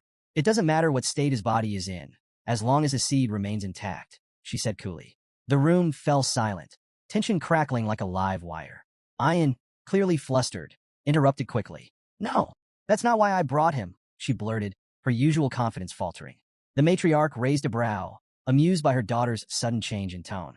Ayan cleared her throat and hastily clarified. I need a slave to assist me during hunts, she said, her voice a touch too loud, as if trying to convince herself as much as her mother. The matriarch let out a soft chuckle, stepping closer to gently pat Ayan on the head. The owner decides how to use their slave, she remarked. Ayan's cheeks tinged faintly pink as she cast a shy glance toward Vakir. Standing at the center of the tent, Vakir maintained a calm exterior, though his mind remained razor-sharp. His eyes briefly wandered to the tent structure, studying the beams and supports. Escape options, he noted inwardly, his focus momentarily drifting from the tent's exchange. As they left the matriarch's tent, Vakir broke the silence. His tone calm and curious, he asked, "What's your name?" Ayan stopped abruptly, her eyes wide with disbelief. Whirling around, she glared at him. "How dare you ask such a question, slave?" she snapped, her voice brimming with indignation. Vakir, unfazed by her outburst, explained evenly, "I don't intend to call you master. I asked for your name, so I can address you properly." His straightforwardness caught Ayan off guard. A faint blush crept up her cheeks, and after a moment of flustered silence, she huffed. "It's Ayan," she muttered reluctantly. "Vakir," he replied with equal composure, introducing himself. "Now, what's your first order?" Ayan's face reddened further, and she stomped her foot. "You're not supposed to call me by my name," she shouted, though a smirk soon curved her lips. She took a step closer and declared her command with mock seriousness. "Build a house. That'll be your new home, slave." She couldn't hide the satisfaction in her voice.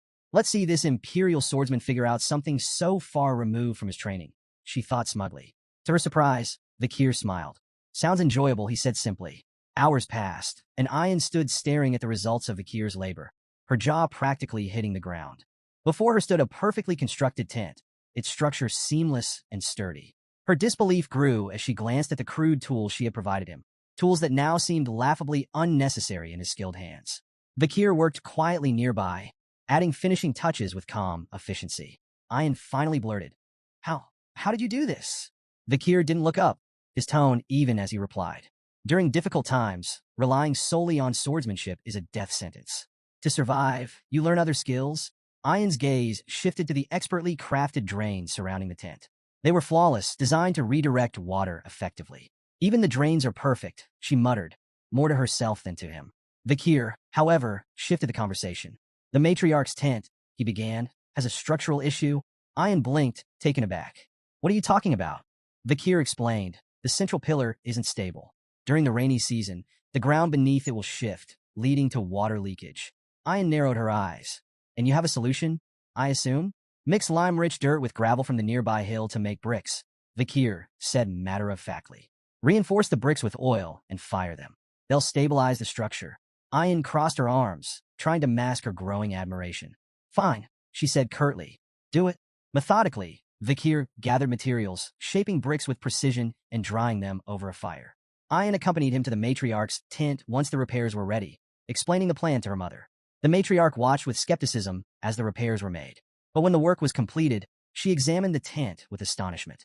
"All these years," she muttered, her voice tinged with frustration. "So many failed attempts, and it was the central pillar all along." Turning to Ayan, the matriarch's expression softened into a rare smile. "You've chosen well," she said approvingly. "This male is useful." Ayan's cheeks flushed as she tried to maintain her composure.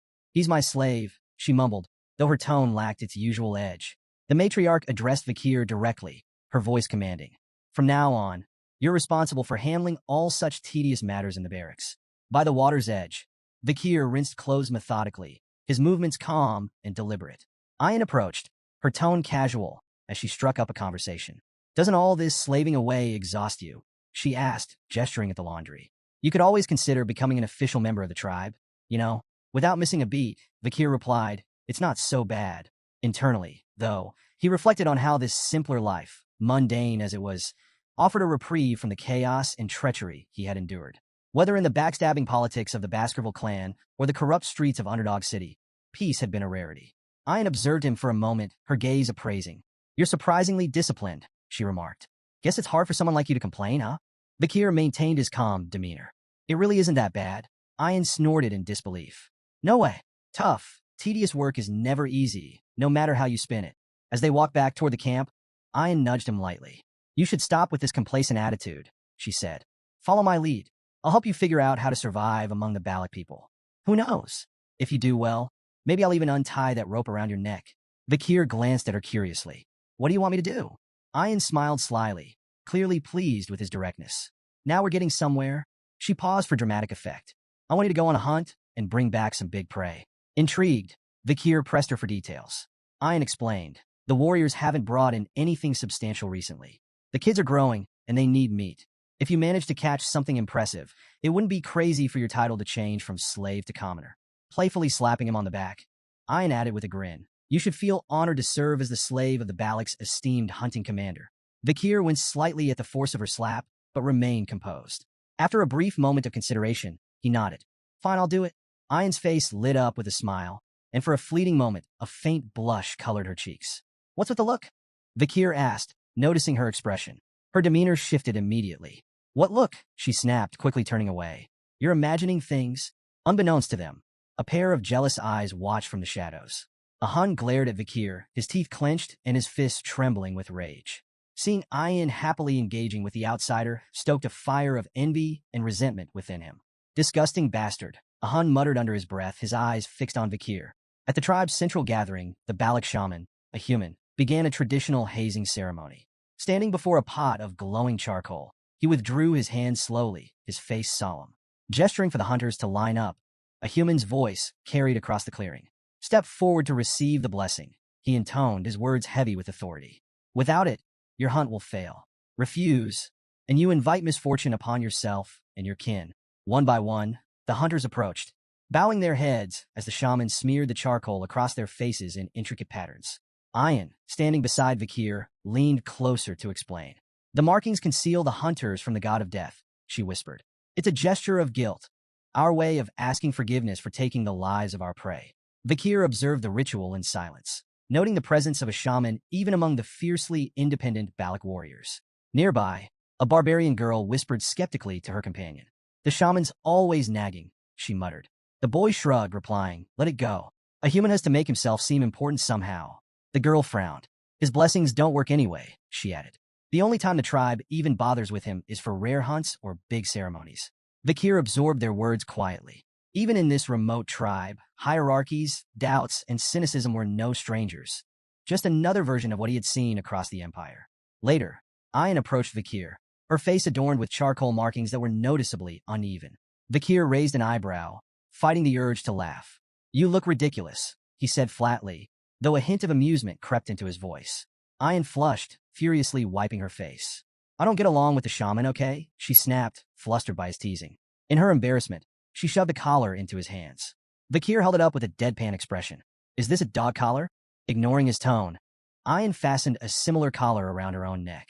These protect our necks from being bitten during hunts, she explained matter-of-factly. Vakir eyed the collar, muttering. I've fought enough monsters to know they rarely aim for the neck. But as he watched her effortlessly adjust to the collar, he realized it was just another part of adapting to life among the Balak. Ayan and Vakir rode together on a wolf, the large beast moving swiftly through the forest. Ayan glanced back over her shoulder. Hold on to my waist if you don't want to fall off, she instructed.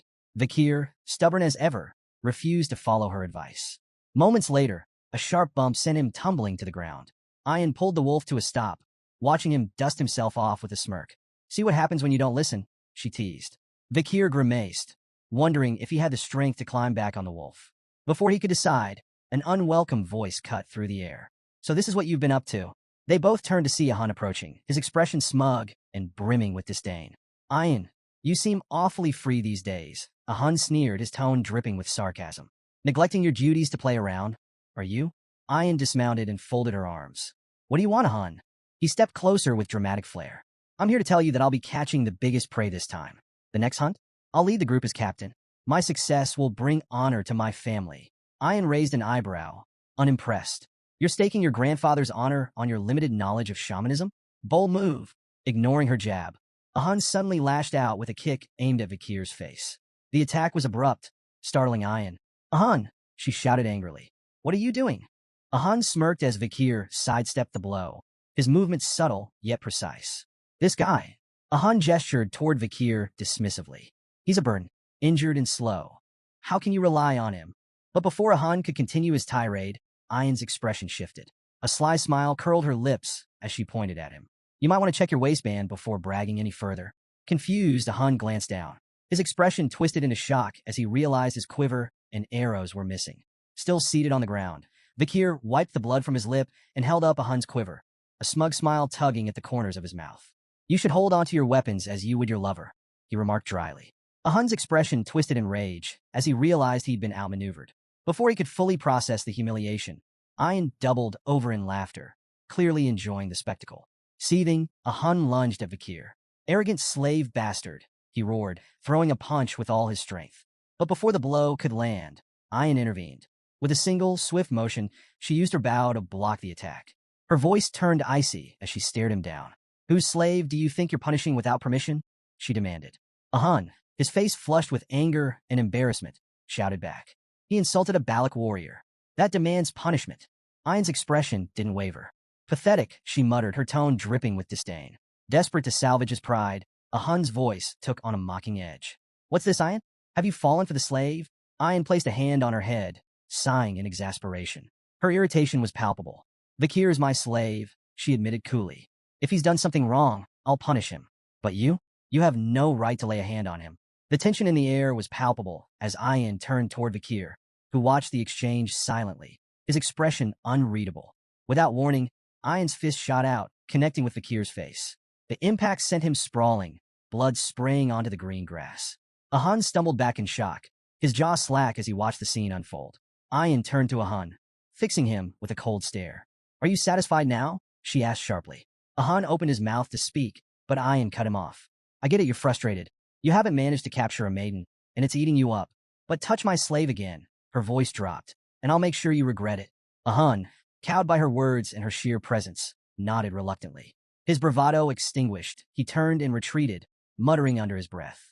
Later, as Ayan and Vikir rode the wolf back toward the camp, Ayan kept sneaking glances at him. Her expression was conflicted, an uncharacteristic mix of guilt and concern. After several minutes of silence, she broke the ice. Does it hurt? She asked cautiously. Vikir didn't reply. She tried again. Are you angry? Still nothing. Frustrated by his silence, Ayan finally spoke up.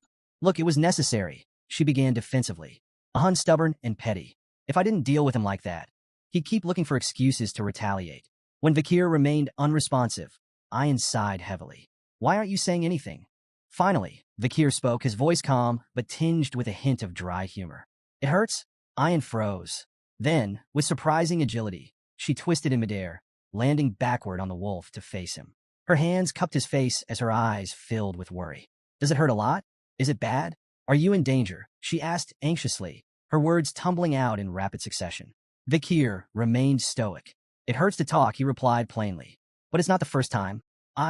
Before he could finish, Ayan leaned forward, her lips suddenly meeting his. Time seemed to freeze as Ayan pulled away, her face flushed a deep crimson. She pressed her fingers to her lips, as if only now realizing what she had done. Turning forward hastily to avoid his gaze, she muttered, I knew I was right. You show promise. Even for an imperial bastard. Vikir blinked, wiping his face as he tried to process the moment. His mind wandered briefly. Do barbarians usually lick each other's injuries? He wondered. The thought of spreading infection crossed his mind, though it seemed a trivial concern compared to his confusion. Ayan glanced back, her tone suddenly more composed. So, is there anything you want from me? If it's within my ability, I'll make it happen, she offered. Vikir raised an eyebrow, intrigued. Anything? Her body tensed at his question, and she stiffened visibly. Trembling slightly, she nodded. A Balak warrior never goes back on their word. Vikir's expression turned serious as he considered her offer, leaving Ayan's mind to spiral. Her cheeks grew redder as she assumed he was plotting something inappropriate. Finally, Vikir broke the silence. Teach me how to shoot arrows, he said plainly. Ayan's hopeful expression fell flat, disappointment etched into her face. She quickly recovered, though, and nodded. Fine, she said curtly. As they continued onward, she added, we'll start your special training tomorrow. Vikir nodded in agreement, unaware of her lingering irritation. The next morning, Vakir took aim at a tree trunk, releasing an arrow under Ayan's watchful eye. The arrow missed its mark, landing far from the embedded target. Ayan sighed, her tone tinged with exasperation and amusement. No. Aim for the arrow already stuck in the trunk, she instructed. Vakir raised an eyebrow. Are you sure you're qualified to teach? Ayan smirked. You're the one who asked for lessons, she retorted. You'll learn properly, or you'll learn nothing at all. She reminded him of the importance of mastering the bow, especially since his injuries prevented him from wielding a sword effectively. If you want to capture prey and stop being a slave, you'll do this right, she emphasized. To correct his stance, Ayan pressed firmly against his back, adjusting his posture. Vakir winced, feeling the strain on his battered body. Suddenly, Vakira, Ayan's wolf, appeared behind them, startling her slightly. Without realizing it, Ayan applied more pressure to Vakir's back, eliciting a loud crack. Vakir crumpled to the ground, groaning in pain. Ayan, unfazed, turned to Vakira and asked, Did you find it? The wolf howled in response, and Ayan's lips curled into a confident smile. Good boy. Turning back to Vakir, she clapped her hands impatiently. Get up. We're moving now. They arrived at a serene stream where the river met the ocean, a tranquil location teeming with life. Ayan gestured at the unique surroundings. This place is special, she explained. It's where the ocean and river meet, so you'll find animals from both habitats. It's a prime hunting spot. She paused, sharing a story her grandmother used to tell. The salmon here fight their way up the waterfalls, dreaming they'll become something greater, massive, legendary beasts. Most fail, though. They fall onto sharp rocks and become food for the ox bears. Vakir's gaze shifted to the massive bear prowling nearby. Is that one of them? He asked, noting its impressive stature. It looks a lot tougher than the ox bears I've seen before. Ayan nodded, her tone reverent. That's no ordinary ox bear. It's a superior specimen, born from a powerful bloodline and a survivor of countless battles. It's the kind of prey only the best hunters can take down. When Vakir questioned if their task was to take down the colossal ox bear, Ayan shook her head with a smirk. We're not here for the dominant female, she explained. Our target is the smaller male trying to court her. As they watched from a distance, several male bears approached the towering female, each attempting to win her favor. One by one, she rebuffed them with brutal swipes, sending them fleeing into the forest. Intrigued by the display, Vakir asked what kind of mate the female was searching for. Ayan chuckled. Strength isn't the answer, she corrected. To Vakir's surprise, a much smaller male approached the female. This time, instead of rejecting him, she greeted him with gentle nudges and playful gestures. Ayan explained that female ox bears often preferred weaker males because stronger ones could become dangerously aggressive during mating, sometimes even fatally injuring their partners. It's not about brute force, Ayan added. It's about survival and raising healthy cubs. Drawing a parallel, Ayan noted that the Balak tribe had a similar philosophy. They often sought partners with excellent genes, especially if those partners were weakened from injury or fatigue, as it indicated resilience. Vakir observed the pair of bears wandering off together. Ayan instructed him to wait. The female will completely drain his strength, she explained. Once he's exhausted, we'll strike. For days later, Vakir stood outside a cave, listening to the deep roars and moans of the ox bears echoing through the forest. He reflected on their strategy, leaving food for the bears to facilitate their courtship and encourage their mating ritual. Ayan approached, holding a small fruit in her hand. This fruit boosts strength temporarily, she explained, but it shortens lifespan. The clever female will avoid it. The male? He'll eat it without a second thought to keep up with her. The strategy clicked in Vakir's mind. The male's desperate attempt to impress his mate would leave him depleted, making him the perfect target. Ayan handed Vakir a bowl of soup, urging him to eat and regain his strength. As he sipped, he couldn't help but comment on the bear's remarkable stamina during their mating ritual. Ayan smirked, leaning closer. That's just typical for Balak males, she teased. Imperials like you wouldn't know anything about it. Too reserved. Vakir raised an eyebrow, unimpressed by her jab. Before he could respond, Ayan leaned in playfully. What about you? Can you match their vigor? His unamused expression deepened, but their exchange was interrupted by a deafening roar from the cave. Ayan immediately straightened, her teasing demeanor gone. It's time, she said sharply. From their vantage point in a nearby tree, Vakir and Ayan watched as the female bear let out another earth-shaking roar, signaling the end of their mating ritual. The exhausted male stumbled out of the cave, his legs shaky, his strength utterly spent. The female emerged moments later, her demeanor entirely different. She charged at the male, swiping at him with ferocious intensity. Vakir watched the aggressive display with fascination. Why does she chase him off after mating? He asked. Ayan explained, her tone matter-of-fact. Once the ritual is over, she becomes territorial. She'll drive him away to protect her space and ensure he never comes back. From now on, she's a predator, not a partner. Vakir couldn't help but smirk as he watched the exhausted male bear stumble forward, desperate for rest after 4 relentless days. He looks ready to collapse, Vakir observed, his tone laced with amusement. I nodded in agreement. He's completely drained. All he wants now is a safe, secluded spot to recover. That's where we'll strike. The two tracked the bear deeper into an unforgiving, icy terrain. The cold air stung Vakir's skin, the frost cutting deeper than he anticipated. He noted the bear's resilience and commented on its remarkable endurance. Ox bears aren't just brutes, Ein explained. They're smart. They know how to survive. This one came here deliberately to avoid blood-sucking insects. It's calculated, choosing its recovery spot wisely. As the chill seeped further into Vakir's body, his movements became stiffer. Though he tried to hide his discomfort, Ein noticed immediately. She paused and offered a solution. We need to share body warmth, she said, matter-of-factly. If your muscles stiffen, you'll slow us down. Vakir hesitated, reluctant to agree, but the biting cold left him little choice. With a resigned sigh, he relented and hugged Ein from behind. Caught off guard, Ein's face turned crimson.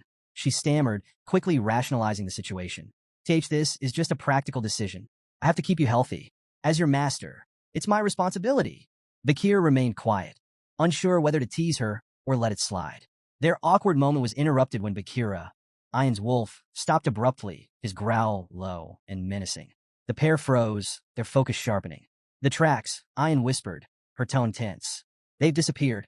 Before she could finish her thought, a thunderous growl shattered the silence. The ox bear, having set a trap of its own, lunged from a hidden spot with terrifying speed. Meanwhile, back at the Bala camp, a group of barbarians gathered around a massive boar, its size so impressive it overshadowed anything else brought back that day. A female barbarian, holding 3 modestly sized rabbits, stared at the boar in awe. I thought these would be enough, she said, glancing down at her catch. But compared to that, a male barbarian stepped forward, addressing a Hun with visible admiration. This is incredible, he said, gesturing toward the boar. You've outdone yourself, a Hun. Another chimed in, suggesting that a Hun should be made the tribe's new hunting commander. Even Ein can't handle every Hun alone, he added. The group's attention shifted briefly as someone mentioned Ein's current hunt. She brought a slave with her, a female barbarian noted, her tone skeptical. I doubt they'll catch anything worthwhile. A Hun, basking in the praise, dismissed Ein's efforts entirely. That so-called slave is nothing but dead weight, he scoffed. Mark my words, they'll come back empty-handed. I bet they won't even catch a rabbit. On the other side of the forest, the ferocious male ox bear launched a sudden attack, its massive paw swinging toward Ein with devastating force. Before the blow could land, Vakir reacted swiftly, pulling her out of harm's way just in time. The bear's crushing strike missed her by mere inches, the sheer force blowing strands of her hair into the air. Both Vakir and Ein tumbled off their wolf, landing hard on the frosty ground. Vakira, the wolf, growled fiercely, leaping into action to shield its companions. Vakir quickly turned to Ein. Are you okay? He asked, his tone calm but urgent. Ein nodded, still catching her breath. Thanks to you, she admitted reluctantly. Vakir's sharp eyes assessed the situation. It's almost like it set this up, he speculated, his voice low. Did the ox bear lure us here deliberately? Ein frowned, her pride bruised but unable to deny the truth. It's too smart for a monster, she muttered. Her gaze flicked toward the bear, now snarling at them from a distance.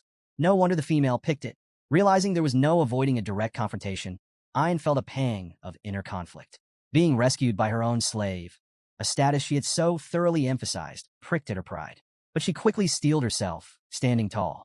Stay behind me, she commanded, her voice firm. I'll handle this. You've done enough. With a defiant glare, Ein mounted Bakira and charged at the ox bear, her bow drawn and ready. Her first arrow whistled through the air, aimed directly at the beast. You think you can act like this in front of my slave? She shouted angrily. You're going to pay for this indecency. The ox bear, sensing the danger, retreated behind an icy boulder for cover. Ein pulled another arrow from her quiver, her tone sharp with confidence. There's nowhere you can hide from me, she declared. She loosed the arrow, which embedded itself harmlessly in the boulder. The ox bear growled in defiance, thinking itself safe. But the moment the bear let its guard down, a surge of blue energy erupted from the embedded arrow. The aura-infused blast pierced through the boulder, striking the bear in the stomach with pinpoint precision. The ox bear roared in agony as blood spewed from its wound, its massive frame staggering forward. Vakir, watching from the sidelines, was momentarily awestruck. Ayan's archery was a masterful display of skill and precision. The way she infused aura into her arrows with such finesse left him impressed. In that moment, he thought that purely in terms of archery, Ayan might even surpass Camus Morgues. The wounded ox bear emerged from behind the shattered boulder, its bloodshot eyes blazing with rage. It charged directly at Ayan, undeterred by the injury. Ayan's hand moved with practiced speed, another arrow nocked and ready. She fired at the bear's eye, but the beast's fury drove it onward, ignoring the projectile entirely. Undeterred, Ayan prepared a final shot. Her voice rang out confidently. An arrow filled with sincerity can pierce even a castle wall, she declared, releasing the arrow with perfect form. But to her shock, the ox bear dodged with uncanny agility, evading the attack entirely. Ayan's confidence wavered, her composure briefly shaken. Before she could recover, the ox bear lunged at Bakira. Its massive paw struck the wolf with brutal force, sending both Bakira and Ayan flying. Ayan tumbled across the ground, her body skidding to a stop as Bakir sprinted toward her, his expression grim. As Ayan lay dazed, fragments of her mother's teachings surfaced in her mind. Her mother had once told her that beasts on the brink of death could sense the killing intent of a predator, often becoming most dangerous in their final moments. Ayan now realized, too late, that she had gravely underestimated the ox bear. Confidence, bolstered by her righteous intentions, had blinded her to the peril. The ox bear, now a towering menace, advanced with drool dripping from its massive jaws. Its mouth opened wide, ready to deliver a fatal bite. Paralyzed by fear, Ayan closed her eyes and braced for the inevitable. Instead of the crushing jaws of death, however, a familiar voice cut through the chaos. "Are you done demonstrating a master's dignity?" Her eyes flew open, and she saw Vakir standing before her, positioned squarely between her and the ox bear. His calm yet commanding presence sent a shiver down her spine. With a deliberate step forward, Vakir spoke with quiet confidence. "It's my turn now." Thrusting his glowing red hand toward the beast, Vakir summoned Beelzebub, the demonic blade igniting in a blaze of fiery energy. Flames infused with the power of Cerberus roared forth, engulfing the ox bear's head in a hellish inferno. The beast reared back, letting out an agonized roar as the searing heat overwhelmed it. Ayan, frozen in place, could only watch in awe. The sheer ferocity of Vakir's attack left her speechless, her heart racing at the raw display of power. The ox bear staggered, its charred form collapsing lifelessly to the ground. The battle was over. The flames subsided, revealing Vakir's frame. The intense heat had burned away the bandages covering his injuries, exposing his fully healed body, including his once bandaged eye. Ayan's cheeks flushed a deep crimson as she marveled at his strength, her gratitude and amazement impossible to hide. "You saved me again," she murmured softly, her voice barely audible over the crackling of the fire. But her joy quickly turned to concern as Vakir's expression twisted with pain. She rushed forward as he admitted, "I might have overdone it." His legs gave out, and he collapsed to the ground. "Vakir!" Ayan cried, her earlier awe replaced by panic. She knelt by his side, frantically calling his name and trying to rouse him. The memory of his unwavering determination lingered in her mind as she desperately sought a way to help him. Later that night, the Balak tribe gathered around a roaring bonfire, celebrating the success of the hunt. The tantalizing aroma of roasted meat filled the air, and a massive pot of stew bubbled cheerfully over the flames. The villagers danced and sang, their jubilant cries echoing into the night. Off to the side, Ayan and Vakir sat together, each wearing traditional Balak hats. Ayan's voice carried a mix of pride and excitement as she explained the significance of their victory. "The ox bear wasn't just any prey," she said, her chest puffed with pride. "It was both strong and intelligent, a worthy opponent. Catching it has made us the stars of this pillaging ceremony." Vakir, stoic as ever, didn't seem particularly moved by the festivities. His indifferent expression earned him a sharp glare from Ayan. "You could at least pretend to care," she huffed, crossing her arms. Her gaze shifted to the other side of the gathering, where a Hun sat glumly next to the small, sluggish boar he'd caught. The sight filled Ayan with satisfaction, and a faint smirk tugged at her lips. "That boar," she said, tilting her chin toward it. "Compared to our ox bear, it's nothing. You'd think he would have caught something more impressive, given how much he brags." Despite her playful scolding, Vakir caught the unmistakable glimmer of pride in her eyes. For the first time that evening, a faint smile flickered across his lips. Ayan turned to a Hun, her eyes practically begging for backup. "Say something, a Hun?" A Hun, clearly irritated, shoved a bowl toward Vakir, sneering. "Here, slave. Eat." Vakir glanced at the bowl's measly portion of meat and raised an eyebrow. "This is it? Why so little?" A Hun rolled his eyes. tradition. The more honor you earn, the less you eat. You should be grateful for your honor. Ian stepped in with a smirk. In our tribe, the greatest contributor to the hunt gets the smallest share. It's a symbol of respect and selflessness. Vakir's expression remained blank. Selflessness? Sounds like a bad trade. Meat's a lot tastier than some imaginary points on the honor board. Ian laughed, clearly entertained by a Hun's growing frustration. Vakir, however, stared at his hands, deep in thought. The 600-kilogram hammer from Beelzebub lingered in his mind. Could he actually increase his weight by 600 kilograms while holding his breath? It seemed absurd. Then again, so did most of his life lately. Taking a casual sip of his soup, Vakir reflected on his recovery. Beelzebub's absorption of the ox bear hadn't just granted him new powers. It had patched him up like magic glue. Noticing Vakir's nearly empty bowl, Ian grabbed another, heaping with meat, and thrust it toward him. Here, eat. Vakir shook his head. I already had my share. A bit of meat, some blood, intestines, standard barbarian meal. I'm good. Ian pushed the bowl closer. You should eat more. Every part of the animal has a purpose. Weak eyes? Eat the eyes. Bad heart? Eat the heart. Weak limbs? The legs. That's how we grow stronger. Vakir squinted at the bowl, particularly at the coiled piece of meat bobbing in the broth. So, you're saying my insides need work? His tone dripped with sarcasm. Before Ian could answer, 3 barbarian girls approached, their presence as subtle as a thunderstorm. Commander, the first one huffed, glaring at Ian.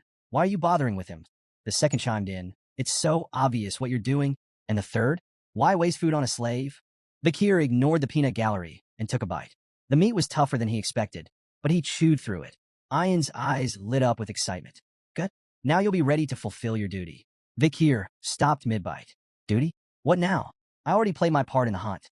At dawn, Vakir found himself near a massive tree trunk, its top sliced clean off. He noticed faint scorch marks at the edges and recalled something Ian had mentioned last night.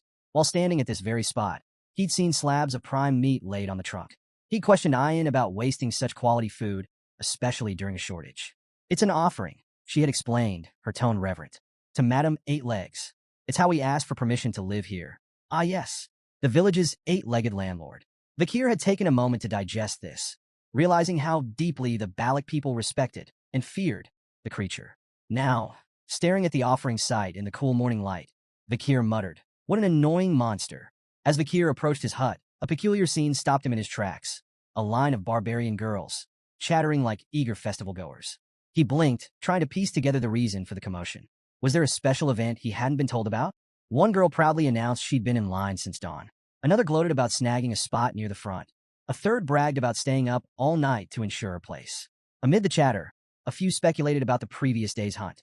Maybe a village woman will be chosen as Vakir's wife, one suggested starry-eyed.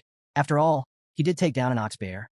Before Vakir could back away unnoticed, Ian appeared, a freshly hunted deer slung over her shoulder. Spotting the crowd, her expression soured.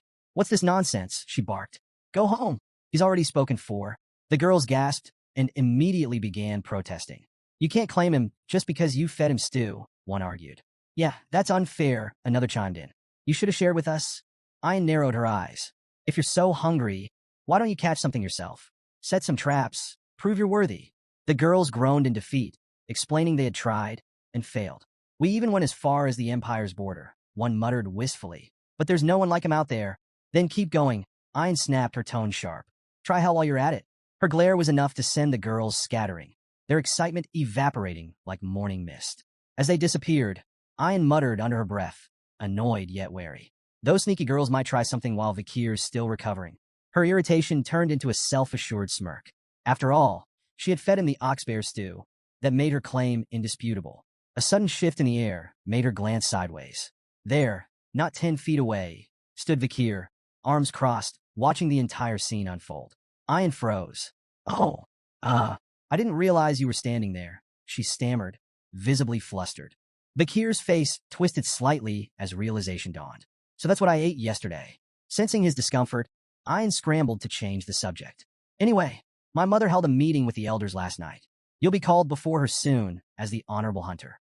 When the time comes, make sure to ask for what I'll suggest. It's important. Later, in the matriarch's tent, the atmosphere was charged with quiet reverence.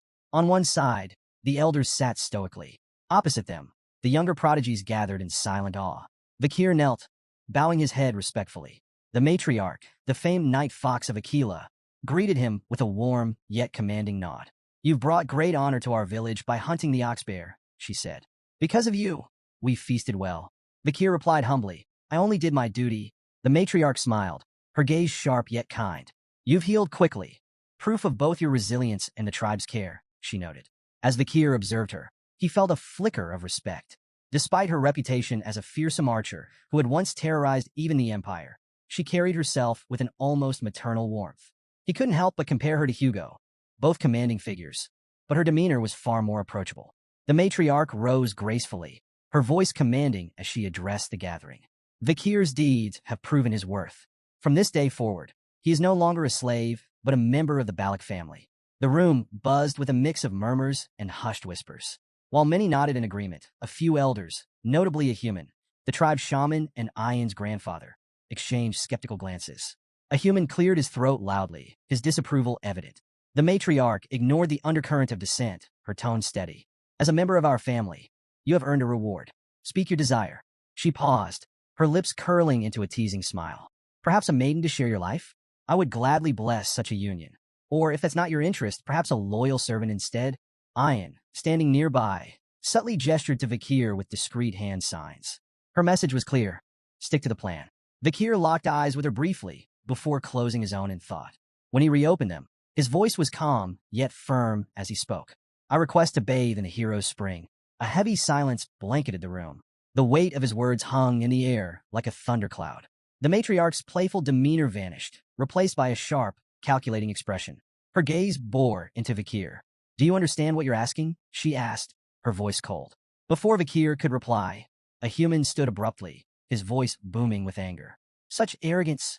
Do you truly believe yourself worthy of the hero's spring?" He turned to the matriarch, his tone seething.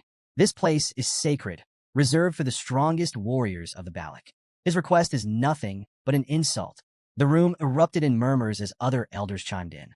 One elder slammed his fist on the ground. "The hero's spring is not for outsiders. This is a privilege for our finest warriors, not some commoner." But Ian stepped forward, her voice cutting through the commotion. "Enough," she declared. "Vakir has proven himself more than worthy. None of you can deny his strength. He captured the ox bear during the pillaging ceremony, a feat even our most seasoned warriors have failed to achieve." The room quieted as her words resonated. The matriarch's piercing gaze shifted to Vakir. "Do you truly understand the significance of the hero's spring?" Without hesitation, Vakir nodded. "I do. It is no ordinary shrine. Its waters can heal wounds, internal and external alike. Only the mightiest warriors are granted access to its power." The matriarch listened, her expression unreadable. Around her, the elders resumed their debate. "The hero's spring must remain exclusive," one elder argued fiercely. "To allow an outsider to touch its waters is to insult generations of our warriors." Another elder, however, countered, stroking his beard thoughtfully. "This could be a chance to inspire him further. If he holds such potential, granting him this honor might benefit the tribe." The arguments volleyed back and forth. Some elders feared tarnishing the spring's legacy, while others acknowledged Vakir's feats and the value of rewarding his contributions. The matriarch's expression tightened, her frustration flickering. She wanted to honor Vakir's bold request, but could feel the weight of tradition and a human's staunch opposition pressing down on her. Just then, a sudden bell rang out, cutting through the tense atmosphere like a blade. Vakir's eyes narrowed as his gaze darted toward the sound. "What's the meaning of that bell? An attack?" Ian shook her head. "No, that signals a guest's arrival. Not a threat." The matriarch seized the opportunity to end the heated debate. "This meeting is adjourned. Return to your duties," she commanded, rising gracefully and exiting the tent. As the elders filed out, a human lingered, his expression dark and brooding. His disapproval was palpable, the faint click of his tongue like thunder in the quiet. Watching the matriarch leave, his unease simmered beneath the surface, a storm waiting to break. Vakir's attention shifted to the growing commotion outside. "Is that the guest you were talking about?" he asked Ian, gesturing toward the group setting up nearby. She nodded. "Merchants from beyond the forest. They visit a few times a year, bringing goods we can't make ourselves. The tribe always looks forward to their arrival." Vakir's sharp gaze fixed on a symbol emblazoned on one of the merchant banners. Recognition flashed in his eyes. "The bourgeois family," he muttered, his voice low. Ian glanced at him. "You know them?" "More than I'd like," he replied, his mind racing. The bourgeois family was one of the 7 most powerful merchant clans in the empire. Their presence in such a remote region was unusual, almost suspicious. The only way to reach Balak territory was through lands controlled by the Baskerville or Morge families, neither of whom would allow safe passage to outsiders. Vakir's thoughts turned dark. How did they get here? Smuggling routes? Backdoor deals? The merchants wasted no time setting up their vibrant stalls. Their leader, a round, jovial man with an air of authority, addressing the tribe in fluent Balak. Welcome, friends. For the next 5 days, the market is open. Barter your finest goods and discover treasures from beyond the forest. Excited murmurs spread among the villagers, who surged forward to browse the offerings. The merchants displayed their wares with practiced flair. One held up a gleaming glass orb, claiming it could bring sweet dreams when placed near a bed. Another showcased perfumes, cosmetics, and sacks of grain. Vakir observed the frenzy with a critical eye. The goods on display were mundane by imperial standards, but the merchants bartered them for rare forest treasures of far greater value. The imbalance was glaring, and Vakir's jaw tightened. The bourgeois are bleeding them dry. A commotion nearby drew his attention. Ian's voice rang out, laced with frustration. A diamond for corn? Are you serious? For a brief moment, Vakir felt a flicker of relief. At least someone here recognized the absurdity of the trades. But then, to his horror, Ian's expression shifted. She grinned triumphantly, handing over a diamond for 2 ears of corn. Clutching her prize like a trophy, she beamed with pride, clearly convinced she had struck an incredible deal. Vakir pinched the bridge of his nose, exhaling sharply. Hopeless, he muttered, watching her celebrate her victory. Elsewhere in the market, 3 Balak warriors were locked in intense negotiations with the merchant leader. I'll trade this pearl clam for 2 radishes, one of them demanded, his tone suggesting he genuinely believed it was a steal. Another inspected a cabbage with a critical eye, scrutinizing its quality before eventually bartering a prized deer antler for it. Their persistence wore down the merchant leader, who, with exaggerated reluctance, tossed in extra items to seal the deals. The warriors left with wide grins, proudly celebrating their victories. The merchant leader, meanwhile, smirked as he watched them walk away, amused by how easily they'd given up treasures worth far more than the goods they'd received. In a quieter corner of the market, a young Balak girl timidly approached the merchant leader. Her wide eyes sparkled with hope as she pointed at one of the glowing glass orbs on display. "Excuse me, sir," she said softly. "May I trade for that orb?" The merchant leader crouched down, his smile dripping with condescension. "Well now, little one, what do you have to offer?" Beaming with pride, she reached in her pouch and pulled out a small, wriggling sun larva. It's very rare, and it's nutritious too." The merchant leader's face twisted with disgust. "Ugh, disgusting," he barked, slapping the larva from her hand. The tiny creature hit the ground with a wet thud, and the girl froze, her face crumpling as tears welled up in her eyes. Sneering, the merchant leader turned to leave, muttering under his breath, "For a primitive barbarian, she's quite pretty. She'd fetch a decent price as a slave." The girl knelt, clutching the rejected larva in trembling hands, tears streaming silently down her cheeks. Suddenly, a shadow loomed over her, and a gentle hand rested on her head. She looked up to see Vakir standing beside her. His expression was calm, but the fire in his eyes burned with quiet fury. "This trade is invalid," Vakir declared, his voice steady but sharp enough to cut through the market's noise. The merchant leader stopped mid-stride and turned back, his feigned confidence masking unease. "And what do you know about valid trades?" he asked mockingly. "Surely a savage like you wouldn't understand the intricacies of imperial customs." "Perhaps there's been a misunderstanding." Vakir's gaze locked onto the merchant with chilling precision. "A misunderstanding?" he asked, his tone colder than ice. "Do you mean your intention to sell a Balak child as a slave?" The merchant leader flinched but quickly recovered, waving his hand dismissively. Now, no need to be dramatic. These trades are sanctioned by the Balak shaman, a servant of the forest god, no less. It's not your place, boy, to question their sacred authority." Vakir ignored the merchant's bluster, taking a deliberate step forward. His voice, though calm, carried an undeniable weight. "I demand the cancellation of every trade conducted today. They are blatantly unfair." The merchant leader furrowed his brow in feigned confusion, his voice dripping with mockery. "Unfair, you say? And who made you the arbiter of fairness?" Vakir's expression remained cold, his tone sharper than steel. "Fairness is determined by market value, something your trades blatantly disregard."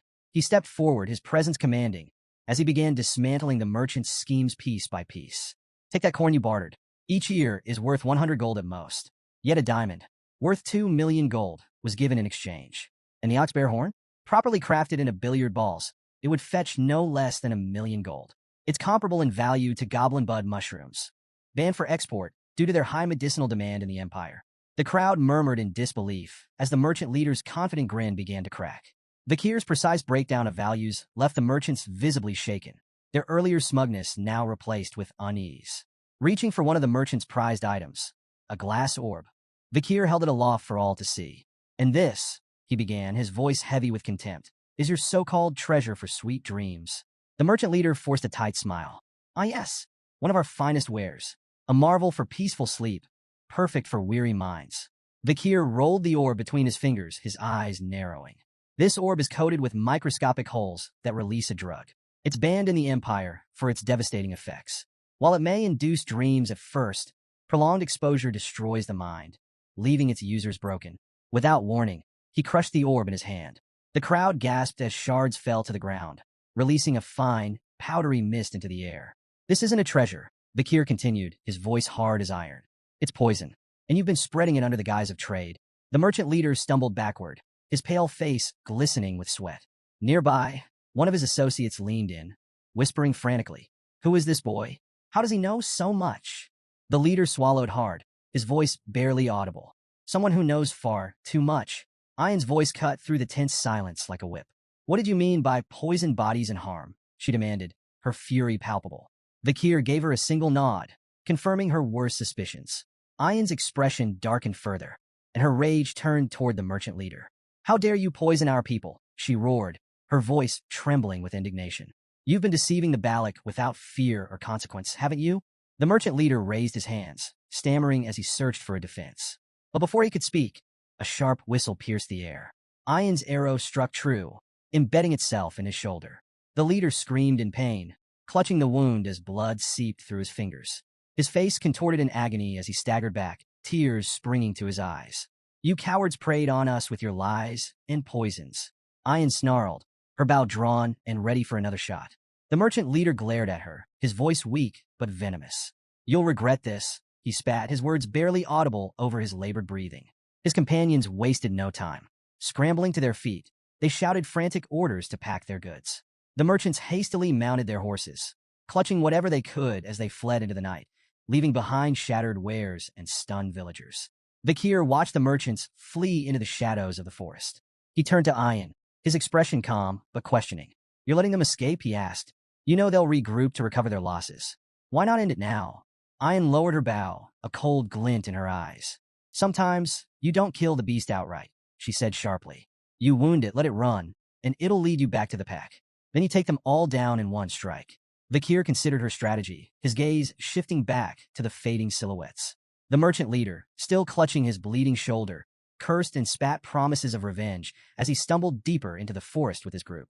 The merchants eventually reached a hidden mercenary camp nestled in the woods.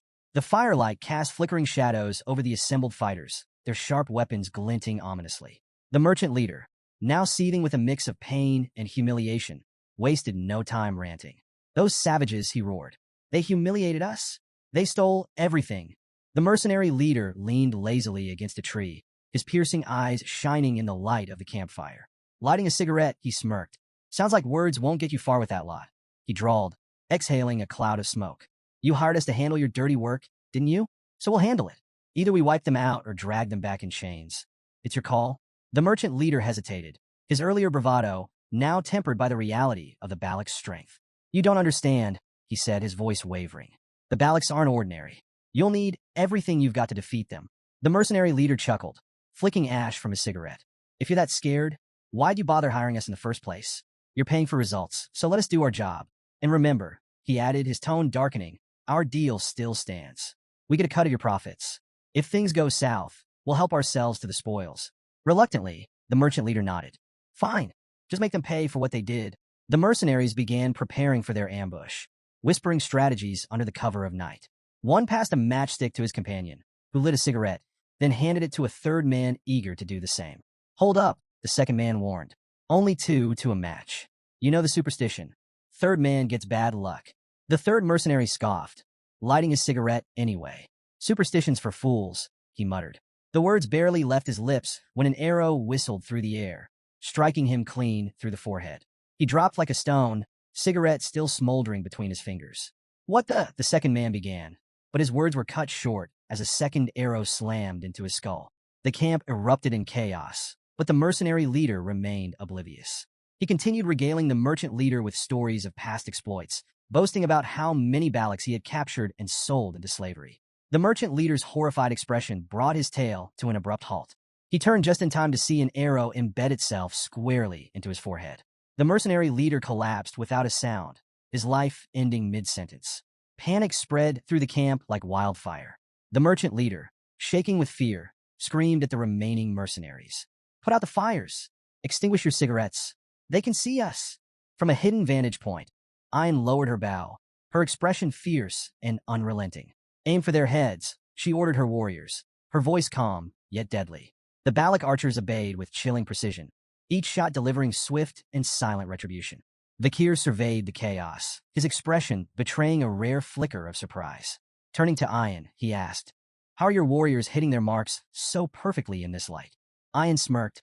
"Balak eyes are sharp, even in the dark. The glow of their cigarettes and firelight makes them easy targets." Before Vakir could respond, a Hun appeared, dragging barrels behind him. His usual smirk was firmly in place. "Still playing the obedient slave, I see," he taunted. Vakir corrected him with a cool tone. "I'm no longer a slave. I'm a commoner now." A Hun shrugged dismissively. "Doesn't change much, does it? Commoner, slave, it's all the same to me." Amidst the flaming chaos, one mercenary stood his ground, raising his shield to deflect incoming arrows. "Mages, form up! Shields, cover the front! Prepare for a counterattack," he barked, his voice cutting through the panic. But before they could regroup, a strange sight drew their attention. Two arrows embedded in nearby trees held a barrel aloft, suspended by thick ropes. More barrels began to appear, dangling from the trees, all tied by expertly aimed arrows.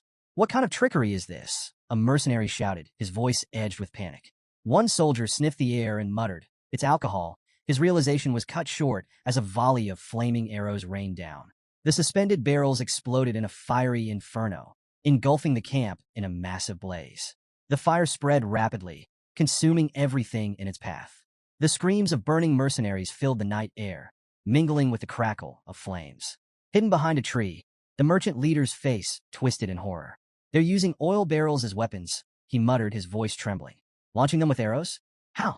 A rustling noise behind him made him freeze. Turning slowly, he saw a shadowy figure emerging from the darkness. His heart raced as he recognized the crimson glow of Balak eyes. "Wait, don't kill me," he pleaded desperately. Fumbling, the merchant leader pulled a document from his bag, the official seal gleaming faintly in the firelight. "This is an exploration permit," he stammered, "stamped by the deputy consul of Underdog City. If you kill me, the Baskerville family will have their revenge." Vakir stepped into the light, his red eyes gleaming coldly. "This deputy consul," he said softly, "was his name Vakir by chance?" The merchant leader nodded eagerly, sensing a lifeline. "Yes, Vakir, the infamous Vakir." A faint smirk tugged at Vakir's lips. "Strange," he replied icily. "I don't recall granting any such permit." The merchant leader's face paled as recognition dawned. "You're—" His words were cut short by Vakir's arrow, which struck him cleanly in the chest, silencing him forever. "Those who forged the Baskerville seal," Vakir stated, his voice steady and unforgiving, "are executed without exception." Moments later, Ayn arrived astride her wolf, urgency in her voice. "We need to move, slave. Hurry." Vakir's brow twitched as he corrected her, his tone firm. "Not a slave. Remember that." The surviving mercenaries, emboldened by the sudden cessation of Balak arrows, regrouped. "They're retreating," one shouted. "Pursue them. Make them pay." Before they could advance, the forest seemed to shift. A monstrous presence descended upon their position, a suffocating aura that struck terror into even the bravest. Screams of fear echoed through the night, as the mercenaries faced something far worse than the Balak warriors. Standing beside Vakir, Ayn watched the distant carnage. "The fire tactic was clever," she remarked, her tone tinged with admiration. "You're becoming a real Balak warrior." Vakir smirked faintly. "I could say the same whenever I see you." Their attention shifted to the looming shadow of Madame Eight Legs, her monstrous aura palpable even from afar. Vakir's expression hardened, his voice carrying a note of resignation. "This night just keeps getting better." Back in the village, the matriarch addressed the gathered Balak warriors with a warm smile. Placing a hand on Vakir's shoulder, she declared, "For your many achievements, resolving our food shortage, minimizing casualties with clever tactics, uncovering the truth behind the warriors' ailments, and exposing the merchant's deceit, I grant you permission to enter the hero's spring." The crowd murmured in approval as she added, Tonight's full moon marks a sacred time. Ayan, guide Vikir to the spring. Ayan stood with a cheerful, yes, mother, and led Vikir toward the sacred site. As they walked, she looped her arm around his casually, her tone light, but pointed. Did you notice a human stayed quiet back there? He was quick to blame curses for the warrior's sickness. But your discoveries? Let's just say they didn't help his reputation. Vikir's gaze drifted toward the shaman, recalling the merchant leader's words about a human being a supposed proxy of the forest god. He couldn't help but wonder how much truth there was in those claims, or how much the shaman might be hiding. That night, Vikir submerged himself in the hero's spring, letting its warmth seep into his battered body. He closed his eyes as relief washed over him. The spring's magical properties soothed his muscles, mended his bones, and purified his mana. It was leagues beyond the river Styx back in Baskerville, free of its limiting conditions. He was so absorbed in the spring's restorative effects that he almost missed Ayan slipping into the water beside him. Opening one eye, he raised a brow. The matriarch said I should bathe alone. If you're here, the spring's effect might diminish. Ayan waved off his concerns with a grin. Details. True Balacs don't bother with minor rules. Rolling his eyes, Vikir let it slide. His interest peaked when Ayan mentioned Sir Adonai, the legendary figure credited with discovering the spring. Adonai? What's his story? Ayan's tone shifted to reverence as she explained. He's the only warrior in Balac history who dared to face Madame Eightlegs head-on. The most powerful man in our legends. You should show him respect. Vikir nodded, acknowledging her words. If he stood up to that monster, he deserves honor. Ayan frowned, catching the faint trace of skepticism in his tone. I'm being serious. You're impossible to talk to sometimes. She huffed and turned away, muttering about how frustrating outsiders could be. Her irritation softened as she thought back to her mother's earlier words. The matriarch had spoken of Vikir's transformation, from a slave to a respected commoner with a growing reputation. With the hero's spring aiding his recovery, her mother had said, he might become the man he's destined to be. He wouldn't make a bad husband. Ayan's face flushed as she stole a glance at Vikir, her resolve strengthening. Today, I'm going to make him mine, she thought with determination. Breaking the silence, Ayan shifted the conversation, trying to mask her embarrassment. You know, I was aware of those merchants' shady profits, she said confidently. If you hadn't stepped in, I would have handled it myself. Vikir smirked knowingly, which only flustered her further. Her cheeks burned as she blurted, I really do know the price difference between diamonds and corn in the Empire. Curious to test her claim, Vikir asked Ayan to explain the actual exchange rate of diamonds to corn in the Empire. 20 corns per diamond, she declared confidently, only to falter at Vikir's silent stare. Quickly revising, she added, fine, 30 corns. Final answer. Vikir raised a brow before calmly revealing the truth. The staggering amount of corn 1 diamond could fetch. Ayan's jaw dropped. That's insane, she exclaimed, quickly clapping a hand over her mouth. Trying to save face, she mumbled, well, the Empire's logic is just weird. What could they possibly need all those shiny rocks for anyway? Unmoved by her evasions, Vikir shifted the focus. None of that matters. What does matter is this. Choose how you address me. My name or slave. I don't like ambiguity. Ayan blinked at his seriousness, her demeanor softening. Standing, she moved closer to him, her piercing gaze locking onto his. You don't like ambiguity, huh? She said softly. Gently, she took hold of his chin, tilting his face to meet hers. Her playful smirk turned intent as she leaned in closer.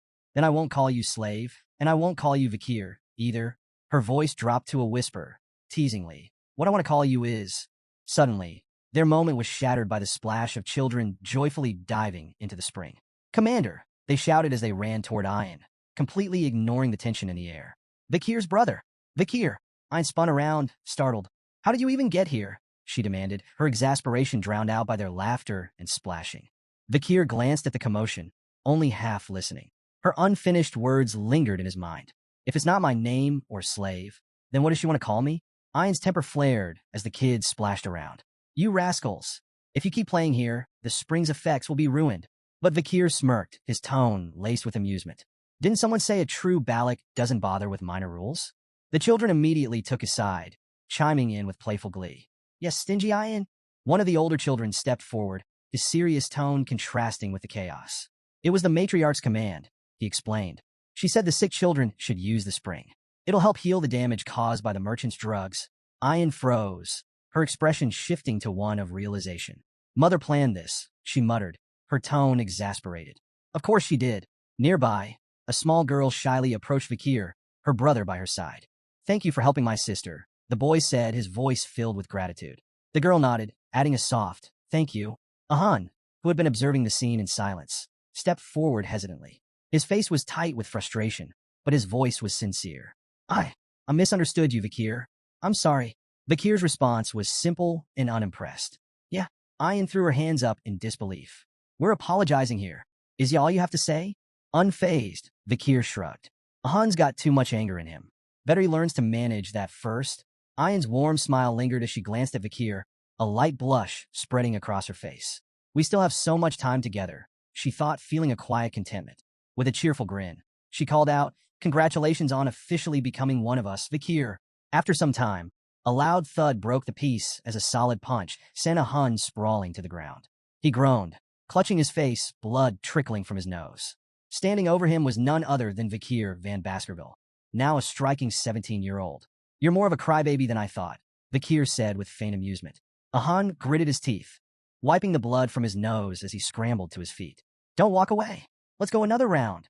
But Vikir had already turned, his calm demeanor unshaken. That's enough for today, he said casually, his back to Ahan. Running away again? Ahan shouted, his frustration palpable. Vikir didn't stop walking. I'm just going for a stroll. The moment Vikir left, Ahan's friends rushed to help him up. Man, he's a beast, one muttered, shaking his head. He's gotten stronger since he recovered. Another chimed in, stronger? I heard his marksmanship's on par with Commander Ayan now. The third scoffed.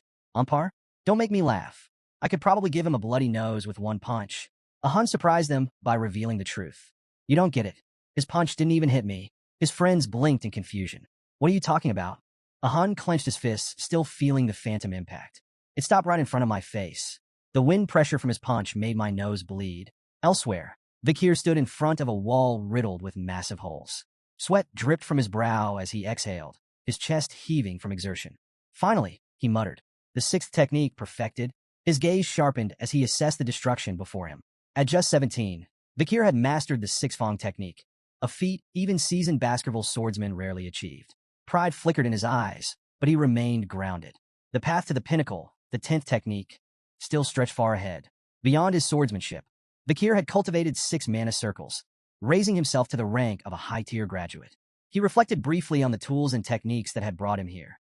The river Styx's power coursing through him, the demonic sword Beelzebub in his arsenal, and the lethal skills he'd honed during his time with the Balax. With these combined strengths, Vikir knew he could now stand toe-to-toe with even the most elite graduates of the Baskerville lineage. 2 years had passed since he entered the deep forest. As he stared into the horizon, a question lingered in his mind. When my preparations are complete, will it finally be time to leave the Balax? Later, Vikir and Ayan moved through the dense forest together.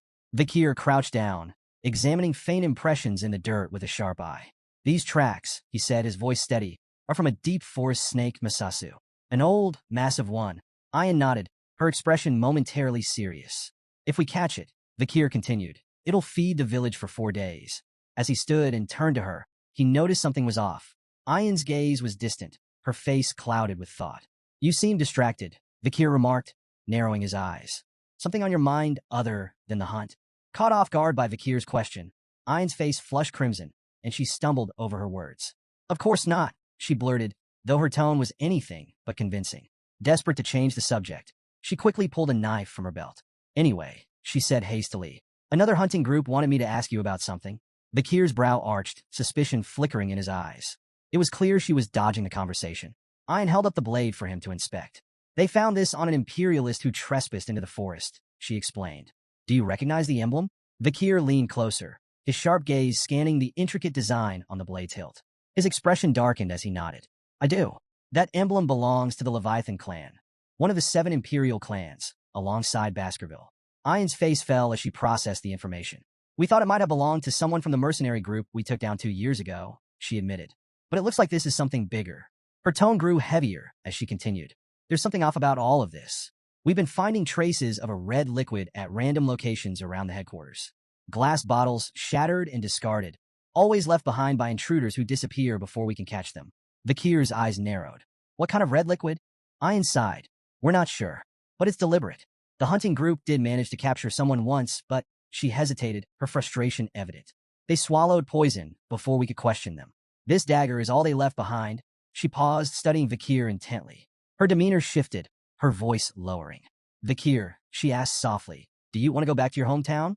The question stopped him cold. He turned to meet her gaze, his brows furrowed. "Why are you asking me this now?" he asked, his tone steady but edged with caution. Ayan's frustration broke through as she stepped closer, her voice rising slightly. "I don't like secrets or lies, Vakir. Just tell me the truth." Before he could respond, her next words struck like a bolt of lightning. "Another imperialist entered the deep forest recently," she said, her tone grave. "I believe they're here for you." Vakir froze, his sharp composure faltering for a fraction of a second. Ayan didn't miss the flicker of shock in his expression. She leaned in closer, her voice barely above a whisper. "There's one more thing," she added. "It's a red-haired girl." Her words hung in the air, thick with tension. Ayan reflected on the past 2 years, replaying the confrontation with Madam and the search party's venture into the deep forest. She suspected they were hunting for Vakir. The question burning in her heart could no longer be suppressed. Would Vakir leave with this girl? The thought tied her stomach in knots. What if he was furious she had kept this from him? Worse, what if he left? Could tribal laws stop him? Or would her protests be useless? Vakir, ever composed, answered firmly. He wasn't going back. Ayan, though still skeptical, pushed him. Did he mean it? His resolute confirmation brought her relief. Her radiant smile lit up her face as she hugged her wolf companion, joyfully declaring that Vakir was staying. Vakir, however, turned his thoughts inward. He was certain the Empire still believed him dead, a deception he intended to maintain until he could mask his strength from Hugo. The mention of the girl stirred his curiosity. Was it Camus Morgue? Did she remember he had saved her? Or was this purely a political maneuver? Watching the Baskerville clan aid the Morgue's search efforts hinted at their unshaken alliance. He wondered if his death had further cemented that bond. Regardless, it reinforced his resolve to one day venture beyond the forest and uncover the truths awaiting him. Later, as Vakir and Ayan stood by the river, their peace shattered when a massive lungfish erupted from the water, flopping violently onto the shore before falling still. Ayan identified it and remarked that its leap likely heralded the rainy season. Judging by the fish's size, she predicted this year's rains could be unusually long. Vakir's sharp eyes caught an anomaly, an arrow embedded in the fish. Cutting it open, they were shocked to find a human skeleton clutching the arrow inside. Ayan, after a closer look, deduced it might belong to someone from the Loco tribe. Signs of resistance hinted at a struggle, even in the fish's belly. This confused her. Lungfish typically scavenged only the dead. Vakir speculated the person was so weakened the fish mistook them for a corpse. Ayan questioned what could drive someone so frail to risk such dangers, and Vakir suggested desperation. Perhaps the Loco tribe faced grave circumstances. This, he said, demanded deeper investigation. Their trek into the forest uncovered a chilling sight, a clearing strewn with corpses. Ayan gasped, horrified. "Are all the Loco warriors dead?" she whispered, her voice trembling. Struggling to process the carnage, she watched as Vakir crouched to inspect the remains. His keen observation revealed grim signs: vomiting, diarrhea, and red spots on the bodies. The horrifying possibility struck him. This could be a deadly disease. The implications were staggering, and both Vakir and Ayan felt the oppressive weight of a tragedy unfolding within the forest depths. As Ayan and Vakir neared the Loco village, an unsettling silence loomed over them. It was well past mealtime, yet no smoke curled from cooking fires. The eerie stillness gnawed at their nerves as they pushed deeper in. Overgrown weeds choked the paths, and there wasn't a single sign of life. Ayan hesitated. Maybe they relocated, she suggested, though her voice lacked conviction. But before Vakir could respond, she yanked back the curtain of a tent and immediately recoiled. A swarm of flies buzzed out, revealing a lifeless, rotting corpse inside. "Vakir!" she shouted, alarmed. Vakir, already searching, had found another body nearby. His mind churned with grim recognition. Before his regression, a deadly plague, the Red Death, had ravaged these lands. Victims suffered red blotches, violent vomiting, and agonizing pain before succumbing to a slow, excruciating demise. The disease had spread so viciously it even reached the Empire, leaving devastation in its wake. Ayan's face paled. "We need to leave. This village is cursed." Vakir, unfazed, corrected her. "It's not a curse. It's an infectious disease." "That's even worse," she snapped. He reassured her that it wasn't highly contagious, though she didn't look convinced. Hesitantly, she asked, "Are you sure it's not a curse?" "If you're scared, leave," he replied, his tone indifferent. Ayan's expression darkened. "What if you die?" Vakir shrugged. "Then I die." She gaped at him. "How can you say that so casually?" Vakir ignored her outrage, analyzing the scene instead. Not all the Loco people were dead. The village looked abandoned rather than exterminated. It seemed the survivors had fled, leaving behind the sick and dying. He decided to check the barracks for supplies. Find a safer spot and wait, he advised. Fuming at his cold attitude, Ayan turned to leave, only to freeze mid-step. Her eyes widened in horror, her face drained of color. Then she screamed. Vikir spun around, alarmed, and saw her on the ground, shaking violently. Ayan, she pointed ahead, her voice breaking. TT the curse. Run, Vikir. Now! A small figure stood in the distance. Ayan, paralyzed with fear, begged him to flee. If you run, I'll follow. I swear. Just don't go near it. But as she tried to stand, she cried out again, clutching her leg in pain. A cramp. Vikir ignored her panic and approached the figure. It was a little girl, no older than 5. She wasn't loco, that much was clear. She stood near a small pile of stones, a wilted flower resting atop them, a grave. She had been mourning someone. Kneeling, Vikir met her eyes. Who are you? The child hesitated before responding with 3 chilling words. Loco slave. Kitchen maid? Ayan gasped audibly, but Vikir remained calm, studying her. She had been a servant, enslaved by the Loco tribe. What's your name, he asked. The girl hesitated again before softly replying. Pomerian. Vikir's eyes narrowed. The name sounded imperial. Was she a kidnapped noble? Then she completed her introduction, words that sent a shock through his entire body. Pomerian Le Baskerville. Vikir froze. Within the Baskerville clan, middle names carried immense weight. The extended family bore Van, but Lum was exclusive to those of direct lineage, reserved for male heirs. In the rare case of female descendants, they too carried the name Le. That meant Pomerian was a direct descendant of Hugo Baskerville. Ayan's voice cut through his spiraling thoughts. She pointed at the pendant hanging from Pomerian's neck, its etching unmistakable, the Baskerville crest. Vikir seized the pendant, startling the girl, who clutched it protectively. Ignoring her reaction, he flipped it open. His blood boiled. Inside was a portrait of Hugo. A storm of emotions surged through him. Rage, confusion, disbelief. His grip on the pendant tightened as he turned to the trembling child. Where did you get this? His voice was sharp, demanding. Pomerian flinched, holding the pendant closer to her chest. Ayan quickly intervened. You're scaring her, she said, stepping between them. Try smiling. Vikir exhaled sharply. He was losing control. After a deep breath, he forced a smile. The result was so unnatural that Ayan actually looked impressed. Kneeling, he spoke again, this time softer. Who are they? He asked, pointing to the images inside the pendant. Pomerian hesitated before responding. My mother, grandmother, and grandfather. Vikir's mind raced. He recalled something Butler Barrymore, the longtime Baskerville butler, had once said about Hugo's past. Before becoming the cold, ruthless tyrant of the Baskerville clan, Hugo had been a devoted husband to his first wife, Roxana, and a loving father to their only daughter, Penelope. But tragedy struck when barbarians kidnapped Penelope. Desperate, Hugo moved the entire Baskerville clan to the remote Lenore Mountains, near barbarian lands, and sent out countless hounds in search of her. Yet no trace of Penelope was ever found. Her loss shattered him. The once devoted father became the infamous executioner of the empire, a man who hated barbarians with an unquenchable fury. At the time, Vikir had dismissed the story as a tragic legend. But now, the truth stood before him. Pomerian was Penelope's daughter, which meant she was Hugo Baskerville's granddaughter. The irony was almost poetic. Hugo, the man who despised barbarians more than anything, had a half-barbarian granddaughter. Vikir smirked. He could only imagine Hugo's face when he learned the truth. But that was a problem for later. For now, he ruffled Pomerian's hair. You've been through a lot, haven't you? He said gently. The girl studied him, uncertain. Then, with quiet fascination, she whispered, Your hair and eyes, they look like my mother's. Vikir chuckled. All Baskerville hounds tend to look alike. He smirked and added, Guess that makes me your uncle. Pomerian's eyes widened. Uncle, a memory flickered in her mind. Mother told me, if I ever saw someone with red eyes, I should follow them. Vikir arched a brow. Oh, and what do you think? Pomerian hesitated. Then, with sudden determination, she clung to him. I'll go with you. And just like that, 2 stragglers of the iron-blooded sword clan crossed paths, bound by fate. The next morning, Pomerian peeked out from the tent, rubbing her sleepy eyes. Spotting Vikir preparing to leave, she immediately trotted over. Where are you going? Vikir slung his weapon over his back. A meeting. The clan's matriarch called for it. Without hesitation, Pomerian ran up to him, arms outstretched. I'm coming too.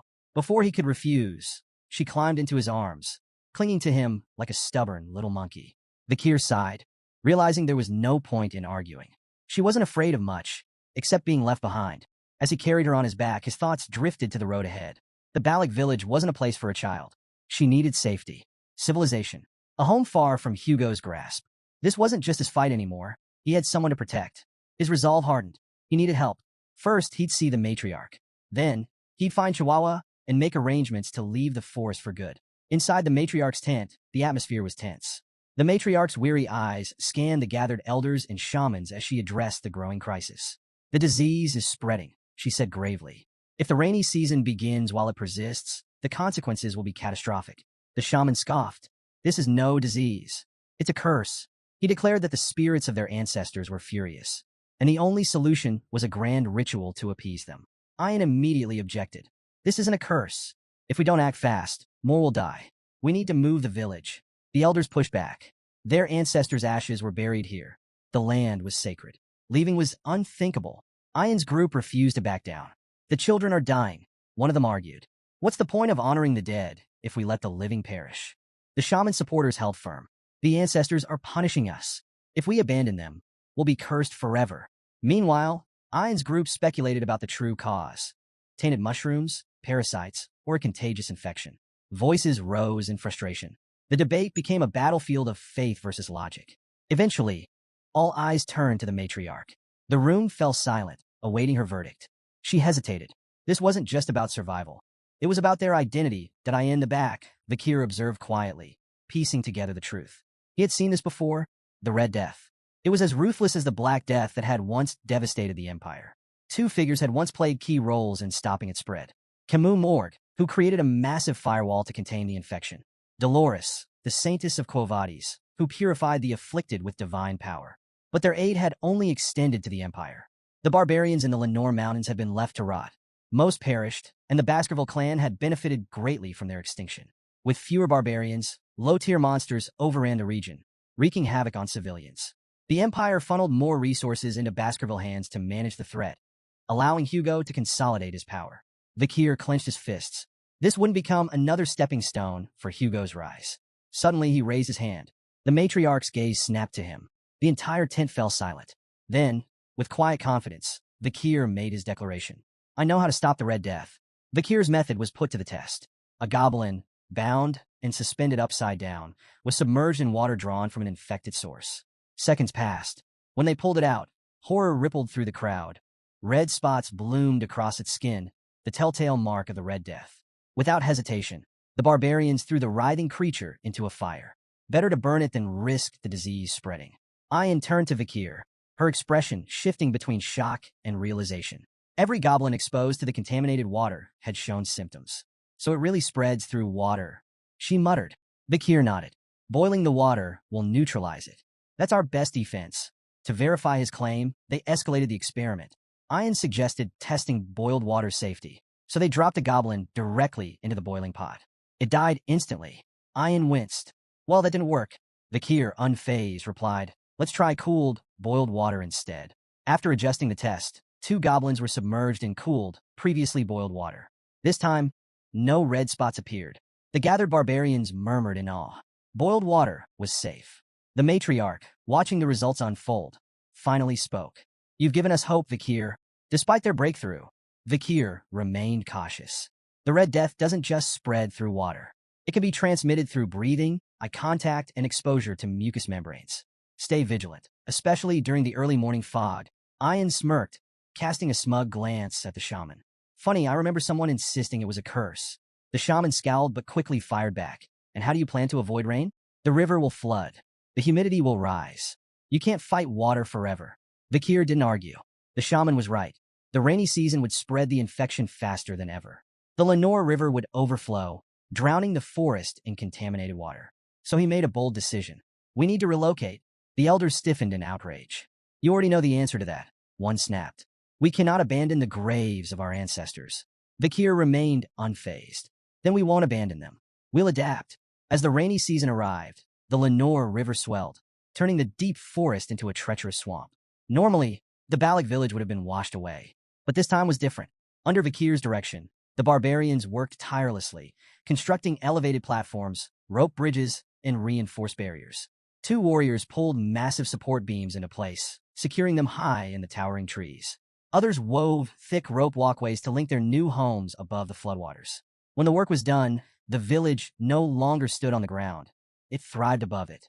As the storm raged and rivers overflowed, the Balak remained untouched. A barbarian, staring down at the flooded forest below, whistled in admiration. Even with these rains, we haven't lost a single home. Another, beaming, clapped Vakir on the back. We owe this to you. Vakir didn't respond, just gazed up at the towering trees. If the Balak territory hadn't been so naturally blessed, none of this would have worked. Pomerian, crawling out of the hut, rubbed her sleepy eyes.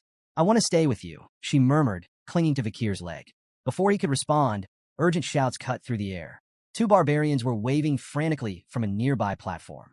Something fell off. Vakir's instinct screamed, danger. A massive catfish erupted from the murky waters, its gaping maw aimed at the unsuspecting warriors. Their fearful screams rang out as they scrambled to react. Too late. Just as the catfish lunged, an arrow whizzed through the air, striking it cleanly in the side.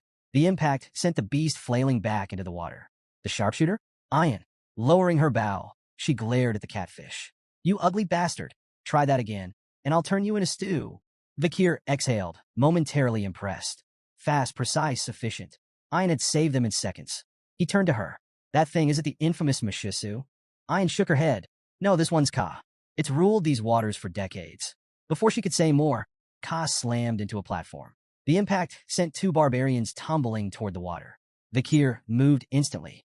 His hand glowed red as he summoned Beelzebub. His blade blurred as he unleashed the sixth Baskerville technique, 6 lurking ambushes. A flurry of precise, deadly slashes struck Ka, forcing it back. The beast screeched in agony before retreating into the depths. The fallen barbarians caught onto a nearby tree trunk and managed to climb back up, shaken but safe. The gathered warriors, still processing what had happened, suddenly erupted into cheers. Vakir, the hero of Balak Village. You saved us again. As chants of praise filled the air, Vakir noticed a bitter glare from the crowd. The shaman, watching from a distance, clicked his tongue in irritation. Meanwhile, Ayan smirked, giving Vakir a thumbs up. You pass, she teased, though her eyes hinted at mischief. That evening, the atmosphere inside Vakir's hut was surprisingly warm. Pomerian sat at the table, happily eating the meal Vakir had prepared. Beside her, Ayan also dug in, her face blissful as she chewed. Pomerian beamed. This is delicious. Ayan, mouth still full, nodded in agreement. You're a surprisingly good cook. Vakir arched a brow. I don't remember inviting you.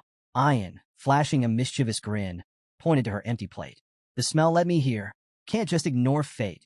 Vakir sighed. I didn't make enough for you. Ayan shrugged. What belongs to the slave belongs to the master. Vakir scowled. I'm not a slave. She waved him off, clearly enjoying herself. Pomerian, watching their playful exchange, suddenly tilted her head. You two act like a married couple. Ayan choked on her food. Face burning red, she grabbed Pomerian into a tight hug. You're so adorable. Let's keep you forever. Pomerian giggled, hugging her back. Vakir, watching them, exhaled. When did those two get so close? Suddenly, the warm mood shattered. A chill swept through the hut, and Vakir's sharp instincts flared. Turning toward the entrance, he saw a shadowy figure standing in the rain, soaked to the bone, trembling, and eyes filled with desperation. Ayan's expression darkened.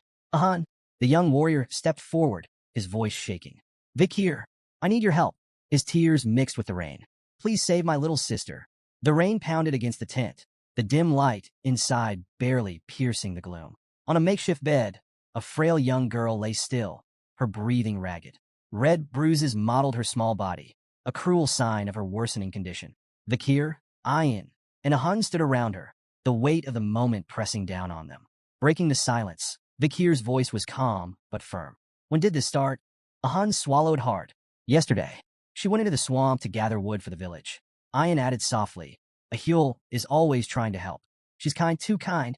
She turned to Vakir, eyes pleading. Is there a way to save her? Before he could answer, a shadow entered the tent. A sharp grunt. A heavy presence. A human. The shaman and Ahun's grandfather.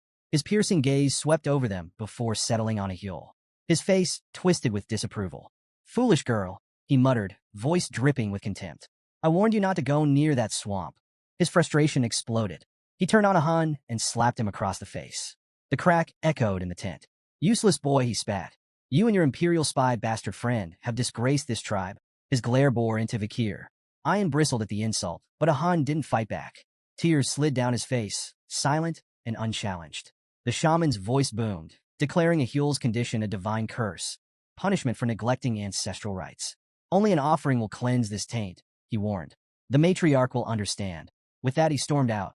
The silence that followed was thick with tension. Ayan clenched her fists. That old bastard, she hissed. How can he? But Vakir's calm voice cut through the storm. If you want to save her, I have a plan. The battle against disease begins. Vakir turned to Ahun. You want to help? Ahun snapped out of his daze. Yes. Then listen carefully. Vakir's tone was steady, decisive. Sanitize everything Ahul has touched. Use boiling water. Burn charcoal in the bonfire to repel insects and bats. Keep her isolated, warm, and dry. This gives her the best chance to fight the disease. He locked eyes with Ahun. Can you handle it? Ahun wiped his tears away. I'll do it. Without hesitation, he rushed out to begin preparations. Ayan stepped closer, worry clear in her voice. You really think you can save her? Vakir didn't hesitate. I can, but I need your help. She straightened. What do you need? Vakir's answer shocked her. I have to leave the forest. I need medicine. Ayan stiffened. You know that's impossible. Though Vakir had earned a place in Balak, leaving the territory was strictly forbidden. The matriarch, Ayan's mother, would never allow it. Vakir nodded. I know. That's why I won't ask her. Ayan's breath hitched. If you and the others keep this secret, I can leave and return before anyone realizes. His red eyes met hers. Will you let me go? Ayan froze. Caught off guard. She struggled for words, but none came. The rain poured harder, flooding the forest, washing over everything in its path. Vakir pressed forward, leaping across floating planks in the rising water. Then he stopped. He glanced back. Ayan was following him. His voice cut through the storm. Why are you following me? You agreed to let me go. Ayan's expression remained firm. Then let's go together. Vakir's brow furrowed. You'll slow me down? She didn't budge. At least tell me where you're going. No. Her frustration flared. Then why are you taking Pomerian? Vakir fell silent. Ayan hesitated, then spoke the truth she had buried. I've noticed things about you, Vakir. Your sword that comes from your arm. Your knowledge of the Red Death. But I never asked. She clenched her fists. I was afraid. Her voice trembled. I was afraid that if I pushed for answers, you'd disappear. She looked away. Finally, she whispered, You'll come back, right? Eyes shut. She braced herself for an answer she didn't want to hear. A moment passed. Then his calm voice reached her. I will come back. She opened her eyes. He was gone. Rain blurred her vision as she muttered softly. You'd better keep your promise. The deputy consul's office was a disaster zone of paperwork. General Secretary Chihuahua sat at his desk, drowning in documents. No matter how much he worked, the pile never shrank. He sighed, rubbing his temples. Back when the deputy consul was alive, things were just as exhausting, but at least they felt meaningful. Nostalgia settled over him. His late superior's memory weighed heavily on his heart. I miss him. Then, a face appeared outside the window. Upside down. Deadpan. Did you call for me? Chihuahua's soul nearly left his body. He stumbled back, eyes wide, sweat forming on his forehead. His mind refused to process what he was seeing. Vakir gracefully flipped down, landing at the window. A faint smirk played on his lips. How have you been, General Secretary Chihuahua? He asked, sipping tea as if nothing was amiss. Chihuahua's brain short-circuited. Vakir, the man he thought was dead, was sitting across from him, completely unfazed. His mind flooded with questions. Had Vakir fought some monstrous entity in the deep forest? Had he been gravely injured? Had he been living among barbarians? Yet, as Vakir calmly sipped his tea, completely at ease, Chihuahua's confusion only deepened. Finally, Chihuahua found his voice. You're really alive? His voice wavered between disbelief and relief. You're not some ghost haunting me, right? Vakir chuckled. You've been frozen in shock for a while now. Chihuahua swallowed hard. You little... His voice cracked before he could finish. Tears welled up in his eyes. He didn't care how or why Vakir was alive. Damn it, he muttered, wiping his face. You have no idea how relieved I am. But as his eyes landed on Pomerian, his relief turned into something else. His brows furrowed. Wait a minute. He leaned in, squinting at the child. Red eyes, dark hair, uncanny resemblance. His face paled. Vakir, is this your daughter? Clearing the misunderstanding. Vakir sighed, already expecting this. She's not my daughter, he said bluntly. We just share the same bloodline. Chihuahua exhaled in relief. Oh, thank God. I thought you'd. He stopped, realizing there was still a lot of new information to process. Still, with his emotions finally settling, he wiped his face and shifted into business mode. Vakir's expression grew serious. I need you to take care of Pomerian while I'm gone. Chihuahua's eyes widened. She's a Baskerville. I need her to receive a proper education, Vakir continued. Chihuahua straightened, taking the request seriously. It's been a while since you've given me a direct order, he mused. Don't worry, I'll handle it. However, Vikir had another concern. Can you handle the city alone? Chihuahua sighed. I won't lie. It's been hell. Vikir nodded. Then get help. Try Cindy Wendy, Mrs. Sam, or Mag Juno. Chihuahua flinched at the first name. Cindy Wendy? He grimaced. That criminal you let go 2 years ago? I don't even know where to find her. Vikir smirked. You will. He reminded Chihuahua about the flower girl Judy. I gave her 10 billion before disappearing. She had no other support, so she's likely still in the city. If Cindy Wendy stayed with her, you'll find her there. Chihuahua rubbed his temples. You're telling me to track down a crime lord through a random flower girl? If Cindy refuses to help, Vikir added, tell her I'm alive. Chihuahua's brow arched. You think that'll work? Vikir leaned back. She owes me a favor. She won't refuse. A grin spread across Chihuahua's face. I like this plan. A promise left unfulfilled. As the conversation wrapped up, Chihuahua hesitated. When will you be back? Vikir gave a faint smile. When my mission is done. He turned to the rainy city skyline, deep in thought. There was still a promise he needed to keep. And if his hunch was correct, the cure for the Red Death could be found with just a single drop of holy water from a certain clan. Pomerian stirred awake, blinking groggily. Then, spotting Chihuahua's beard, she reached out and tugged. Ow! Ow! Hey! Chihuahua yelped, flailing in surprise. Pomerian giggled, unfazed. Vikir, standing near the window, barely glanced back. His mind was already elsewhere. His next destination was set, the holy city of Quo Vadis. At the gates of St. Mecca, 2 guards stood watch, their spears crossed in vigilance. From the distance, a carriage rumbled forward. The driver, Sir Joseph, was a familiar face, the manager of the first-floor oil shop. State your cargo, one guard ordered. Joseph sighed dramatically, waving a document. Oil, as usual. The guards weren't convinced. One stepped forward. We need to inspect the barrels. Joseph's jaw clenched. You see me every week. Do we really need to? Orders from higher up. A bead of sweat slid down Joseph's temple. As the guards moved to open a barrel, he silently prayed. Please, not that one. Fate was cruel. The guard picked the worst possible barrel. Joseph held his breath as the lid creaked open. Oil. Nothing but thick black oil. The guard, satisfied, closed the barrel. You're clear. Joseph exhaled, barely suppressing his relief. Welcome to St. Mecca. Move along. As the carriage rolled into the city, Joseph made his way to a secluded alley. Glancing over his shoulder, he checked the barrels once more. Then, in a low whisper, he murmured, It's safe. A shadow emerges. A metallic clink rang through the silence. Joseph's heart nearly stopped. The same barrel the guards had inspected suddenly lurched. The dented lid clattered to the ground. And from inside, a figure slowly emerged. Drenched in oil, face hidden beneath a crow mask. Completely silent. Joseph swallowed hard. His voice shook. See, can I leave now? He stammered. I did what you asked. The crow-masked figure tilted its head. Then, in a voice that sent chills down Joseph's spine, Wait. Joseph froze. The figure handed him a bag. Inside were 3 tokens, ox, bear, and canine. Joseph's relief was immediate. Thank you, he stuttered. But the mysterious figure was already gone, disappearing into the alley shadows. Joseph stood there, still gripping the bag. Then, a thought crept into his mind. This man had stayed submerged in oil for 2 hours. His expression twisted into unease. Was that guy even human? Under the dim glow of the crescent moon, the masked crowman stood atop a towering spire, observing the city teeming with life below. Pulling off the mask, he revealed himself as none other than Vikir. The memory of his unorthodox infiltration lingered, immersing himself in oil for hours to mask his scent. It had been a trial, reminding him of the river Styx, though far less grim. Despite the discomfort, his plan was successful. He was now within the heart of the Quo Vadis clan stronghold. St. Mecca, the sanctum of the Quo Vadis clan, housed 160,000 devout souls.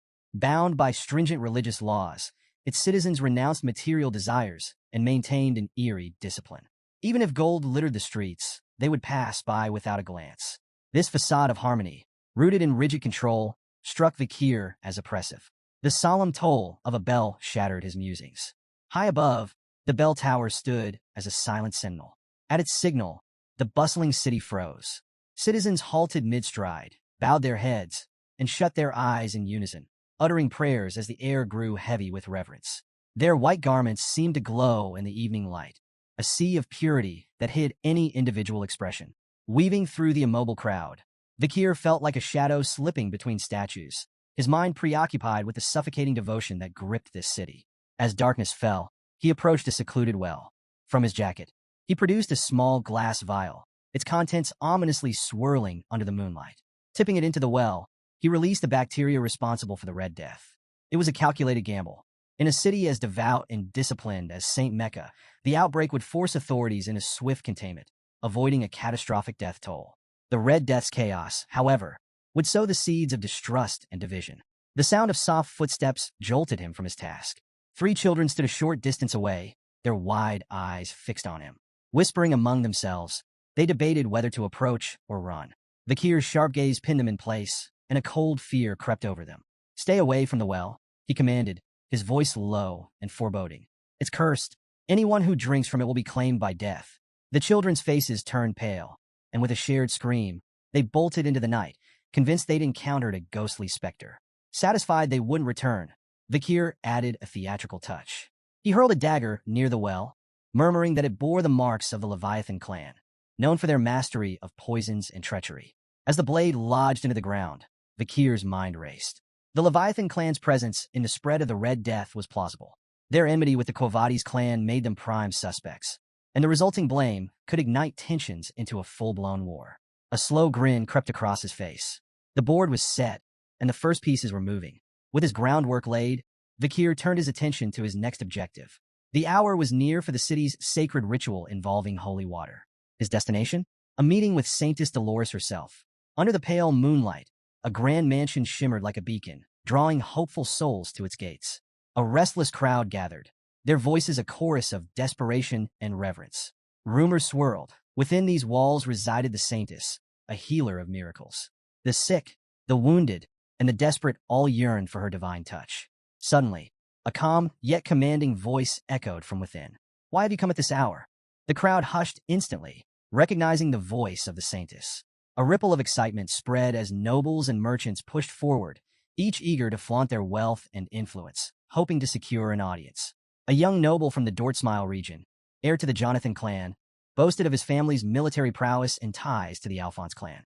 Another man, an overseer of the Ibsen Guild, flaunted his control over lucrative trade routes, proudly name-dropping Count Boston Le Baskerville. But the grandest offer came from an aging noble who, in desperation, promised a granary, a beachfront villa, and even an exclusive fleet of carriages, all in exchange for her blessings. But the Saintess remained unmoved. Her voice, unwavering, dismissed them. "Wealth and status do not grant you the right to disturb me."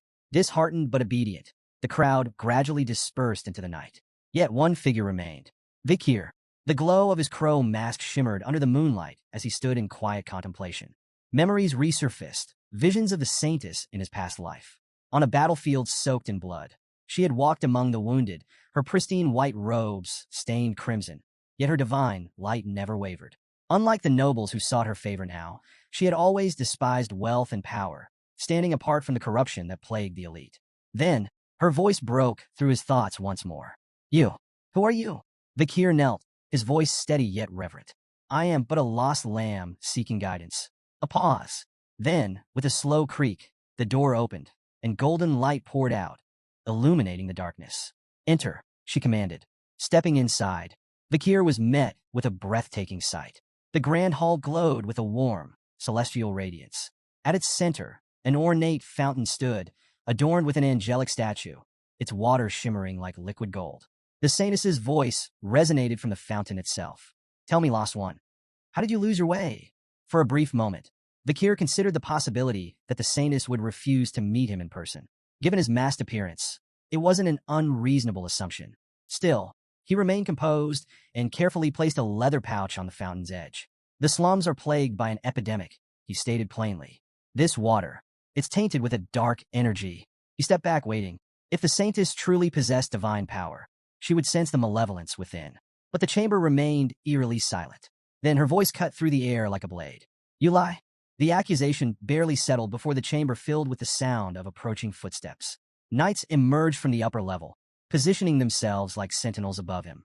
The atmosphere turned heavy, their leader stepping forward with an air of cold authority. "Your words are far too bold for someone claiming to be a lost lamb," he remarked, his gaze sharp. "Who are you really?" Vakir remained silent, but recognition flickered in his eyes. Pietro Kovades, an old comrade from his past life, known for his unshakable sense of justice and ruthlessness in pursuit of it. Pietro had mastered interrogation techniques so brutal that demons might have taken notes. Vakir himself had learned a thing or two from him, enough to break the infamous 7 young masters of Underdog City. Finally, Vakir spoke. I didn't expect to see you here. Pietro's eyes narrowed, but he showed no sign of familiarity. Instead, he acknowledged the epidemic report with skepticism. And yet, here you stand, masked like a thief in the night, he countered. Remove it. Show your face. That is the proper way to meet the Saintess. Vakir ignored the demand and turned toward the exit. My task is done, he said, moving to leave. A blur. Something sliced past him, grazing his mask before embedding into the ground. Vakir halted, his eyes flicking to Pietro, who now held an open book in his hand. His voice was calm, but firm. I can't let someone so suspicious walk away. Vakir's mind raced. The attack, it wasn't just paper.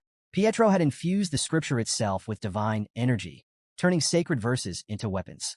The ingenuity of it intrigued him. Holy pages as projectiles? Now that's creative. Before he could dwell on it further, Pietro moved. In one fluid motion, he leapt from the upper floor, landing directly in Vakir's path. These pouches of tainted water, Pietro said, eyes locked onto him. You could be the one spreading the disease.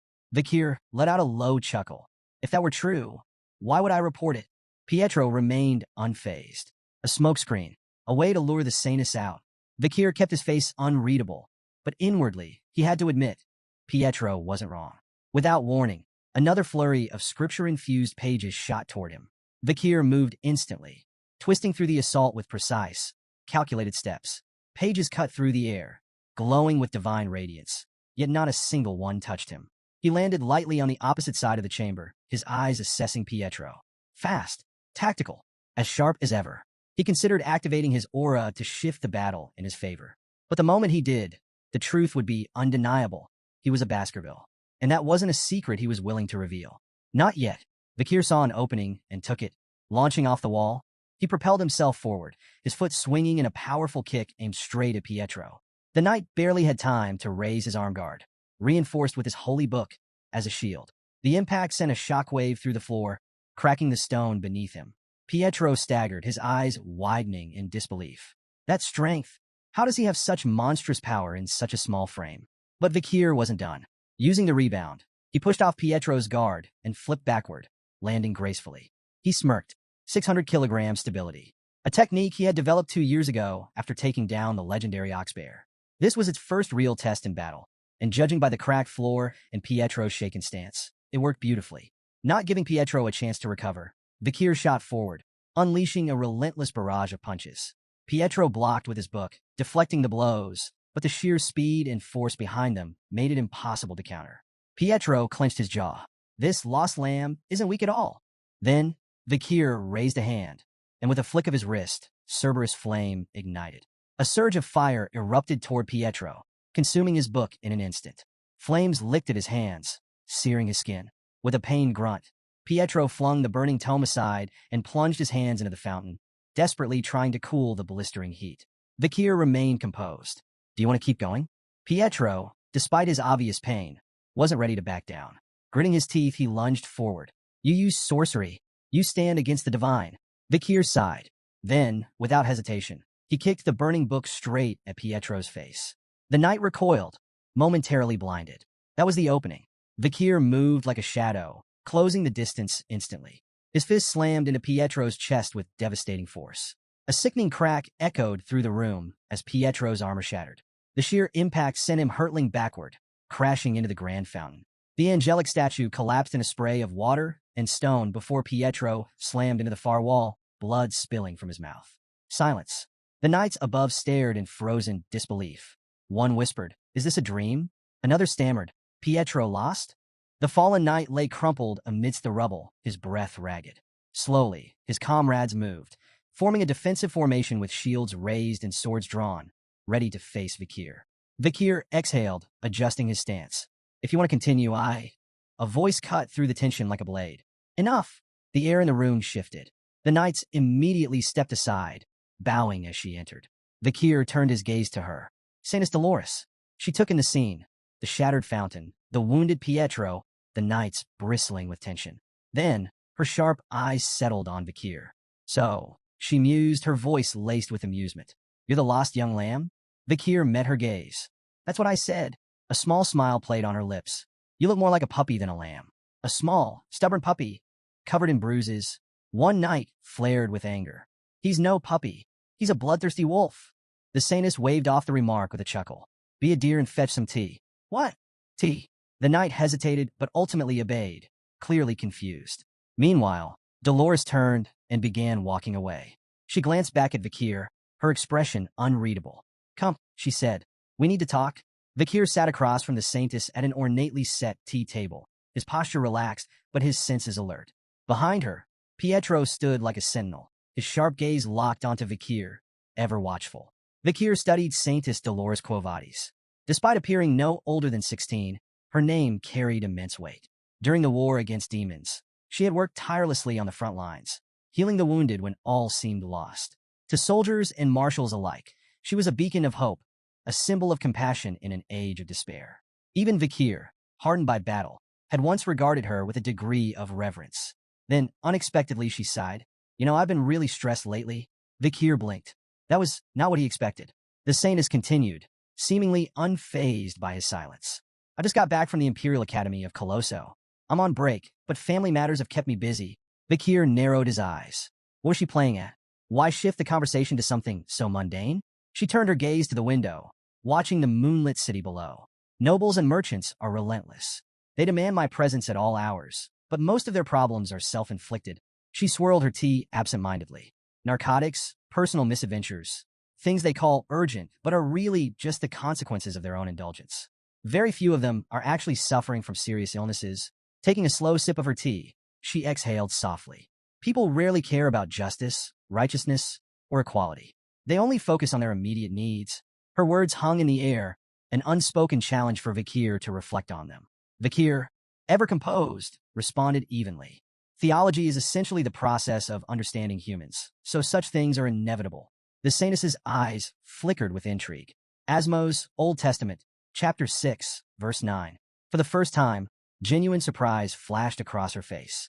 I never thought I'd meet someone who still remembers that passage.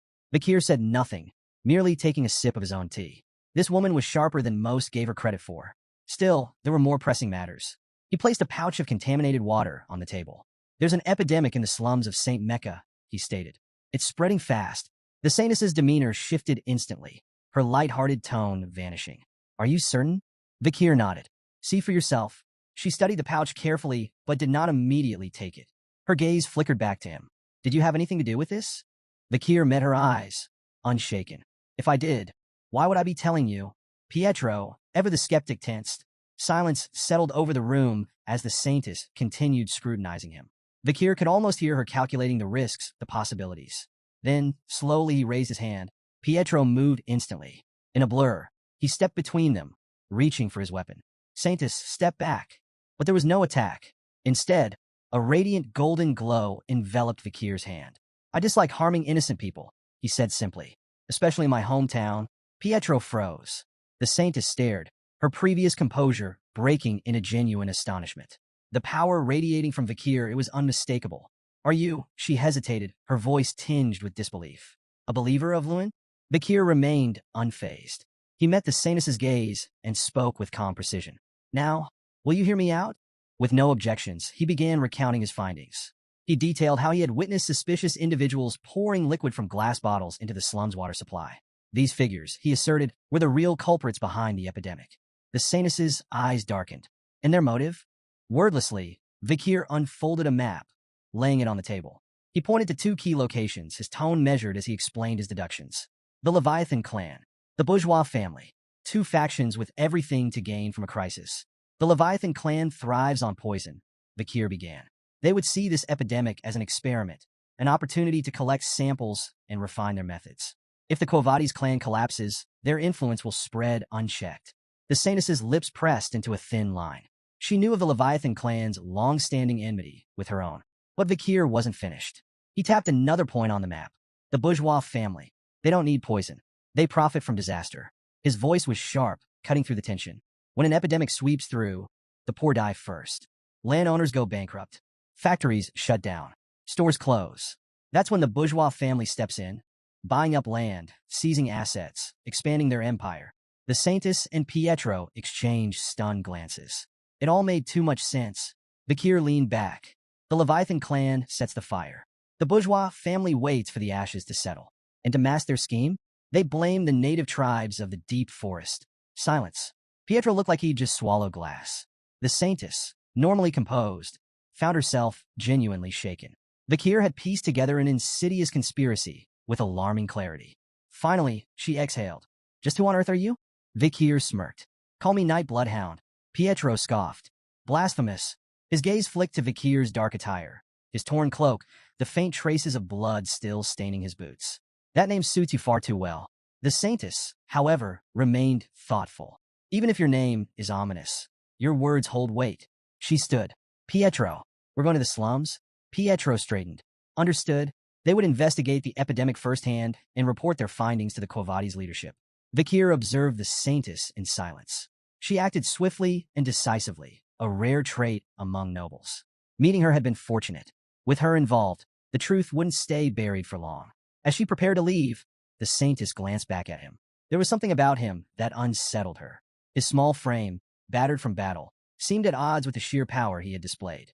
His presence carried a storm of emotions: blood, oil, steel, violence, and fury. Yet beneath it all, there was sadness. A sadness so deep, so ancient, that she found herself wondering, who was this man before he became the Night Bloodhound?